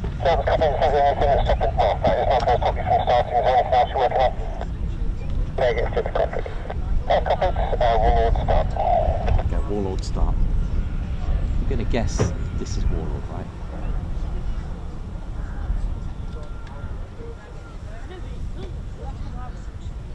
Can't see any others with pilots in there.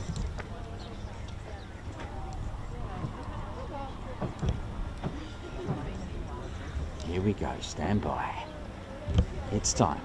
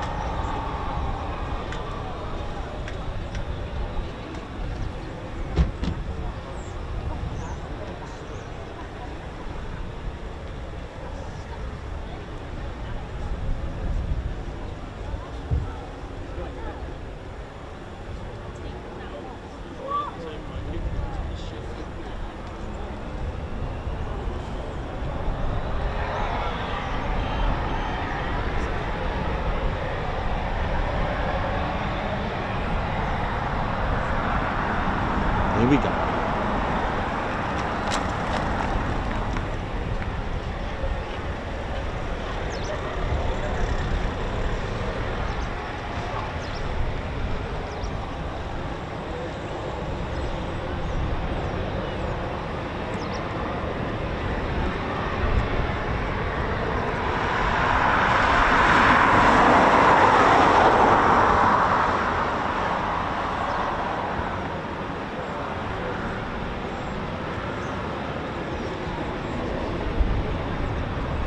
Typhoon's just starting up. Always good.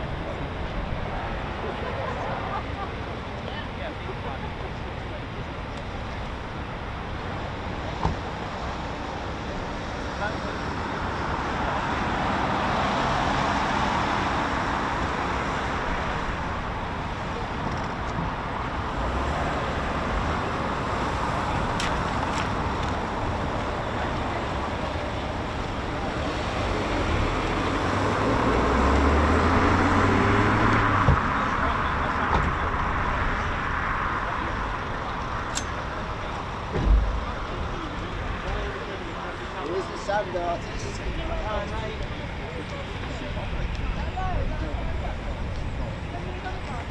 How you doing? All right? I like the sand picture. Oh, did you like it? Yeah, that was good, man. Yeah. Ted Coningsby. Yeah, it was good. Ted in the beach in, well, is it Cornwall? Yeah, that's it. Yeah, it was done at St. Ives, that one. Bootlift Ferry Green Front. I think I watched one of the... Apparently they get up to the dash cam. Currently getting a drain and fill done. Something like that. Don't know if you're already aware. Yeah, it was good. Glad you like that. He's got some there. Oh, look at this. Who's this then? Tiger. I've looked at it. Ah, right. Yeah, have a good holiday. Yeah, it was really good. Yeah, it was really good.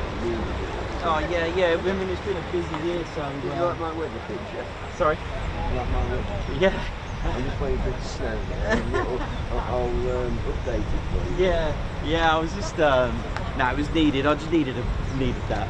Just, you know, it's just one of those... You just need to have a holiday. You just need to...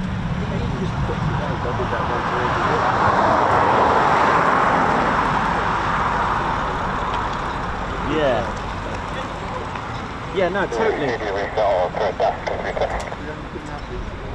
There's a few going out now. I texted him this morning, it came up on my phone, Ted Coningsby live. Yeah. Just because you want to go to Ted Coningsby. Of course. Of course he does. I don't think he'll want to go. I got him out of bed. bed like a job. I was out of bed like a job.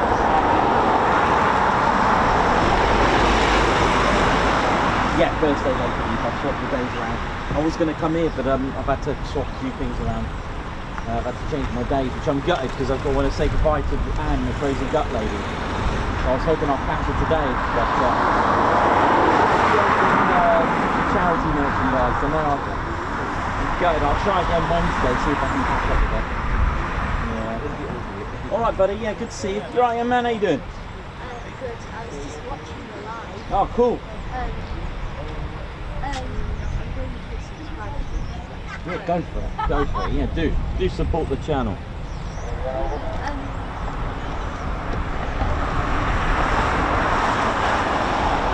They're going out in a minute. They'll be taking off in a moment. All right.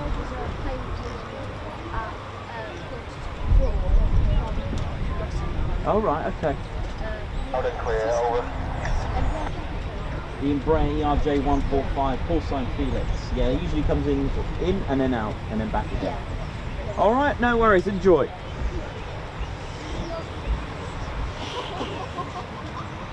How we doing, ladies and gents? Steady Bears, welcome back.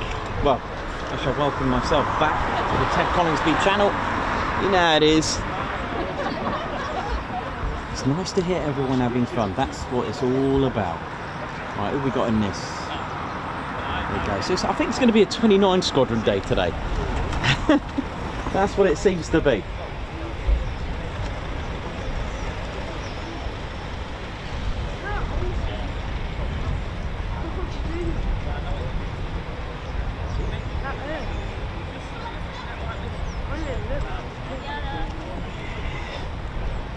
Hope we're all good.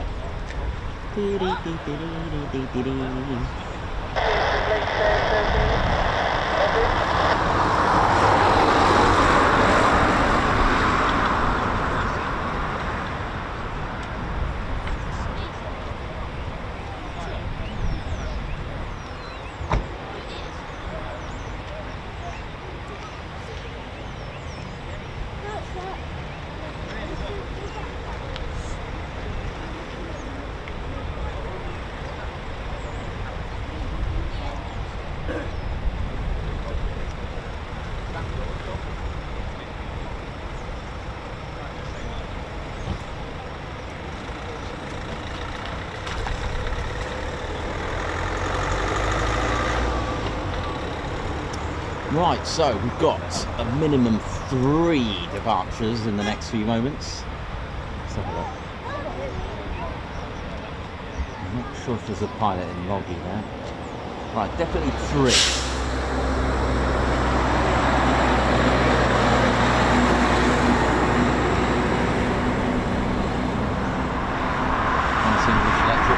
Wouldn't that just be great? Just to see a little fast taxi there. I'm sure we can organise something.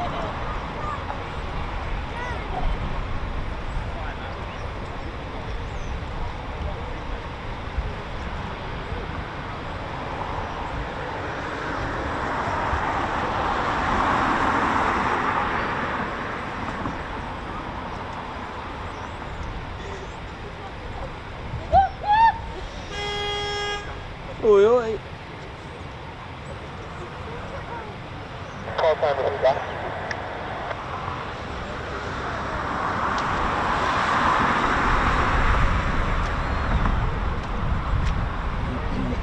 So yeah, not long now. Just like I said, we've got 3 pilots sat in their aircraft.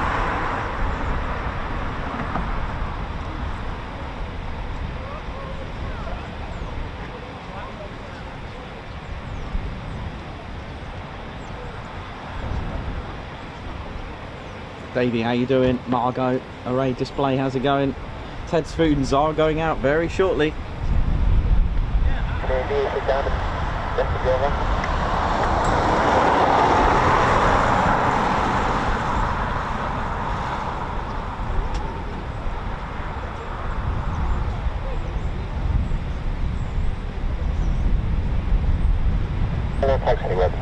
Here we go, Warlord taxi words, here we go.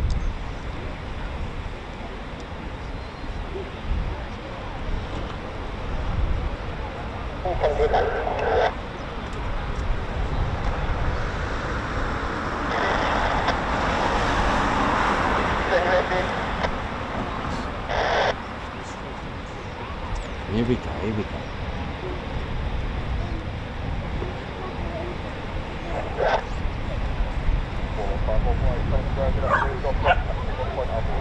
Taxi holding point Alpha 1, here we go.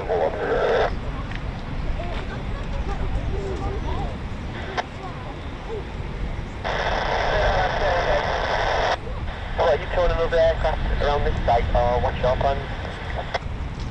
We're leaving our jet.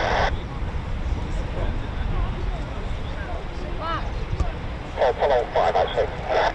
Follow 5.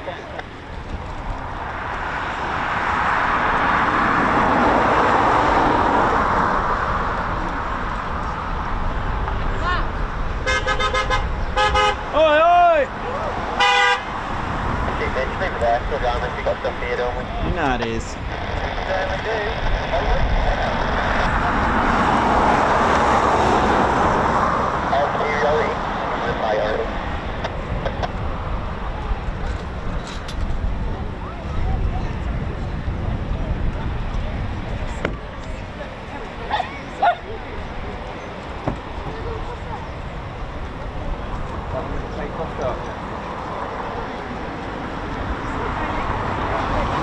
Here we go, so we've got 2 Typhoons taxiing right now, or heading for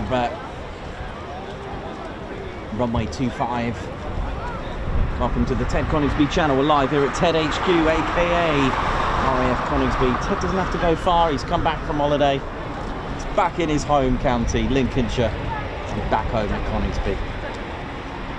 Loving it, loving it, loving it. Here comes the second Typhoon of Warlord flight. It's 29 Squadron flight. They are the operational conversion unit. Oh yeah. More Typhoons to depart. So I think it's just going to be a 29 Squadron day today by the looks of it.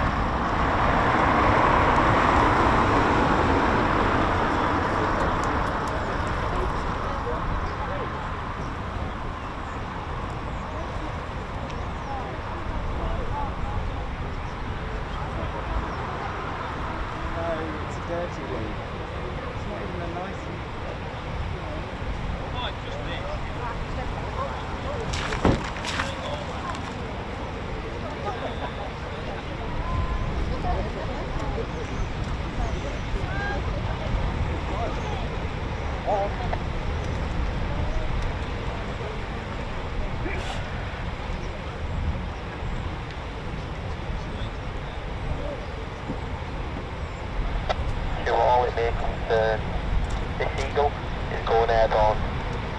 Over and out. Here we go.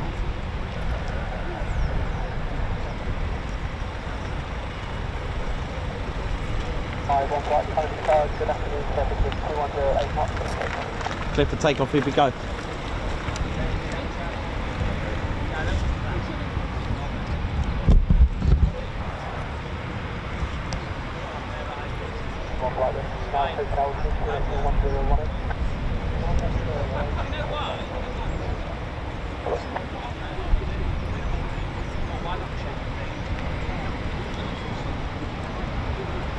Here we go.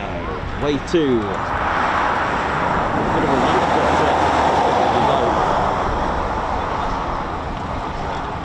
but time to feel the power of the two Rolls-Royce EJ200 engines producing 20,000 pounds of thrust each. An aircraft that weighs very little, giving it a thrust to weight ratio of 1:1. Not many aircraft can rotate into a 60-degree climb, accelerate vertically. That's the power of the Typhoon.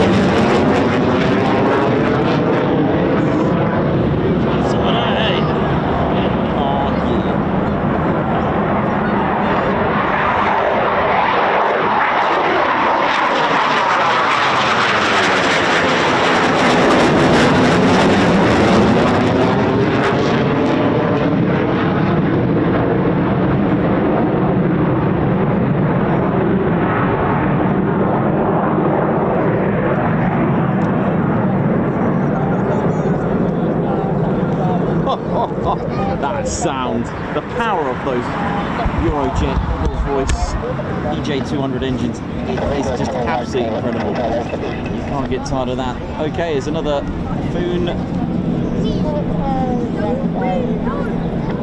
be going out very shortly.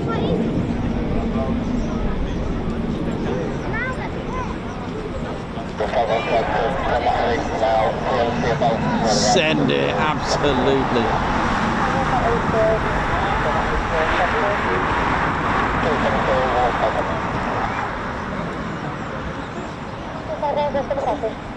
There we go, we've got more. Right, 2 more, just taxiing now. There's another one just in front of that.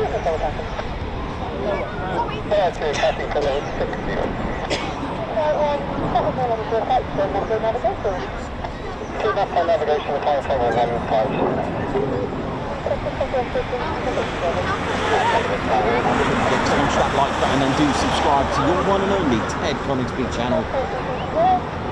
Our next milestone, 80,000 subscribers, is not too far away.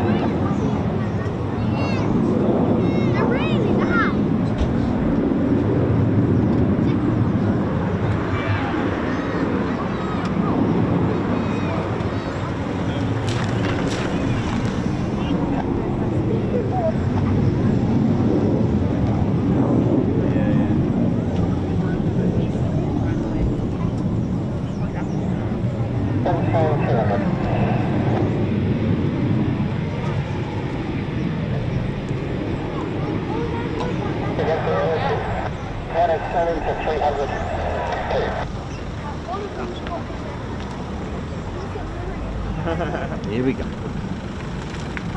It's beautiful.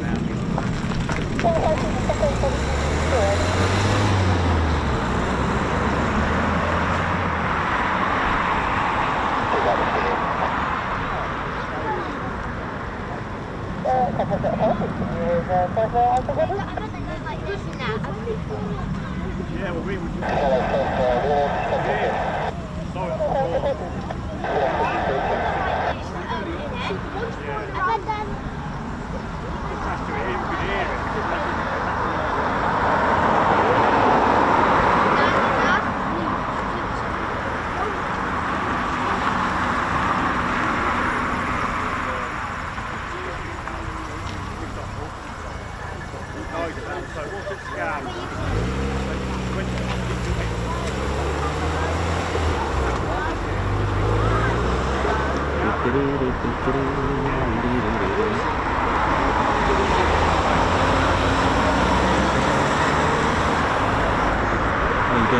City Bears, I haven't answered in a long time. If you mean this vehicle here, this is what's called a runway caravan, and it's normally parked at the touchdown end of the runway, close to the threshold. Now, the purpose of this is to provide shelter and communications for an air traffic controller, whose role is to visually inspect any approaching aircraft or give out a warning or provide radio or visual warnings to issues on approaching aircraft. So we've seen this many times now, or a few times actually, where the controller from the runway caravan will get the flare gun out to get the pilot to do a go around due to bird strike potential, like a flock of birds. So they'll have a signal light gun. They could do it by radio as well, or in worst case scenario, the pistol flare as we've seen before. So they're usually equipped to provide the basics of air-to-ground communications between the controller and pilot, and ground-to-ground communications to the ATC tower for coordination. The caravan is designed to be towed or driven in this case. There are ones that can be towed as well. They do need an MOT as well. They have to be, roadworthy as well. Otherwise they won't be allowed, which I didn't know, but there we go. It's an important as well for runway changes. They need to plug in the runway caravan with various communications cables and leads. And it's like I said, it's important if a runway change as well as a visual for the pilot. And that's really the purpose. Not all aerodromes have them. I haven't seen one at Rise Norton. There isn't one at Lake and Efe or Millwall, but yeah, I haven't seen one at Rise Norton. And sometimes you won't see them if they're unserviceable. Raptor 29, yes, had a great holiday and it's good to be back.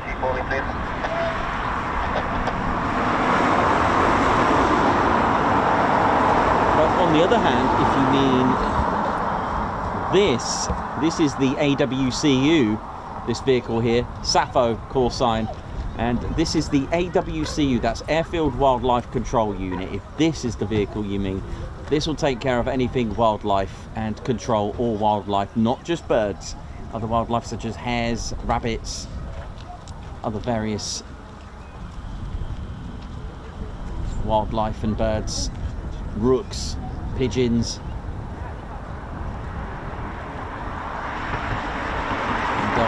And they can use the vehicle, the horn of the vehicle itself to drive certain flags, different colour flags like yellow, red, black, white, different flags.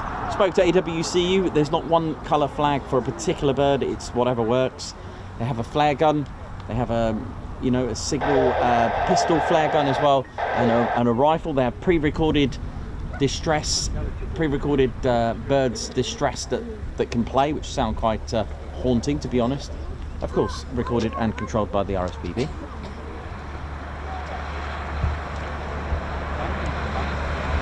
They can use falconry as well, which we've got a lovely members only video of falconry being in use again to deter and prevent nesting and that kind of thing. So it is a lot of it you can prevent, but it is an ongoing thing. They're never going to get a runway clear totally of birds if that's the vehicle you meant.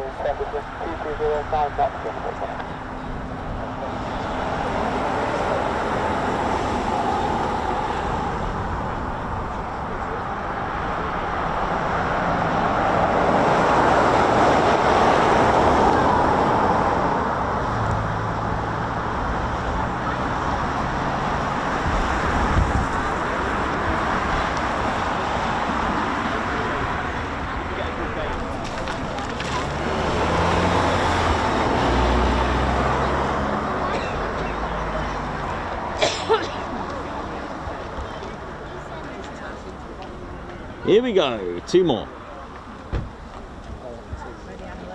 Lights on, usually put on to scare birds. That's why they take off with the landing gear on. The landing lights on, sorry. Here we go.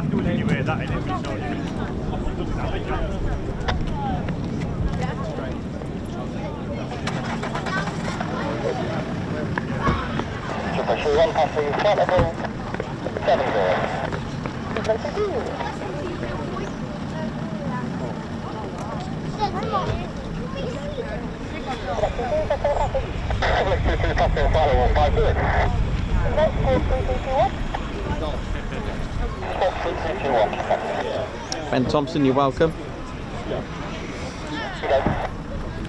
We've actually, Ben, we've actually got, not just here, we've had it here as well, where a rabbit or a hare, I can't remember which, one of the two, it was just such a shock moment where it ran right across the taxiway. Our last stream at Lake Heath had 2 pheasants as well run across the runway. But yeah, we've had various hares or rabbits or both running across in front of F-35s and F-15s, and we had one incident. It was yeah, they will just go for it.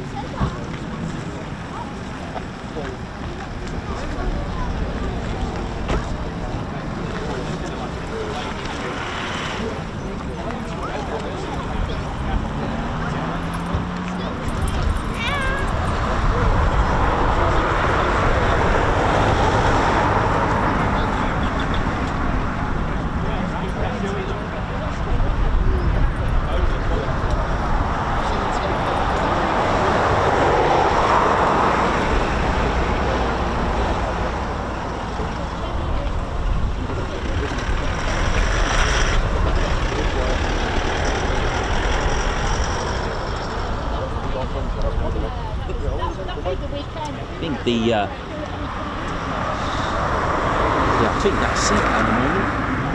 Wants to report of anything going up in the next sort of few minutes. Unfortunately, doesn't seem to be any 41 Squadron aircraft out.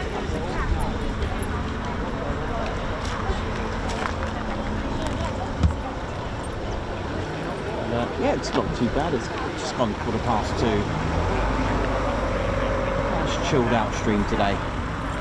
So Moggy was started up today, but I had a few issues, and I can't see that going out today at all.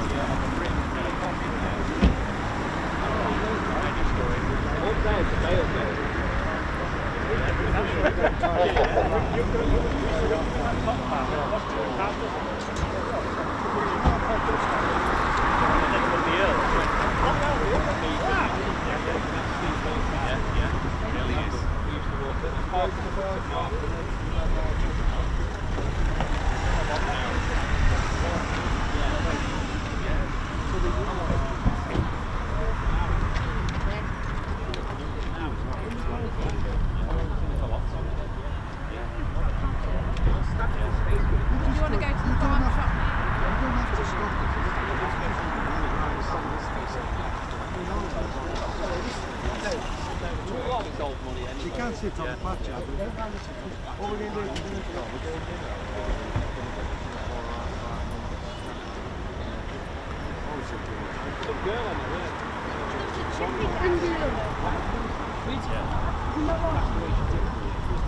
Loads of different things and animals. I think, I mean, you've got deers. Deers are not something that Phoenix, the contractor, deal with.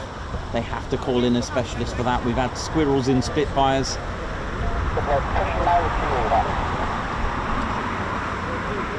That's probably been the funniest thing I've ever heard. A squirrel just got lodged right in the controls into the cockpit of the Spitfire. The company's Phoenix. You'll find them at Lakewood. You'll find them everywhere, really.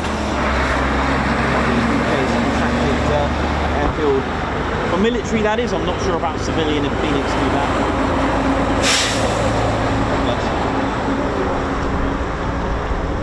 Heard some, really good stuff from the AWCUs. With the way they approach things and make things as well. They can do some homemade things, whatever works at the end of the day. And they tell me that the Corvid, the Corvid family are very intelligent, and they'll know when they're about to get fired upon, which is why they stay stationary. Because Corvids have worked out that the AWCU cannot fire the rifle if the vehicle's moving. It's when the vehicle's stopped that they think, uh-oh. So that is something that I've been told by the AWCU. That's when the Corvids start freaking out. They said they'll drive towards a flock of Corvids and they just won't do anything. And then when the vehicle starts moving, well, that's when they start to think. Pigeons are unpredictable, they've told me. They're quite a difficult one to deal with.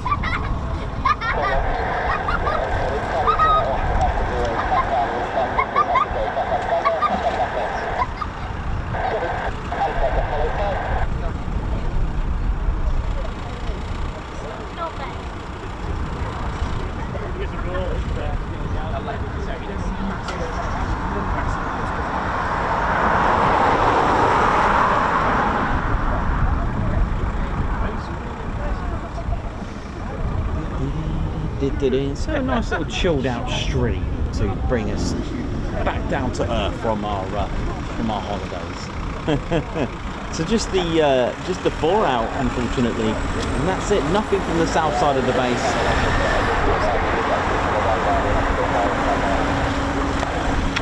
But we're back again on Wednesday. I just had this feeling it was going to be quiet today, hence my return on Wednesday.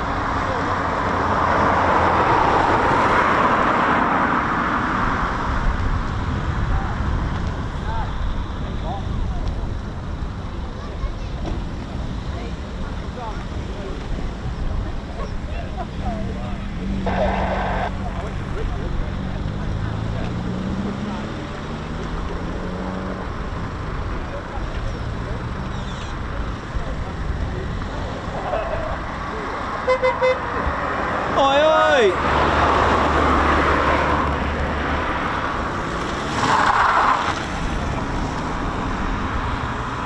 Get here.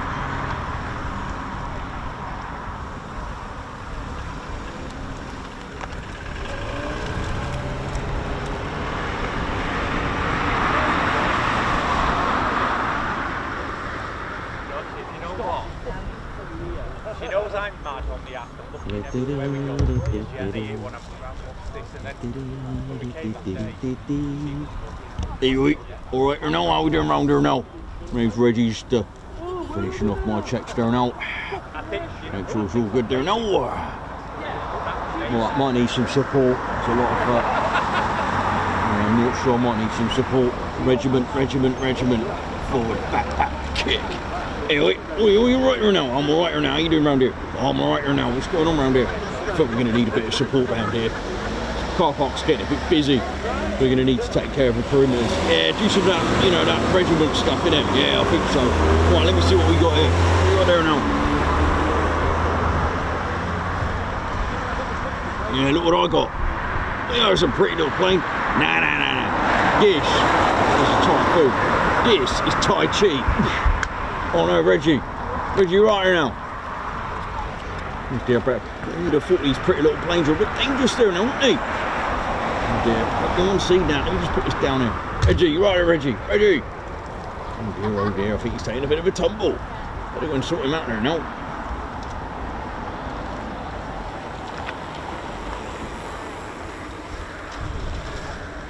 Goodness me, Reggie. There's a bit of a tumble, innit? I'm alright, a little bit like, oh. Yeah, listen, here's a cup of tea. Oh, that's going to sort me out. Oh, listen, you know how it is. Regiment, nothing a cup of tea can't fix. Go and have that cup of tea, come on in. Right, let's go for a cup of tea. Be right back there now.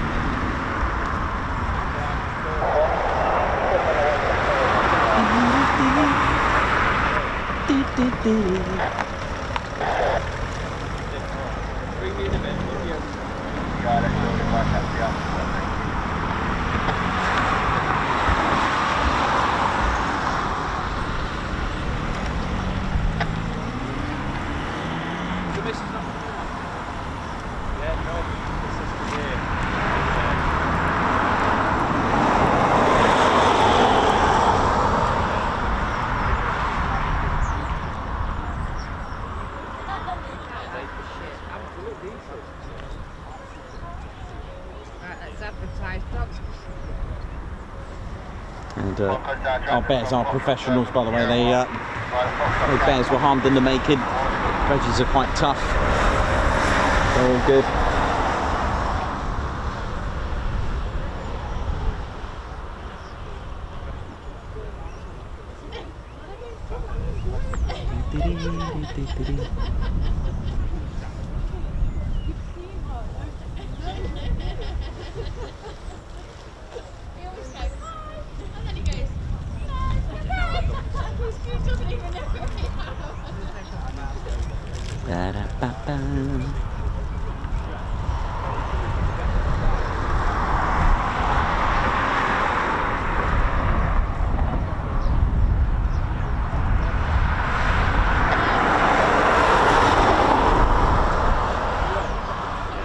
Overall good, ladies and gents, steady bears. So yeah, a bit of a quiet day today, and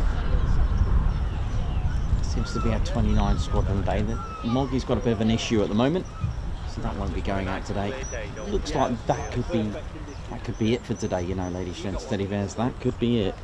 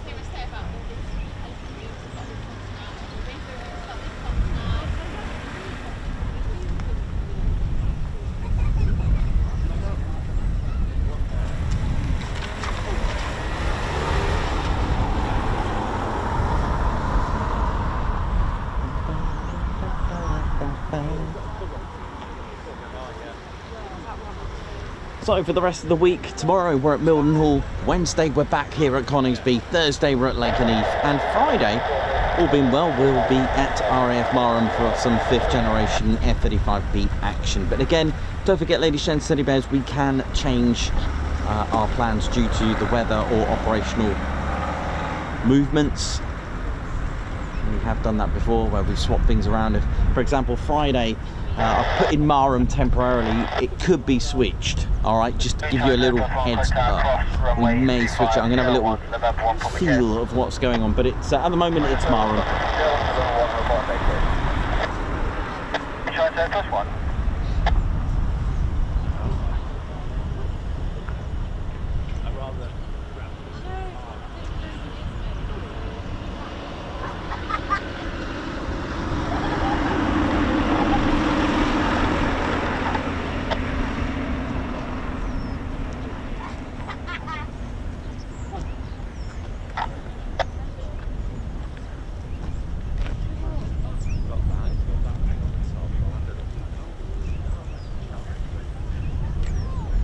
Right, I'm just going to go and grab a cup of tea, be right back.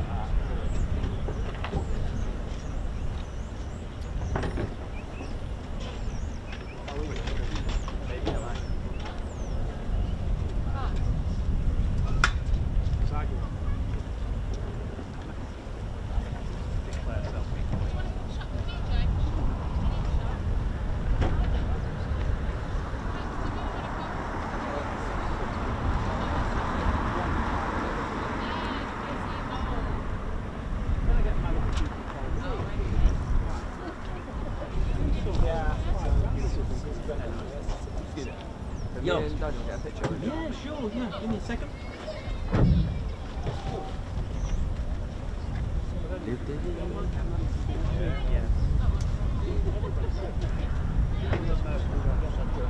Yeah, you too.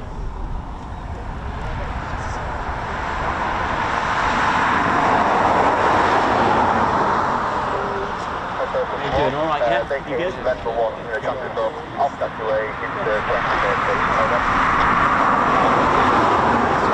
It's clean this morning.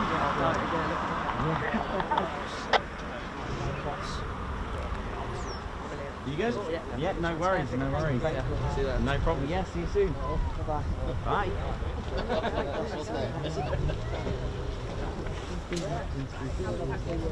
Same time next year.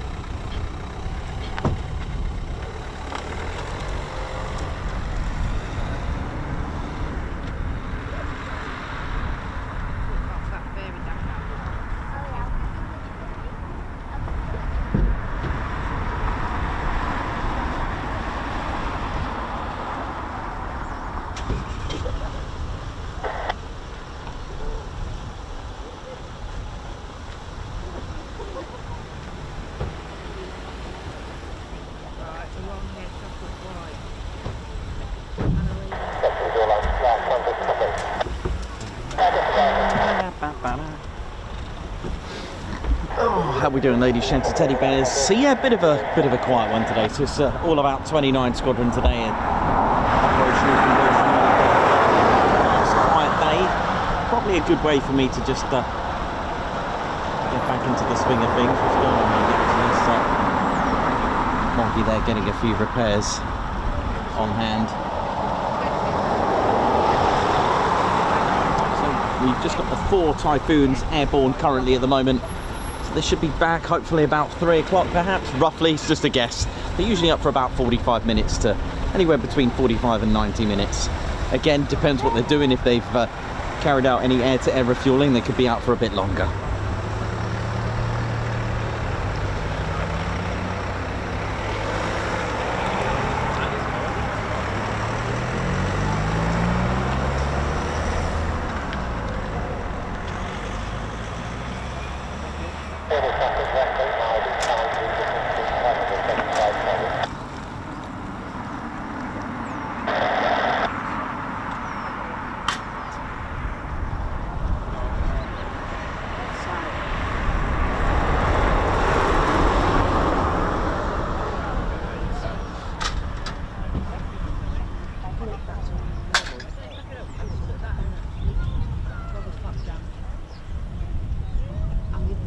XXX flight and Warlord flight, and the ones we're going to expect back. Sammy B, Skid Asylum, Davey, Angela Farley, Ali, Leyland. Hope we're all good, and apologies for if I've missed any guards marches.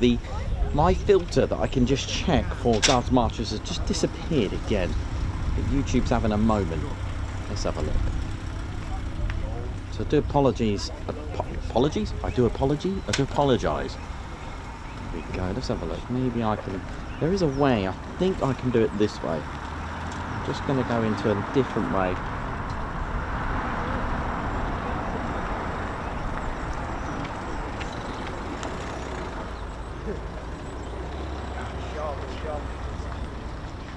Yeah, I think I can do it this way. Chris White, tees up. Thank you very much. Thank you so much.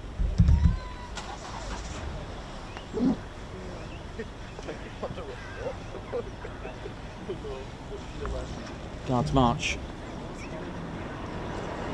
Thank you very much for that, man.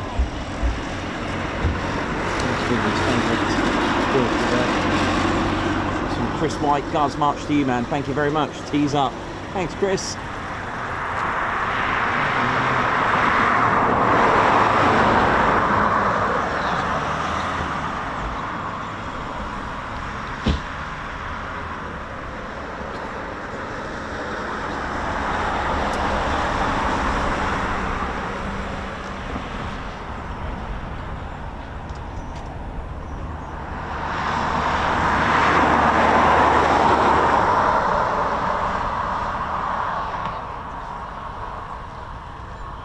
Don't forget, with membership, Lady Shenton Teddy Bears, it does support the channel.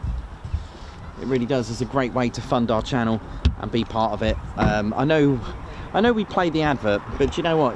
As it's quiet, I might as well just give you a rundown. I mean, how we doing? My name's Nikos. I'm your cameraman and commentator. This is our squadron leader, Ted Coningsby. Pleasure to be back. And I was just really, going on the subject of becoming a member. Members, by the way, you know what to do. I haven't done this in a long time because normally we play the little Ted advert, but smash those emojis out. Go on, get loads of emojis out. And it's pretty important that members do use them, because I do get asked, how do you get those emojis? And from just $1.99 a month, you get to use it. Now, it's not all just about the emojis, with $1.99. You see, the way that the channel's grown is to fund the channel, and you can help the channel grow by becoming a member from just £1.99 a month. We've got 3 different levels, as explained in the chat room. But keeping a vehicle, roadworthy, putting fuel in it, servicing it, and getting around the country, putting gas in it all the time. We do a lot of mileage, as you know. Between myself and Claire, we do cover a lot of ground, but needs must. If we want to be places, we've got to go places. Do you know what I mean? Simple as that. It's the way it is, and you can help fund it. The equipment wasn't cheap. The way we've done it, and it's all thanks to all of you who have become members. Simple as that. Absolutely simple as that. And you've helped grow this channel. You really have. So Guards march to all our members, because you have helped support the channel massively. You've really supported us so much, and it's been incredible. And you do get perks, all right, as we've always said. You get your emojis to use, and you get a badge, a little loyalty badge next to your name, and they change color depending on level. You also get discount on our merchandise to say thank you for doing that, because we feel that you support us. We'll give something back to that as well. You get access to Ted Flicks as well. Details are in the members section. Any discount codes, any links to Ted Flicks, you can just tune in on the members perks, and it will show you all the discount codes, which change every now and again. The discount codes, they do get refreshed, and you get various discounts and etc. You also get to access our members only Discord server as well, just for members. Various levels, various perks as well with that as well. So it's a really good thing, and you get members only videos as well. That's a really good thing as well, like behind the scenes, deleted scenes, or anything like that, or Ted just anything like that, and lots of other things as well. Members only live feeds as well that we do, little special live streams that we've done, and that we do for you as well, because we like to give something back. Now, each level has different things as well. We have our fighter squadron, our new latest and greatest membership, and so you can start off from just $1.99 a month. You've also got the Posh Officers Club. Posh Officers, how you doing? Posh Officers get extra discount. They also get their own chat room in the Discord server. Fighter Squadron get the Fighter Squadron patch. It's more of a personal membership, that one. It was really designed for those who have been supporting the channel outside the live streams, who have been so kindly donating to the channel, and I decided to come up with a strategy to come up for something to say thank you for that. So you'll get like a personal touch, so a live updates of about the channel just from me, so it's like not like a one-to-one, but it's more of a personal touch that I've created it, so you get to, you know, get all the inside info regarding the channel, how the channel's proceeding, any news, you know, you get to see all the merchandise behind the scenes, you'll get to have a little live stream regarding what's going on while we're doing like maybe some lost airfields or something like that. So it is, you know, and you do get the Ted Fighter Squadron patch with that. It's the only way you can get it, is to do that. You can't buy the Fighter Squadron patch, you have to join the Fighter Squadron to get that. Again, with Fighter Squadron, you get your very own chat room as well. Posh officers and the Fighter Squadron, they get a different colour in the chat rooms as well on Discord. It's a really nice way to, you know, as for Ted and I to say thank you, because you really have supported the channel. We are never thought in a million years, you know, last year it was about 30k, now we're on 73. All organic subscribers, nothing of a such of buying them or anything like that, and and I'm proud to say that they're all organic, and that is amazing. That's the difference, and that's the way the Ted Coningsby channel is growing. So thank you all very much. Do consider it if you are planning to join the Ted Coningsby's any of the membership levels. Ted's totally excited, aren't you, Ted?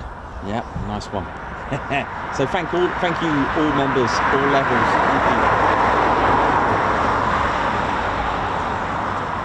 Hi, you all right? Yeah, just subscribe to you. Thank you. How you doing? All right? Yeah, not too bad. We came last time here. Obviously, you went off to Vacanoo. Yes. And you just left as we turned up. All right. They've been out. They've come out. There's 4 out at the moment. That's it. That's all there's probably going to be today. That's it. Yeah. All right, been a quiet one. Very quiet for a Monday. Nice chilled out one after holiday. First day back. You've been here all day? Yes. Yeah. Yes. All right. Well, mate, no worries.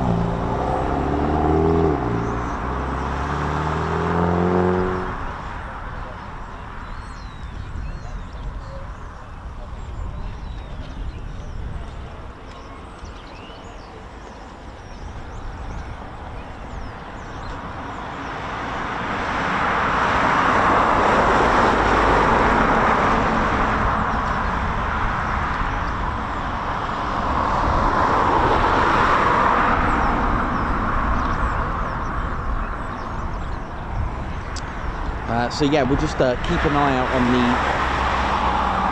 Yeah, they're doing air-to-air refueling, Triple X and Warlord, so this could be a while, sadly, but we'll see.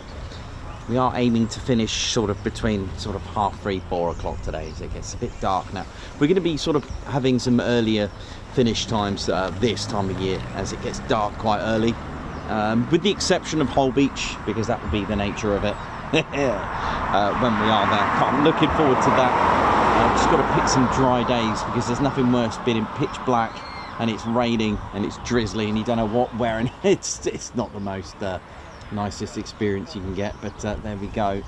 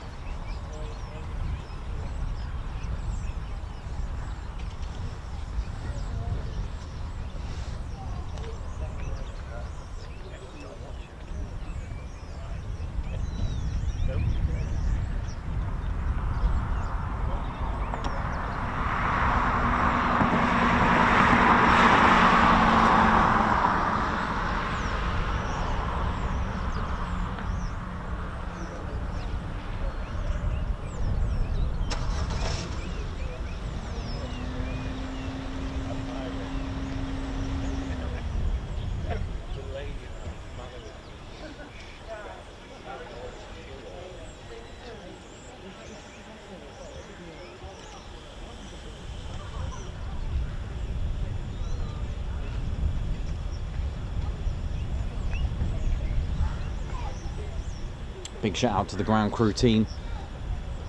We've always always working hard, keeping the Typhoons serviceable and airworthy, and just making sure they're all tip-top.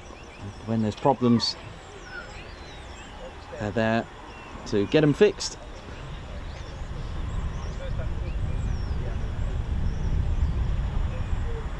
Edward Coates, how you doing? Simon Watchorn, Chris Bloxham, Gary Inge, Diamond Paint, Diamond Dave, how you doing? Andrew Heatley, oi oi.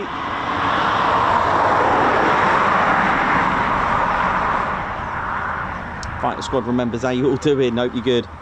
It's been great. It's been a great year. What a, you know, the amount that we've achieved as well. It's been phenomenal.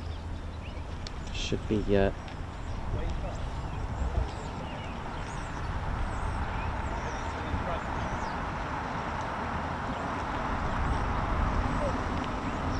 should be another good year next year.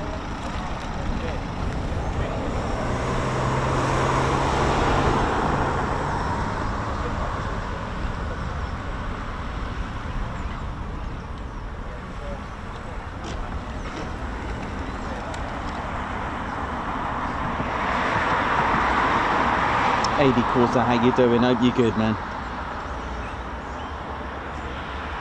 Definitely. Maintenance crews, how we all doing?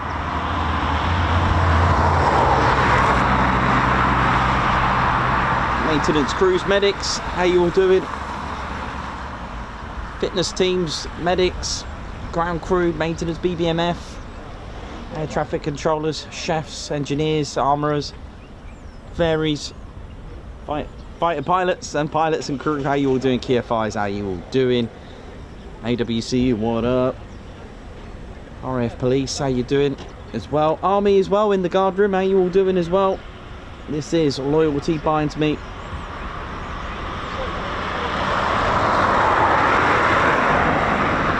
And not forgetting the Air-Land Integration Cell, a unit that's under Combat Readiness Force. They train and deliver joint terminal attack controllers and tactical air controller parties in support of RAF in their joint operations, as well as provide air-land integration specialist practitioners for the Royal Air Force. The unit is made up of RAF Regiment, so let's not forget the RAF Regiment that are here. Now, this unit is part of the Air-Land Integration Cell, which is why you'll see RAF Regiment yomping and doing patrols here, and they're dedicated to providing extremely high readiness air specialists for defence, working in complex air-ground environment and setting up temporary landing zones as well. Landing points in support of rotary wing assets and completing specialist courses in targeting and intelligence, surveillance and reconnaissance. So that is a pretty cool thing to do. Something you don't always think about. We always have Reggie on here, and that's what he does.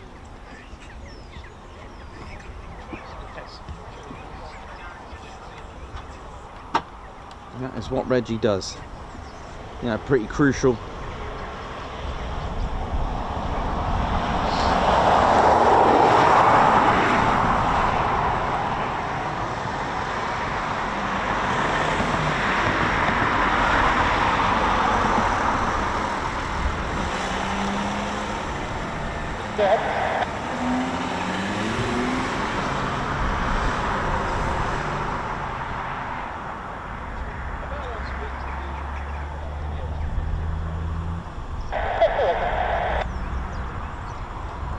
Yeah, it was it's part of the global enablement as well. This is quite a new thing.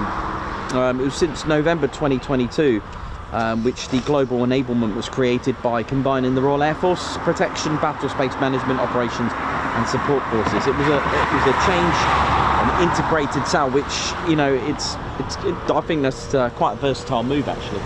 That's brilliant.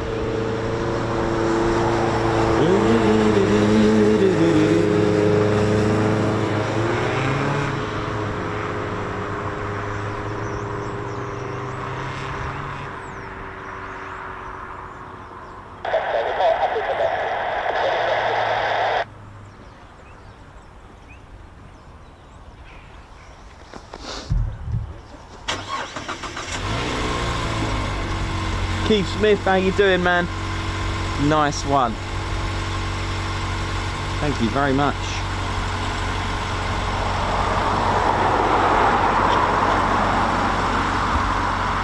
Thanks a lot, Keith Smith. Guards March, thanks for the super.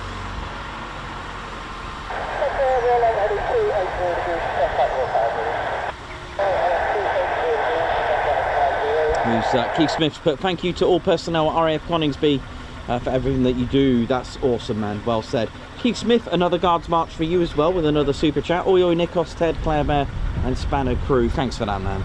Looking forward to seeing you in December. Cindy Twitchell, how you doing? Welcome to the Ted Coningsby Squadron. High five, Guards March. J Approach, high five, gifted a Ted Coningsby membership. Thanks, Gerd. Hello, everyone. Where did that time go? Martin Pierce celebrating 3 months membership.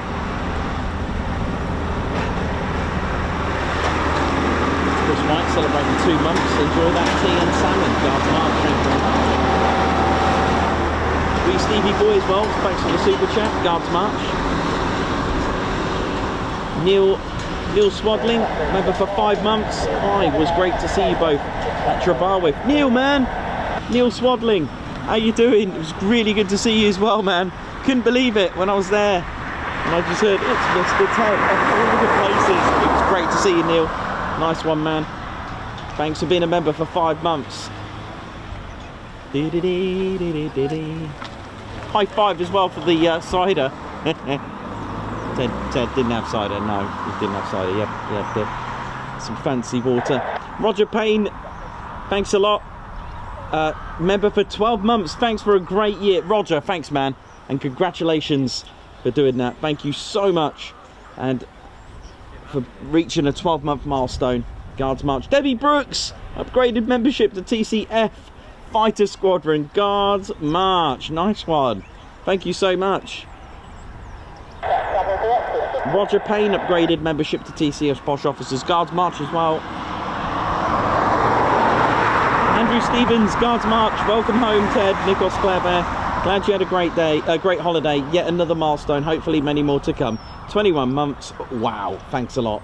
Andrew Stevens, who's a TCS Posh Officer.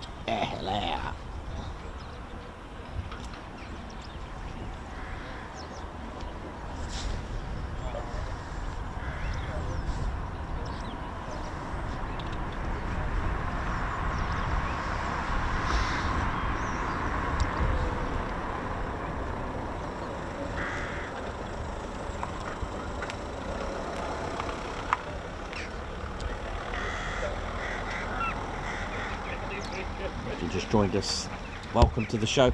We have had a Spitfire PM631 earlier today, which was amazing to see. The Griffin powered engine, Supermarine Spitfire.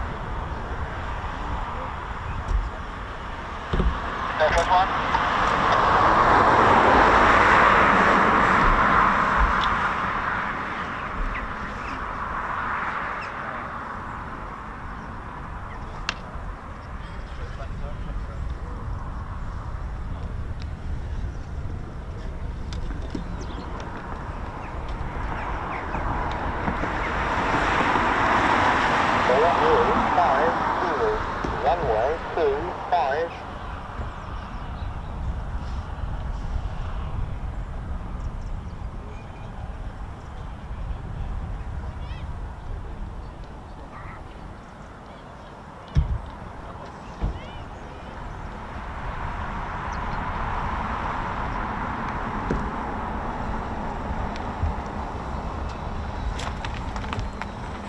A couple more guards marches coming up.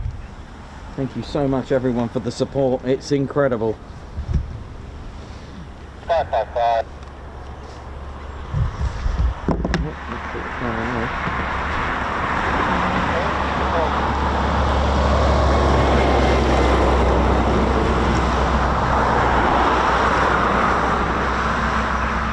Sorry about that. Got a bit of tangled wire syndrome at the moment.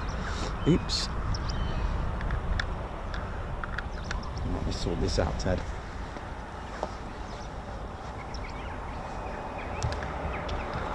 Got Catherine Burkett, who's celebrating 16 months of membership.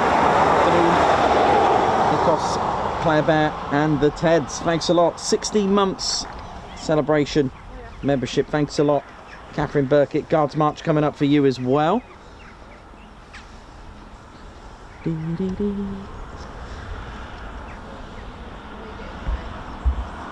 Thanks a lot, Catherine.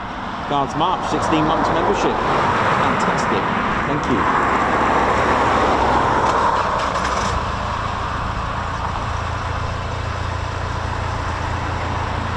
Peter Uday Egberink, thank you very much for your super sticker as well. Thank you so much, Guards March.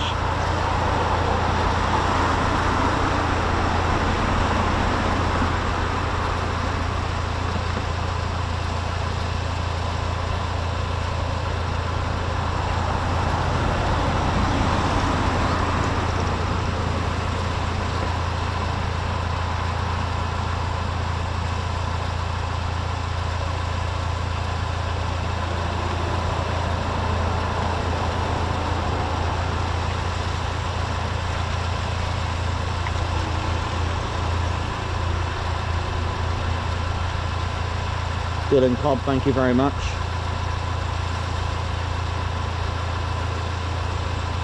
Again, how you doing, Captain A, LEJ approach.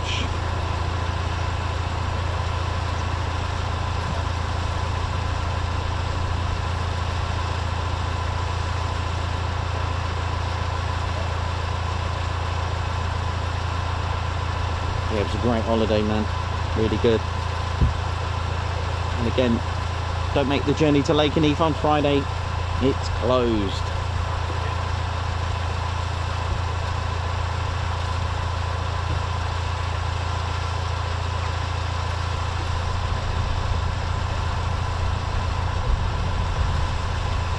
So just the 4 Typhoons out, and that is our lot. Ladies, gents, teddy bears. Can't see any more departures today. But you just never know. It's military aviation at its finest.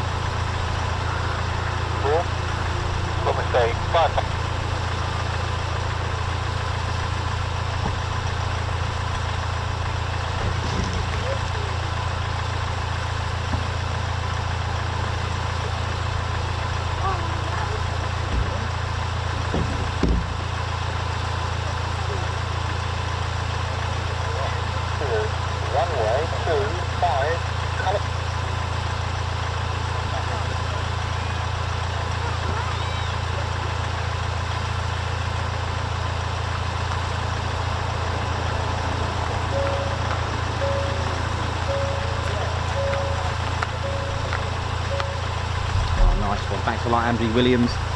How you doing, man? 15 months membership with the Ted Coningsby channel. Thank you very much indeed. Oi oi, Ted, Nikos, Claire Bear and everyone. Best streams on YouTube by far. Oh yeah, thank you very much. We are the much loved #1 military aviation streaming channel on YouTube for in Britain, that is, by the way. and we'd like to keep it that way. So thank you so much with the support like yourself there. 15 months membership, Andy Williams. Thank you very much indeed. Guards March. Lovely words there. Thank you. Graham Robert as well. Thank you very much. Guards March. Thank you for the super. Oh yeah.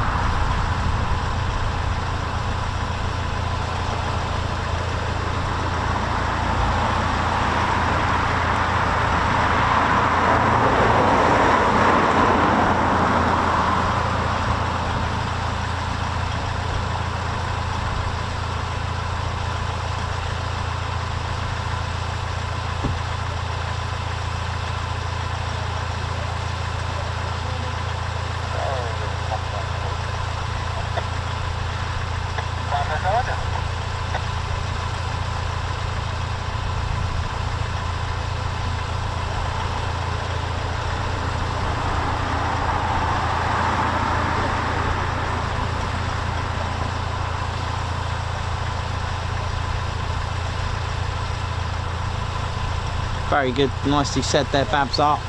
Very good words there, of course. Not to forget the families who support the brave men and women. Absolutely, it must be. That has got to be you know, a challenge indeed. I was having this conversation with Claire Bear actually. It must have a lot of, you know, it must affect families a lot, you know, especially, you know, whether they come here or they go and are on deployment. They could be away for many, many months. And yeah, very well said, Babs. Really good. Let's not forget the families. And that reminds me of when I get airmen, especially the running man. That's his nickname on the channel. Who came over to see me, and just to wish our channel, you know, well, because he said that, you know, our channel is a bridge from Mildenhall to the US, so that his family, okay, they may not be able to see him physically there, but at least they know he is safe, because we're talking, you know, thousands of miles away. Bye, see ya. You know, and that's a really good point there, Babs, because that must play a major impact on families. And you know, and you hear it all the time, you know, where pilots have a child, haven't seen it, been, you know, seen the child born. What about deaf in families as well? And they can't, you know, there's a lot that goes on, and you are absolutely bang on them with that, you know, because, you know, that must play a major impact on you know, on the well-being as well, because it must affect, you know, it can affect them, surely, it has to. And that's a really good point. And of course, they, without their support as well, to give them that encouragement to go and do it, I mean, that's a really strong thing. That's really, really good impact on that one. Really nicely said there, Babs. Are really, really good.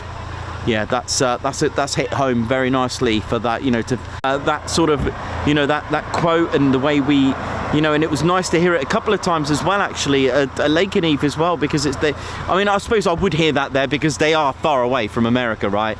And yeah, I've heard that a couple of times at Lakenheath as well, where, you know, we are that bridge to connect them, and they've said themselves, they said, may not be able to see our son, daughter, or whichever relationship, but they can see they're safe and see what they kind of get up to by looking up, you know, they obviously know what role they play, whether they are a pilot or not, or part of the ground crew team, or whichever role, but it must be, you know, and they need that support. They must get that support, and that is really good. Nicely done. Thank you.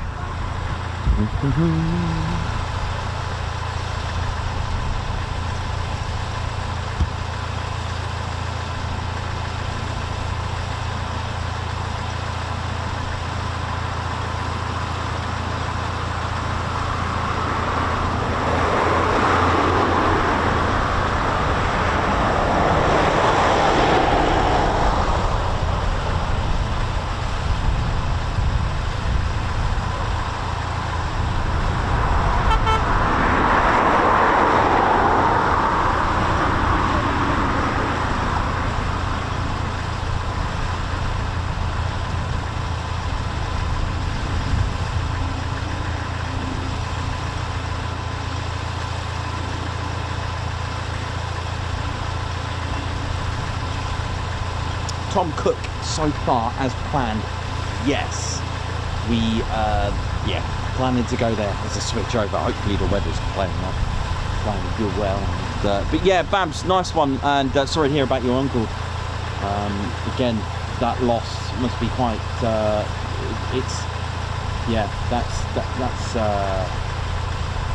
a very strong impact. That is, because you know you can't do anything. You're not there. You know. Yeah. So thank you for sharing that, Babs.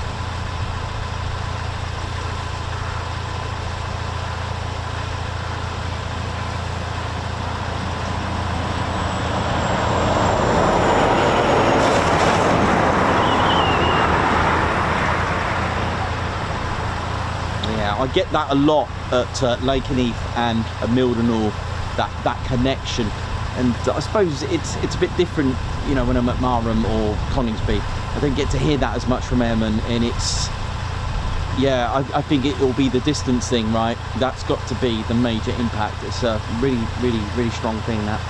But like I said, you know, at least the families can see that they're safe and well. You know, and that's that is a crucial bond, that is.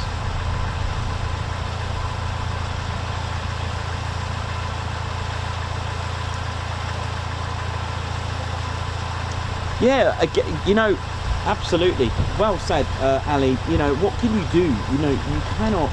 I mean, that's another thing. They come back from you know, seeing all sorts of things. You know, our channel works hand in hand with mental health and PTSD. It really does. And you are absolutely, you're absolutely spot on. How do you deal with that as a family? You can't. Okay, so you've got, they've seen things, and in fact, Neil, if you're watching, mate, this one's, you know, this one's for you.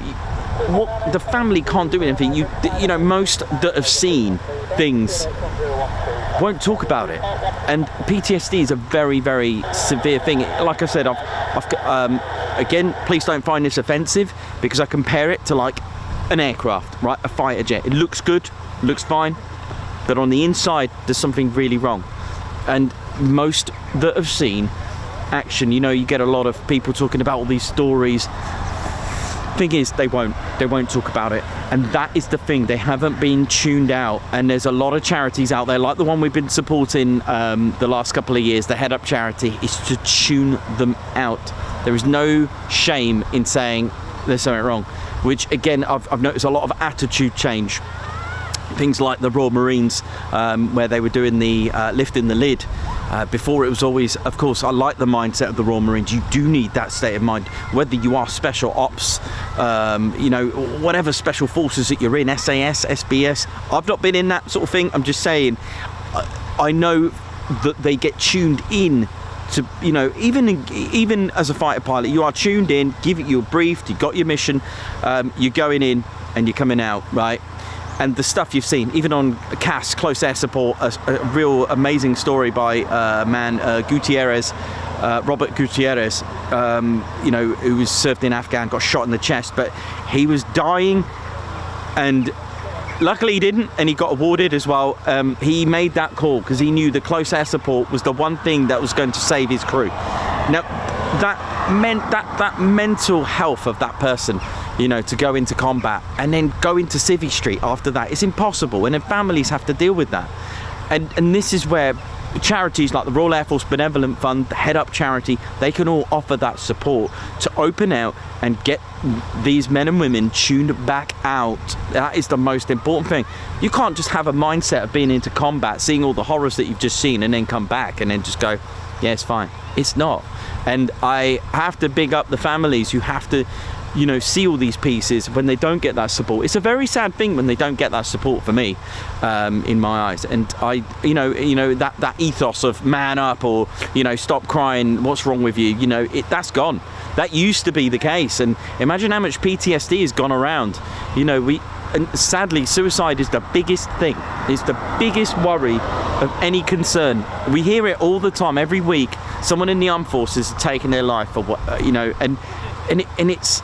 We need to save these people. There are places to go to get to tune them out, and it's the one thing that we need to do. And this is why I will, you know, as a channel, we'll always have the Royal Air Force Benevolent Fund.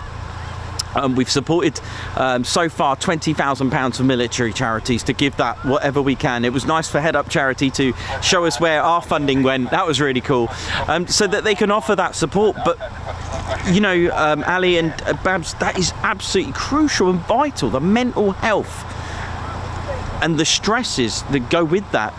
For families as well, that must play upon them. It's like, are they all right? So first of all, they're worried that their son or daughter's gone into combat. They're worried their mental health's probably gone.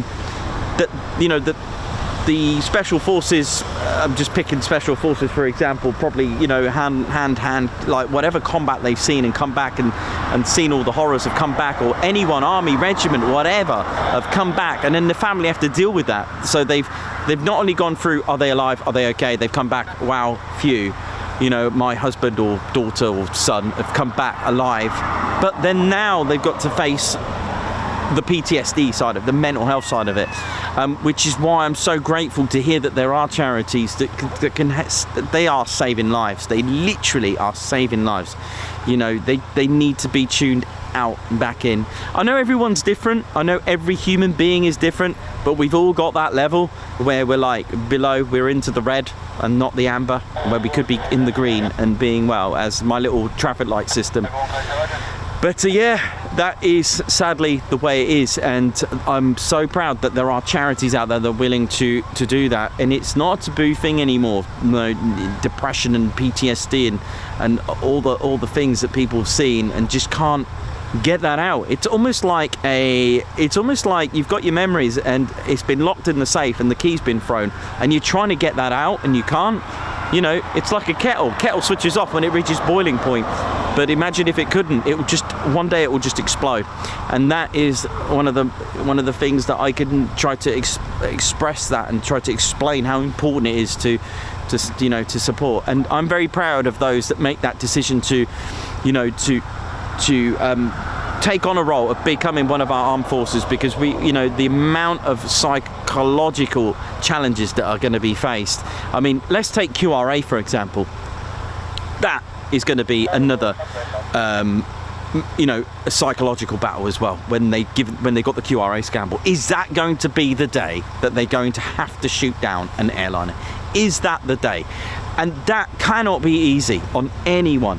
That cannot, it's impossible. It's impossible. You know, and if you're a mum or father of that person in QRA and they've just been scrambled, that is got to be, what about deployment on carriers as well, Navy, as well. It's amazing. And it's, we do look at it. We're not ashamed to talk about mental health here on this channel because it falls hand in hand.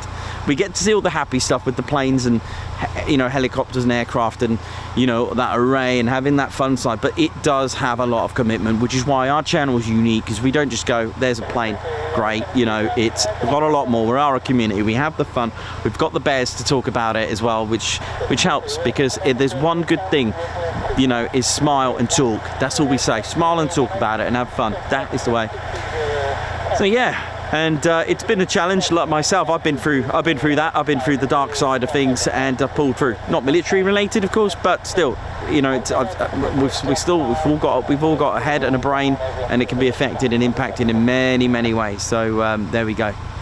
And I'm just proud of all of you who have supported the channel through supported charities, military charities, to help those that are going through a rough time. So thank you.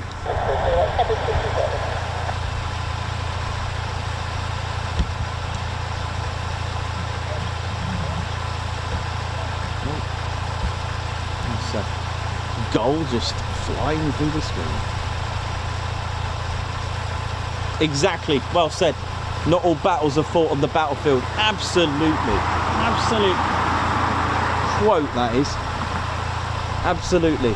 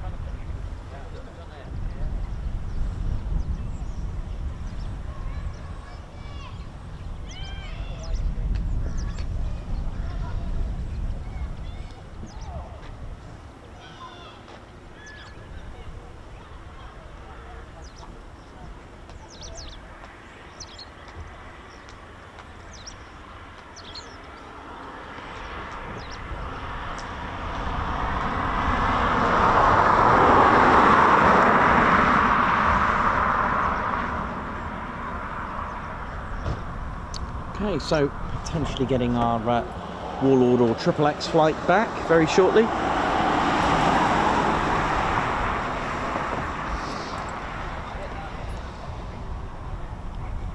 And that, I guess, would be it for the day.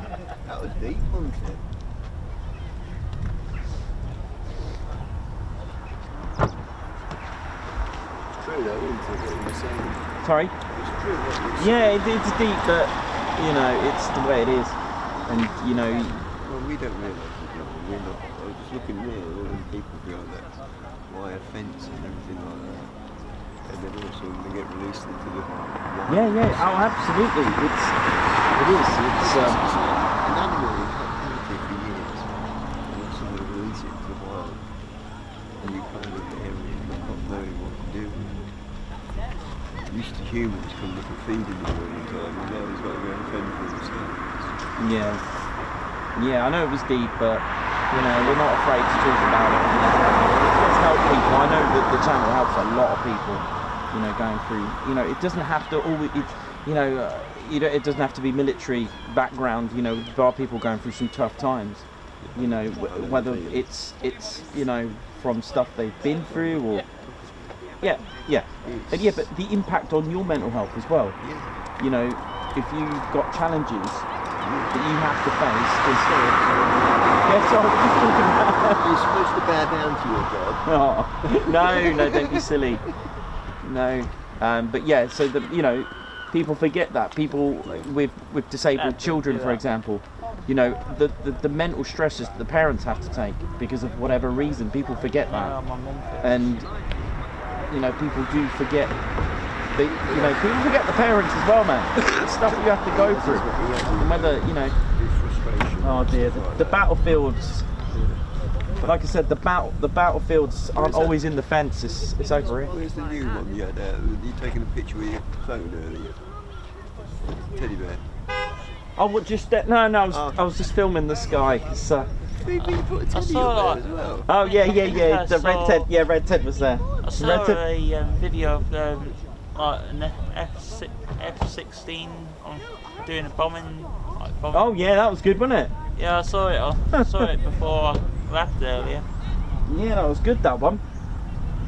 And yeah, we definitely. What's it like on the Thursday day?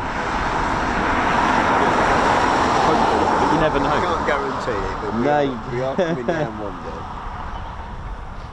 the F-22s. Yeah, that was good.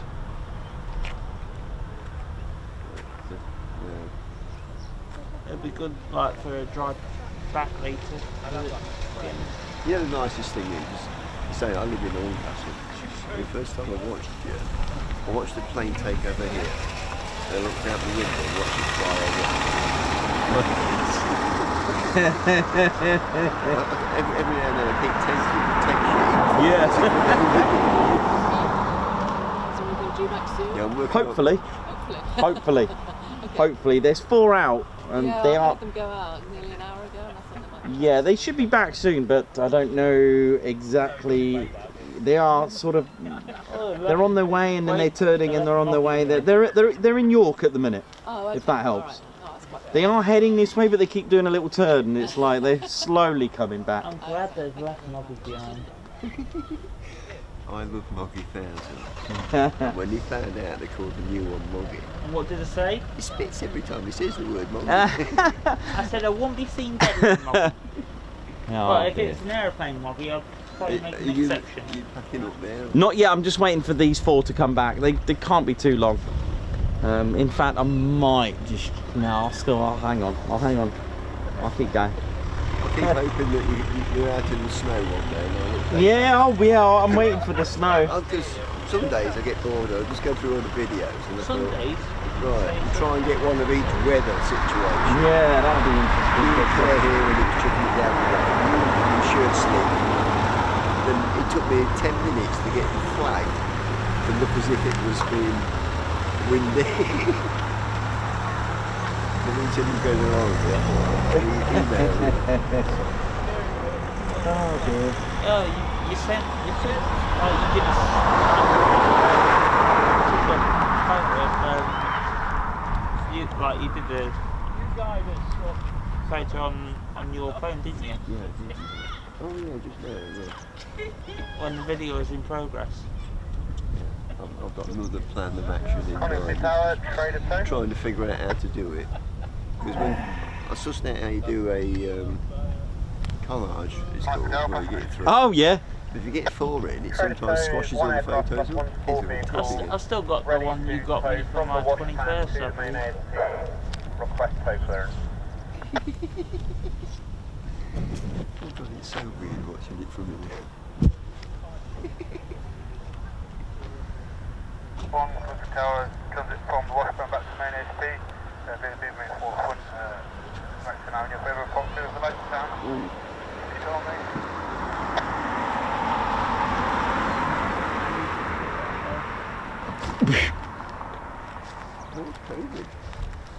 This to transit to the main ASP from the washpan. Dear Patrick, your animal flew in COVID. Please phone the link to arrange an appointment. That means my appointment might be far behind. It's that time of year, COVID and flu vaccination. Yeah. Oh, airstrike. The characters sometimes. It's when the crows come in, that's when I like bolted. We're sat in the car one day near a river, and the end's arm out like that, feeding the ducks. Oh, I hate ducks. Oh no. Yeah, he, Oh, no. he said when I was on the platform and he bolted it. Here comes the rain. We've done well all day until now. Hey? They started raining. Yeah, done well until now. Right, I'll see you another time when we're done. Yeah, see you in a bit. We were doing so well, and then the rain's come now. Let's get that covered up there now. Runway 25, colour code white, surface wind 22.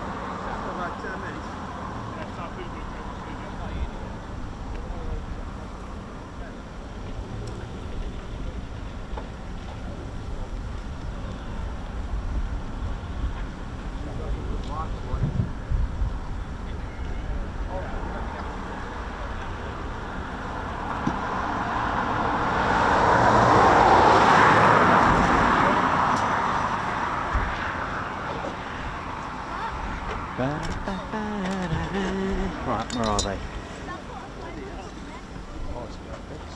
You alright there? Yeah, nice traffic on the nose. Thank you. Are you alright if I take a photo with him? Yeah, okay, yeah, sure, yeah, go for it. We follow you, so... No worries. What's that, sorry? One Tower, copy. No problem at all.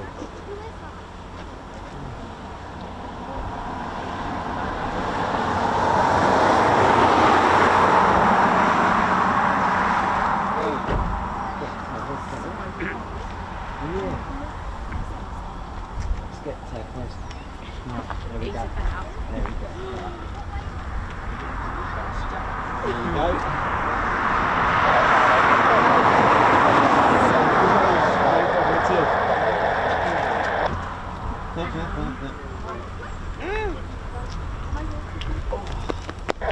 Oh, we've done well with the rain until now. Yeah. Have a quick photo. Yeah, of course you can. Yeah, no worries, mate. No problem. I've started something. Yeah.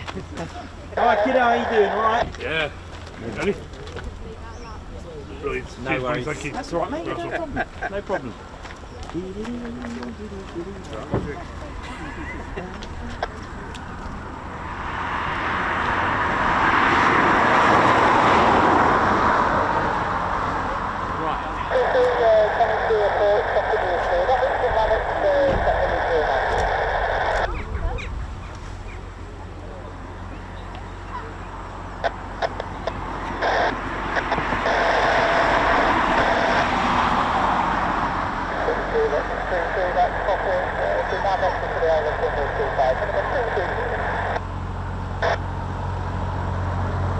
Yeah, Felix on its way as well. Felix 3-3.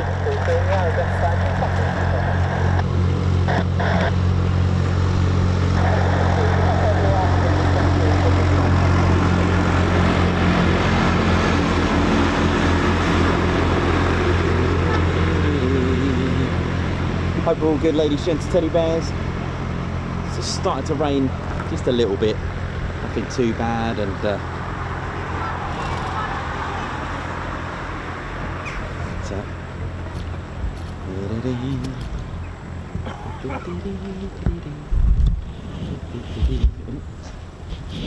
try and put a little bit of cover on here. Back to the rain, eh? Back to rain.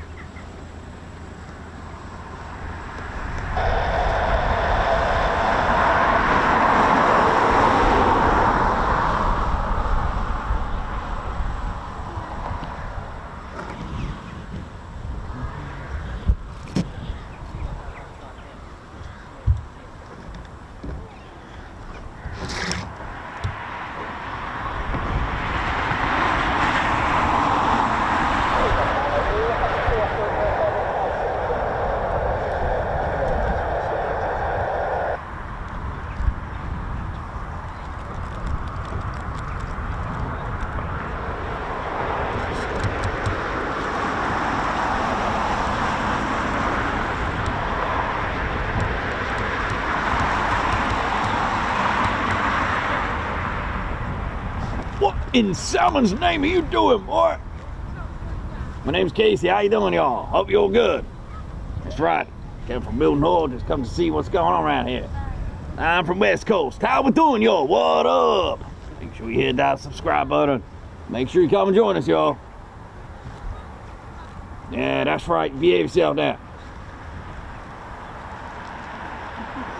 What's going on with the youth for today, eh? What was that?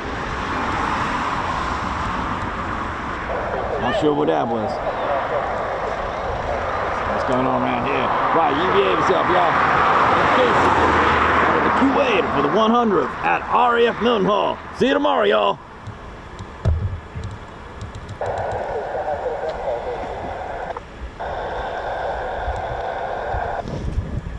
I think we've got Felix on its way, call sign for the Embraer ERJ145.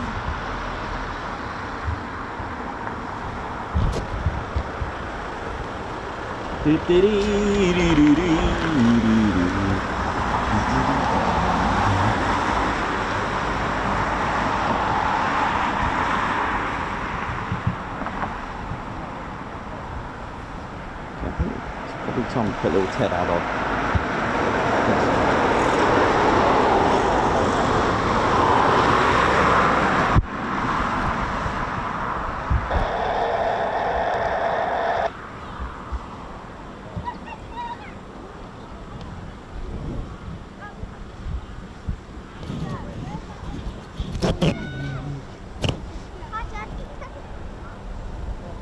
training control, this is training go message.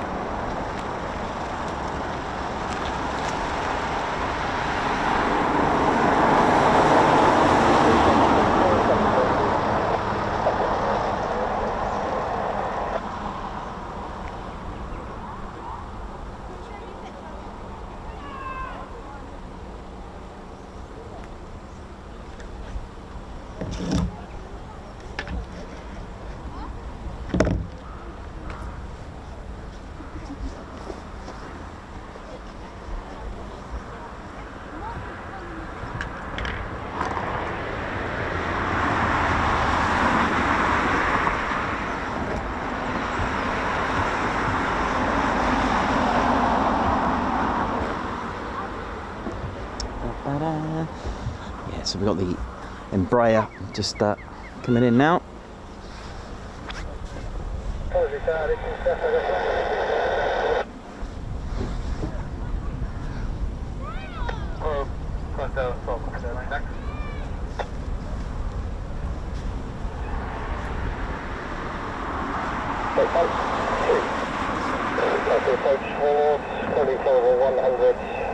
Traffic service for Paris radar trail RTB Coningsby with hotel.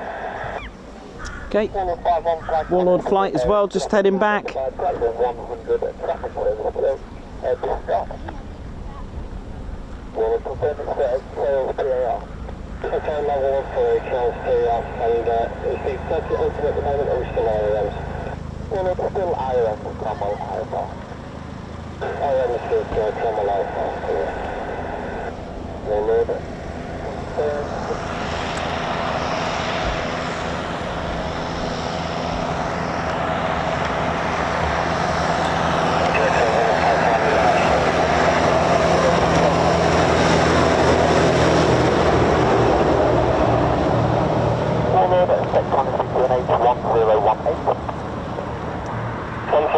Your strength 4, readability 2. Warlord Hannah, that's slightly better. Warlord with 1018 set to descend altitude 4,000 feet initially. 4,000 Warlord. And Warlord from the tower, the visual circuit is still not fit.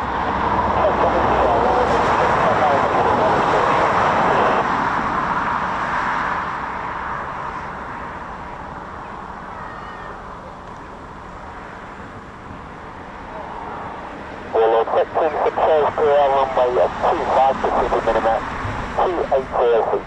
Warlord 51. 280 land and Warlord 51 is just coming right to Donald 150. Warlord.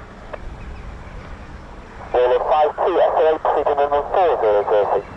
It's looking a bit grim here at the moment. Very, very grim. Oh dear, it's nasty. It's getting a bit soggy, as you can probably see.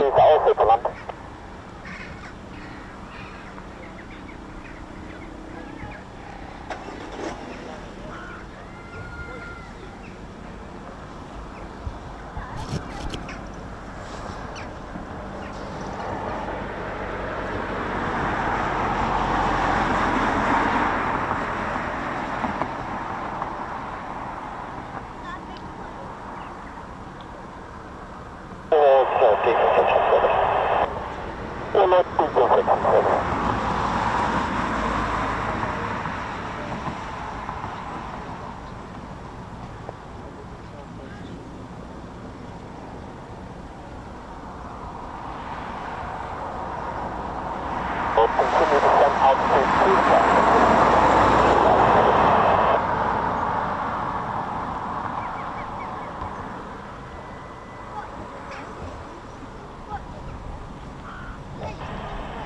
Coningsby Tower, this is Cockatree Stoke. CSI, left monitor, contact on the short down. 123 decimal 3. 123 decimal 3.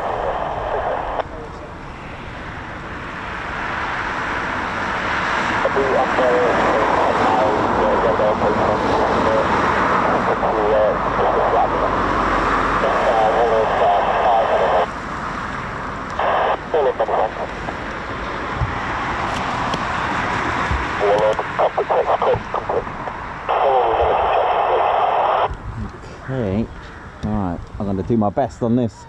Somewhere is an Embraer out here. It is absolutely soggy now.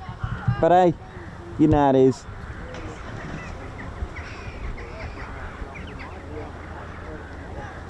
Ghastly, look at this.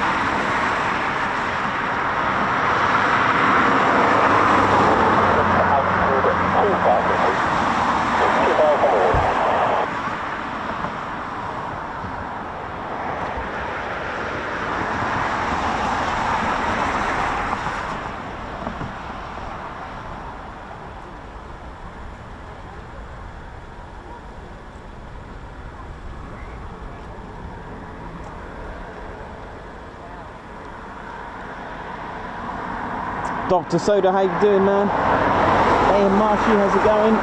Here we go.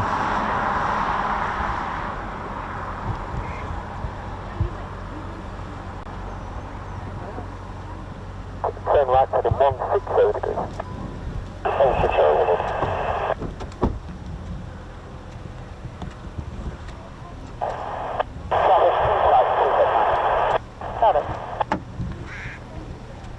Somewhere is an Embraer. 145, 3.5 miles left. Here we go, here we go.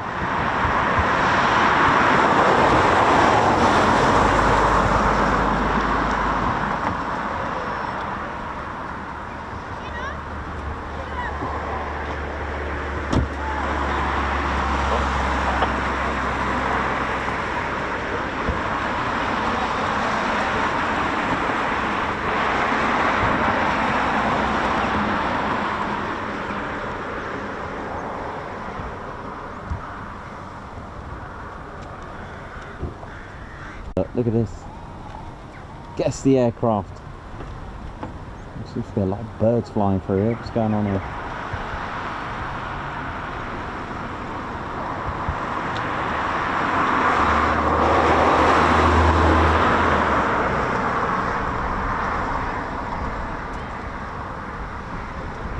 Warlord, turn right heading 210. 210.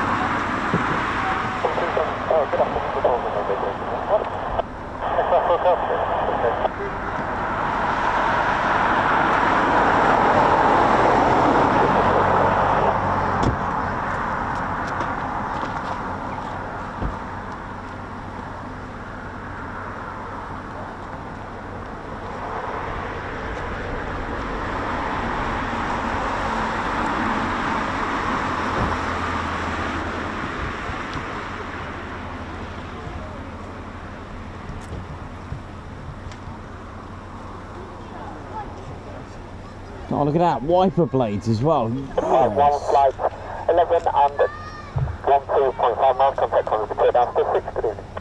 6, 446.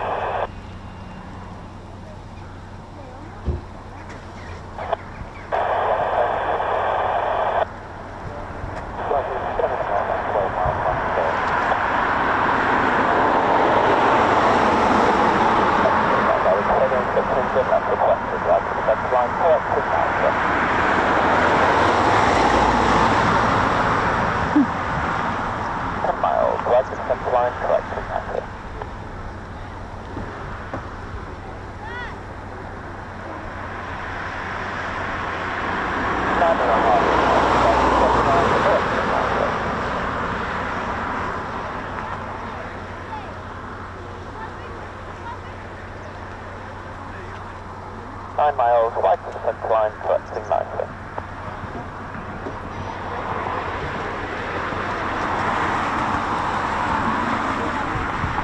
Eight and a half miles, right to the centre line, correcting nicely.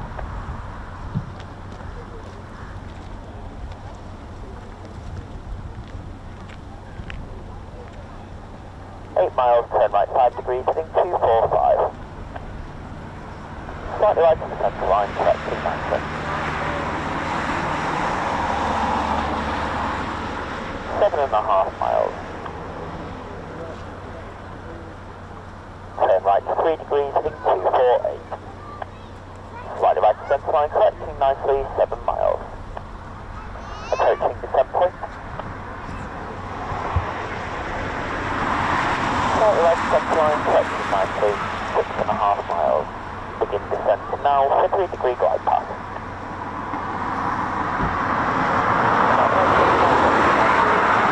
Just waiting for the Warlord flight, and I think we may just, I think one's landing and one isn't. One's heavy off somewhere. Centre line, correcting nicely, 5.5 miles.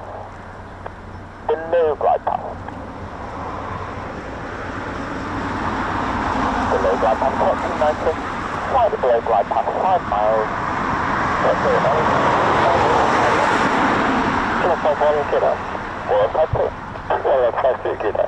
On glide path, on the centre line. Beautiful example of the talk down, which is a set of instructions from an air traffic controller to the pilot to assist landing, especially in these conditions as well. Good for training for an air traffic controller as well. 5-1 flight clear to land trail, circuit clear, acknowledge. Should land 451. 105, clear to land, wherever it is, somewhere in there. Turn left 3 degrees, heading 248, slightly right to centre line, on glide path. 3 miles, surface wind, 210, 7 knots. Turn left 2 degrees, heading 246, slightly right to centre line, correcting slowly, 2.5 miles, slightly above glide path. Slightly above glide path, correcting nicely. Slightly right to centre line, correcting slowly. 451 for a short time.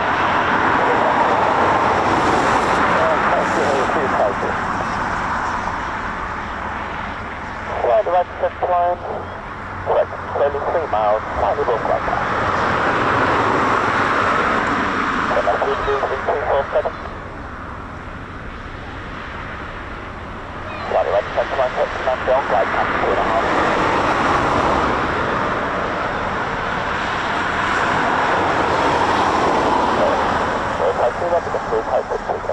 Look at the state of this.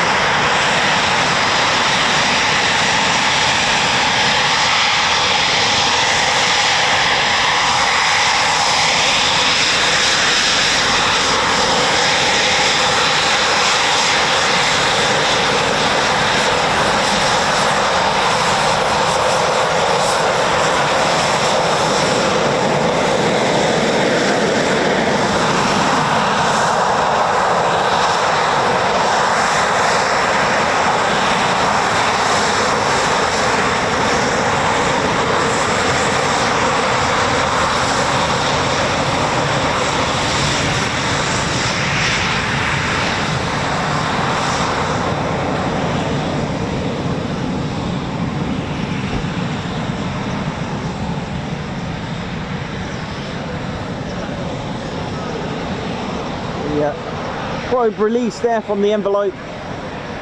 We'll get it all checked out after air-to-air refueling.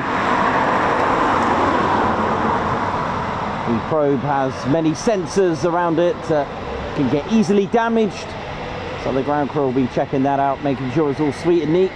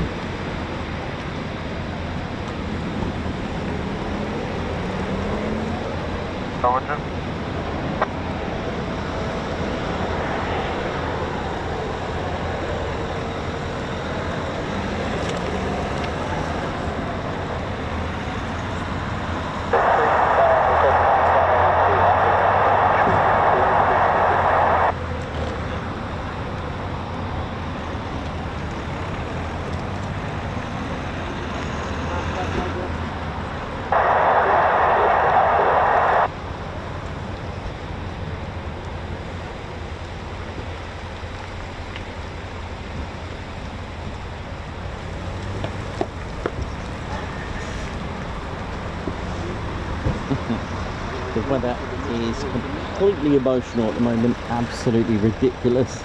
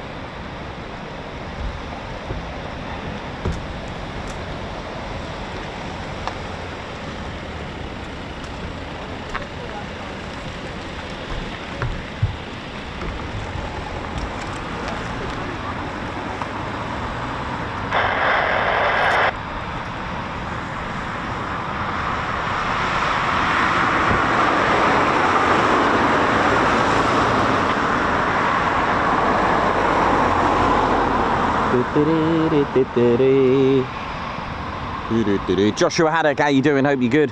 Triple X flight just on its way back.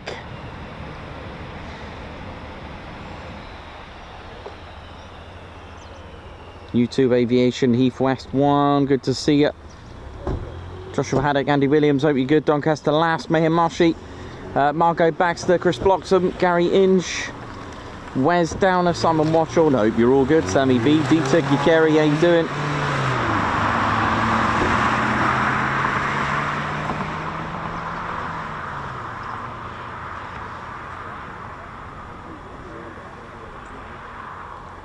It is a little bit emotional at the moment, but let's have a look.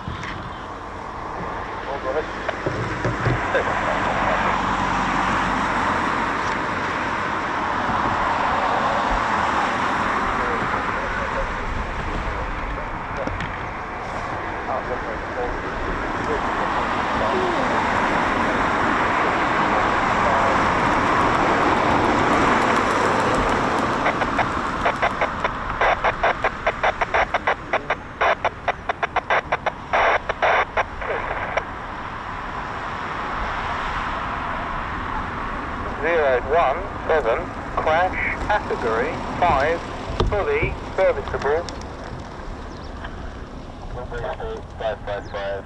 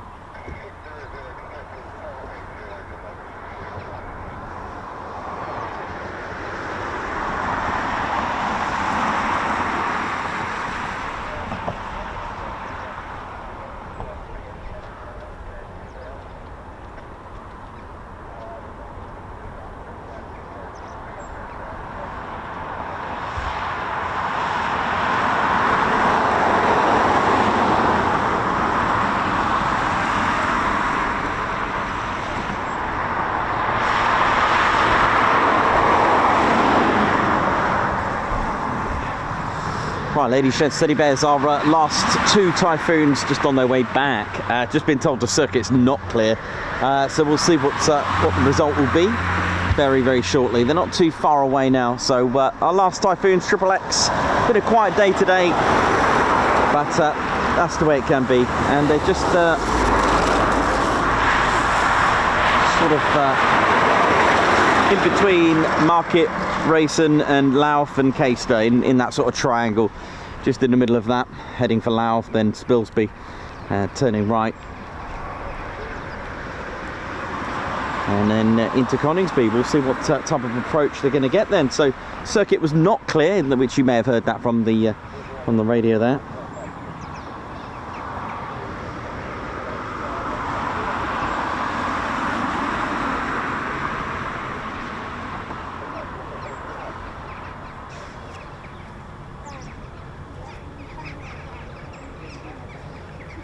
Yeah, so just approaching, just sort of northwest of Louth in Lincolnshire.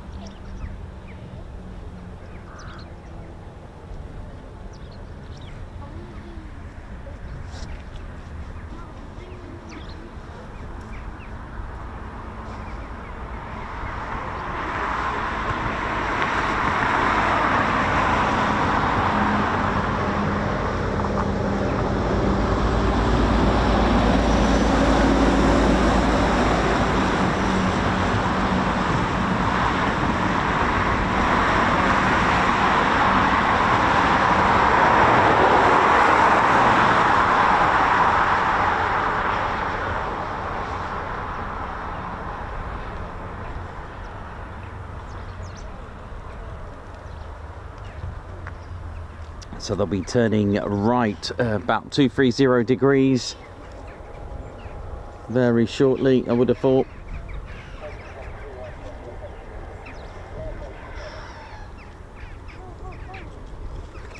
And they may be able to get... Okay, so circuit's clear now apparently, which must have meant there was something in the circuit that wouldn't allow them to get clearance to do a low approach or a touch and go. So it looks like we may be getting some circuits as well, so we'll just see.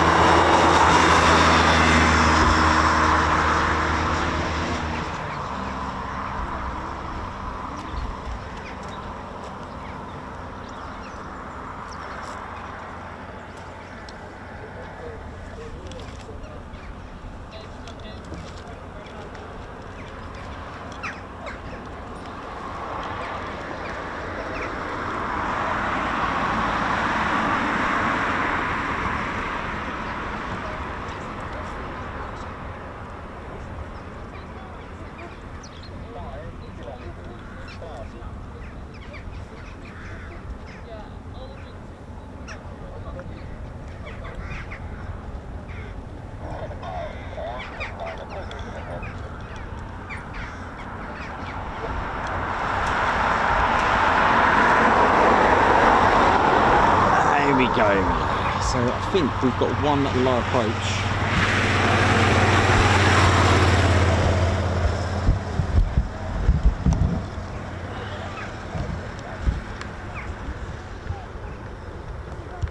One's been clear to land. We are going to be departing very shortly. It's going to get dark very quickly here.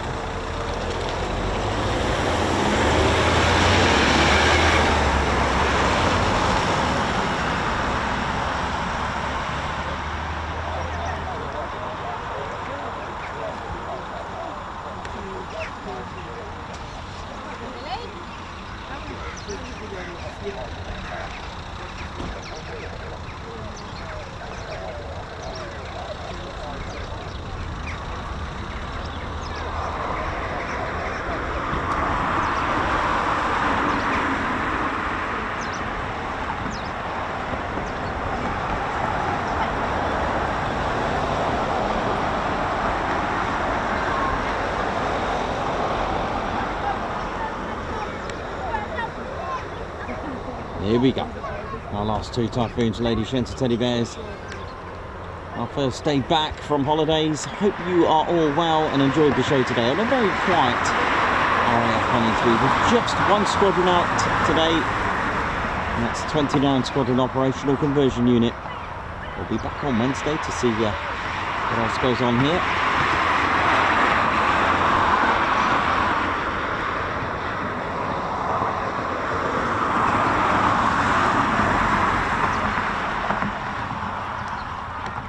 One land or one low approach at least. Then here we go.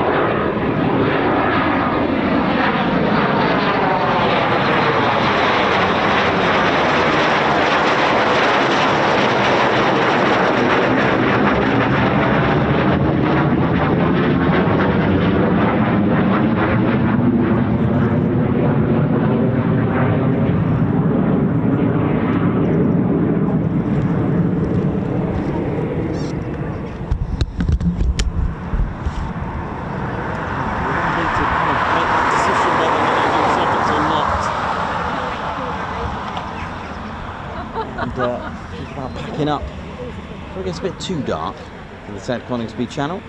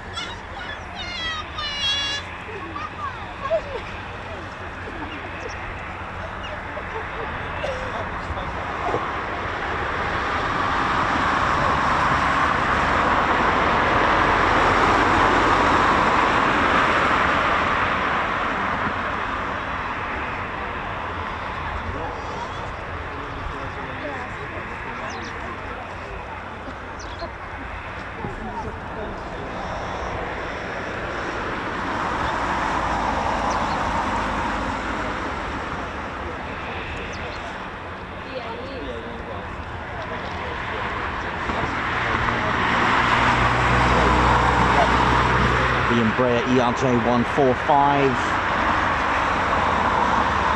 Call sign Felix. It's a corporate air travel cat for abbreviation, hence the call sign Felix, means the cat way to go. It's actually BAE Systems work crew from Wharton Aerodrome, which goes to Lossiemouth as well as here.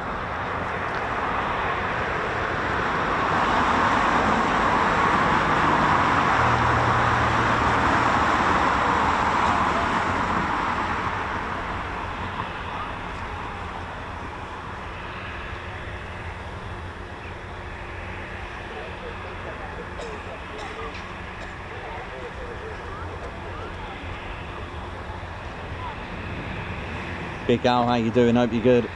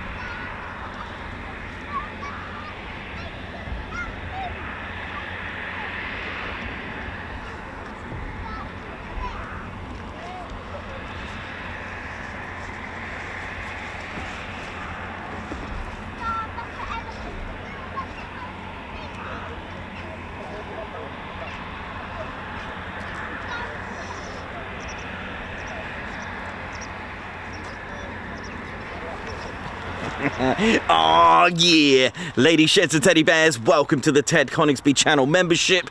I'm Nikos, I'm your cameraman and commentator. This is our squadron leader, Ted Coningsby. Just want to say a massive thank you to all our members. Guns up and oh yeah. Take it away, Ted. Ladies, sheds and teddy bears, we want to say a massive thank you to all of our subscribers for getting us to where we are today. We have gone all over the country, from as far as Lossiemouth to Bryce Norton, and military areas such as air weapons ranges, low flying areas, heritage centres and special flights for TED 2. We cannot do this without your support, and your support will be rewarded.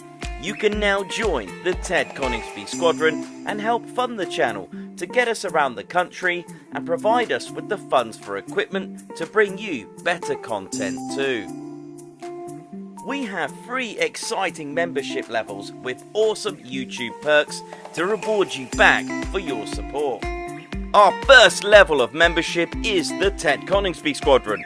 You'll get a loyalty badge on YouTube, unique TCS emojis that you can use on comments and live streams, members only videos which include behind the scenes, deleted scenes, sneak previews and also music videos that Ted likes to play the electric guitar on. You'll also get access to members only Discord server and discount on all of our Ted Coningsby merchandise. All of this for just $1.99 a month. Oh yeah.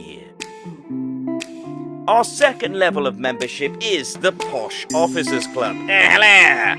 This includes all of the squadron perks, private Posh Officers Discord chat room, Posh Officers discounts on all of our Ted Coningsby merchandise, and the poshness of supporting the TCS even more.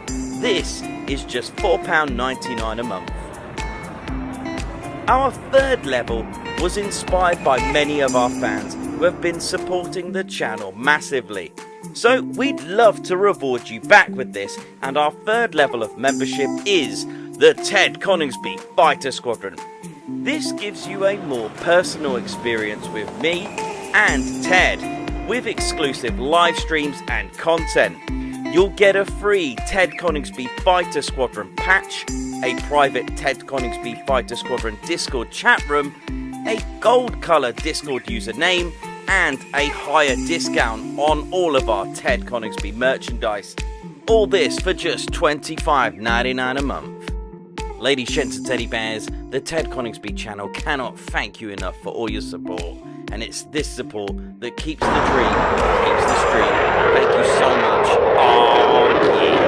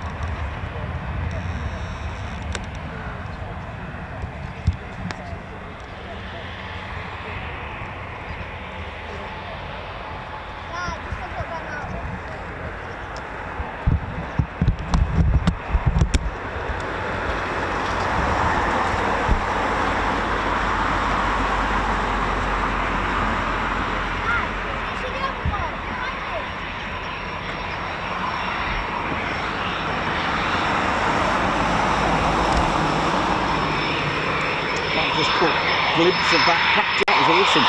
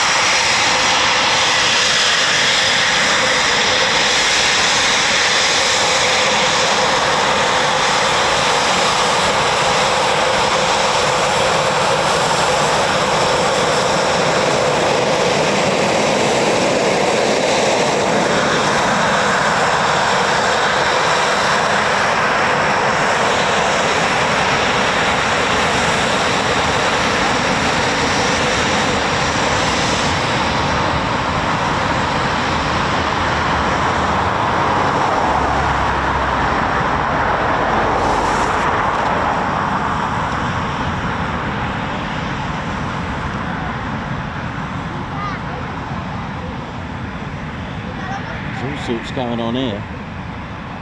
Didn't even expect, I didn't even see that actually, to be honest, that QRA takeoff, but I believe it's a practice QRA. We'll see.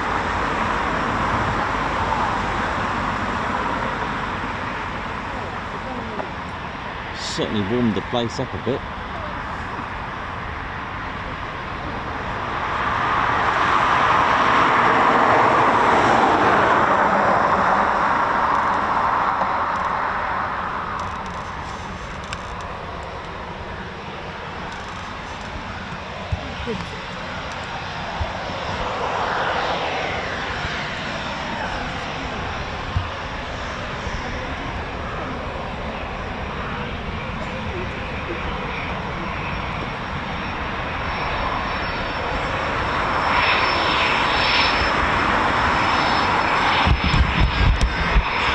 There we go, what a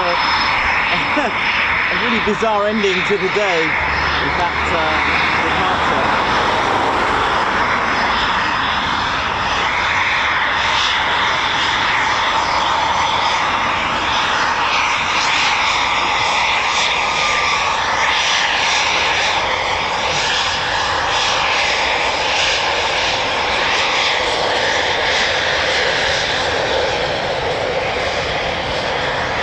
Looks like it's gone to intercept the Dassault Falcon 200, so it's just a practice QRA, so don't be alarmed, don't panic. Right, we're going to end our show. A great day. You know how it is.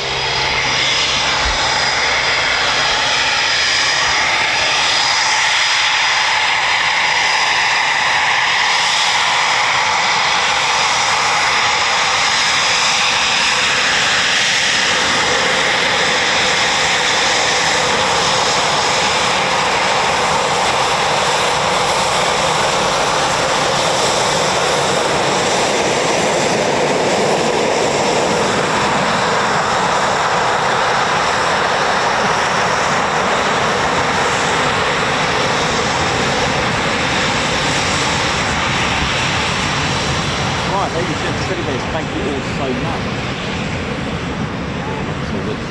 Thank you all so much for our first day back. Hope you've enjoyed it. It's been a good day.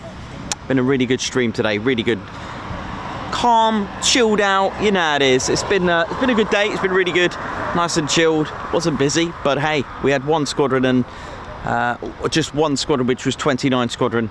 And we're going to depart now ourselves, ladies, gents, teddy bears. While we've still got a bit of light, so we can pack up. It's I think we're due some more rain in a bit, so I'll try and get this all packed up so we can get head on. Then we'll get ready for tomorrow, ladies, gents, teddy bears. Thank you everyone who's tuned in today and welcomed us back. And it's good to be back. It's really good. And to be honest, a nice chilled out day wouldn't have done us any harm by having it chilled like that. So thank you, and it was lovely to see the Spitfire as well, ladies, gents, teddy bears. Just want to say massive thank you to RAF Coningsby, thank you very much. And of course our viewers, thank you all so much for today. It's been an incredible day, and I hope you've enjoyed our first day back. Ladies, gents, teddy bears, my name's Nikos, I've been your cameraman and commentator. This is our squadron leader, Ted Coningsby. You've been watching the Ted Coningsby channel live here at RAF Coningsby. Oh yeah. So ladies, gents and teddy bears, for the first time of the week, and of course the last time for today, see you soon, wish you well. Right, see you in the morning.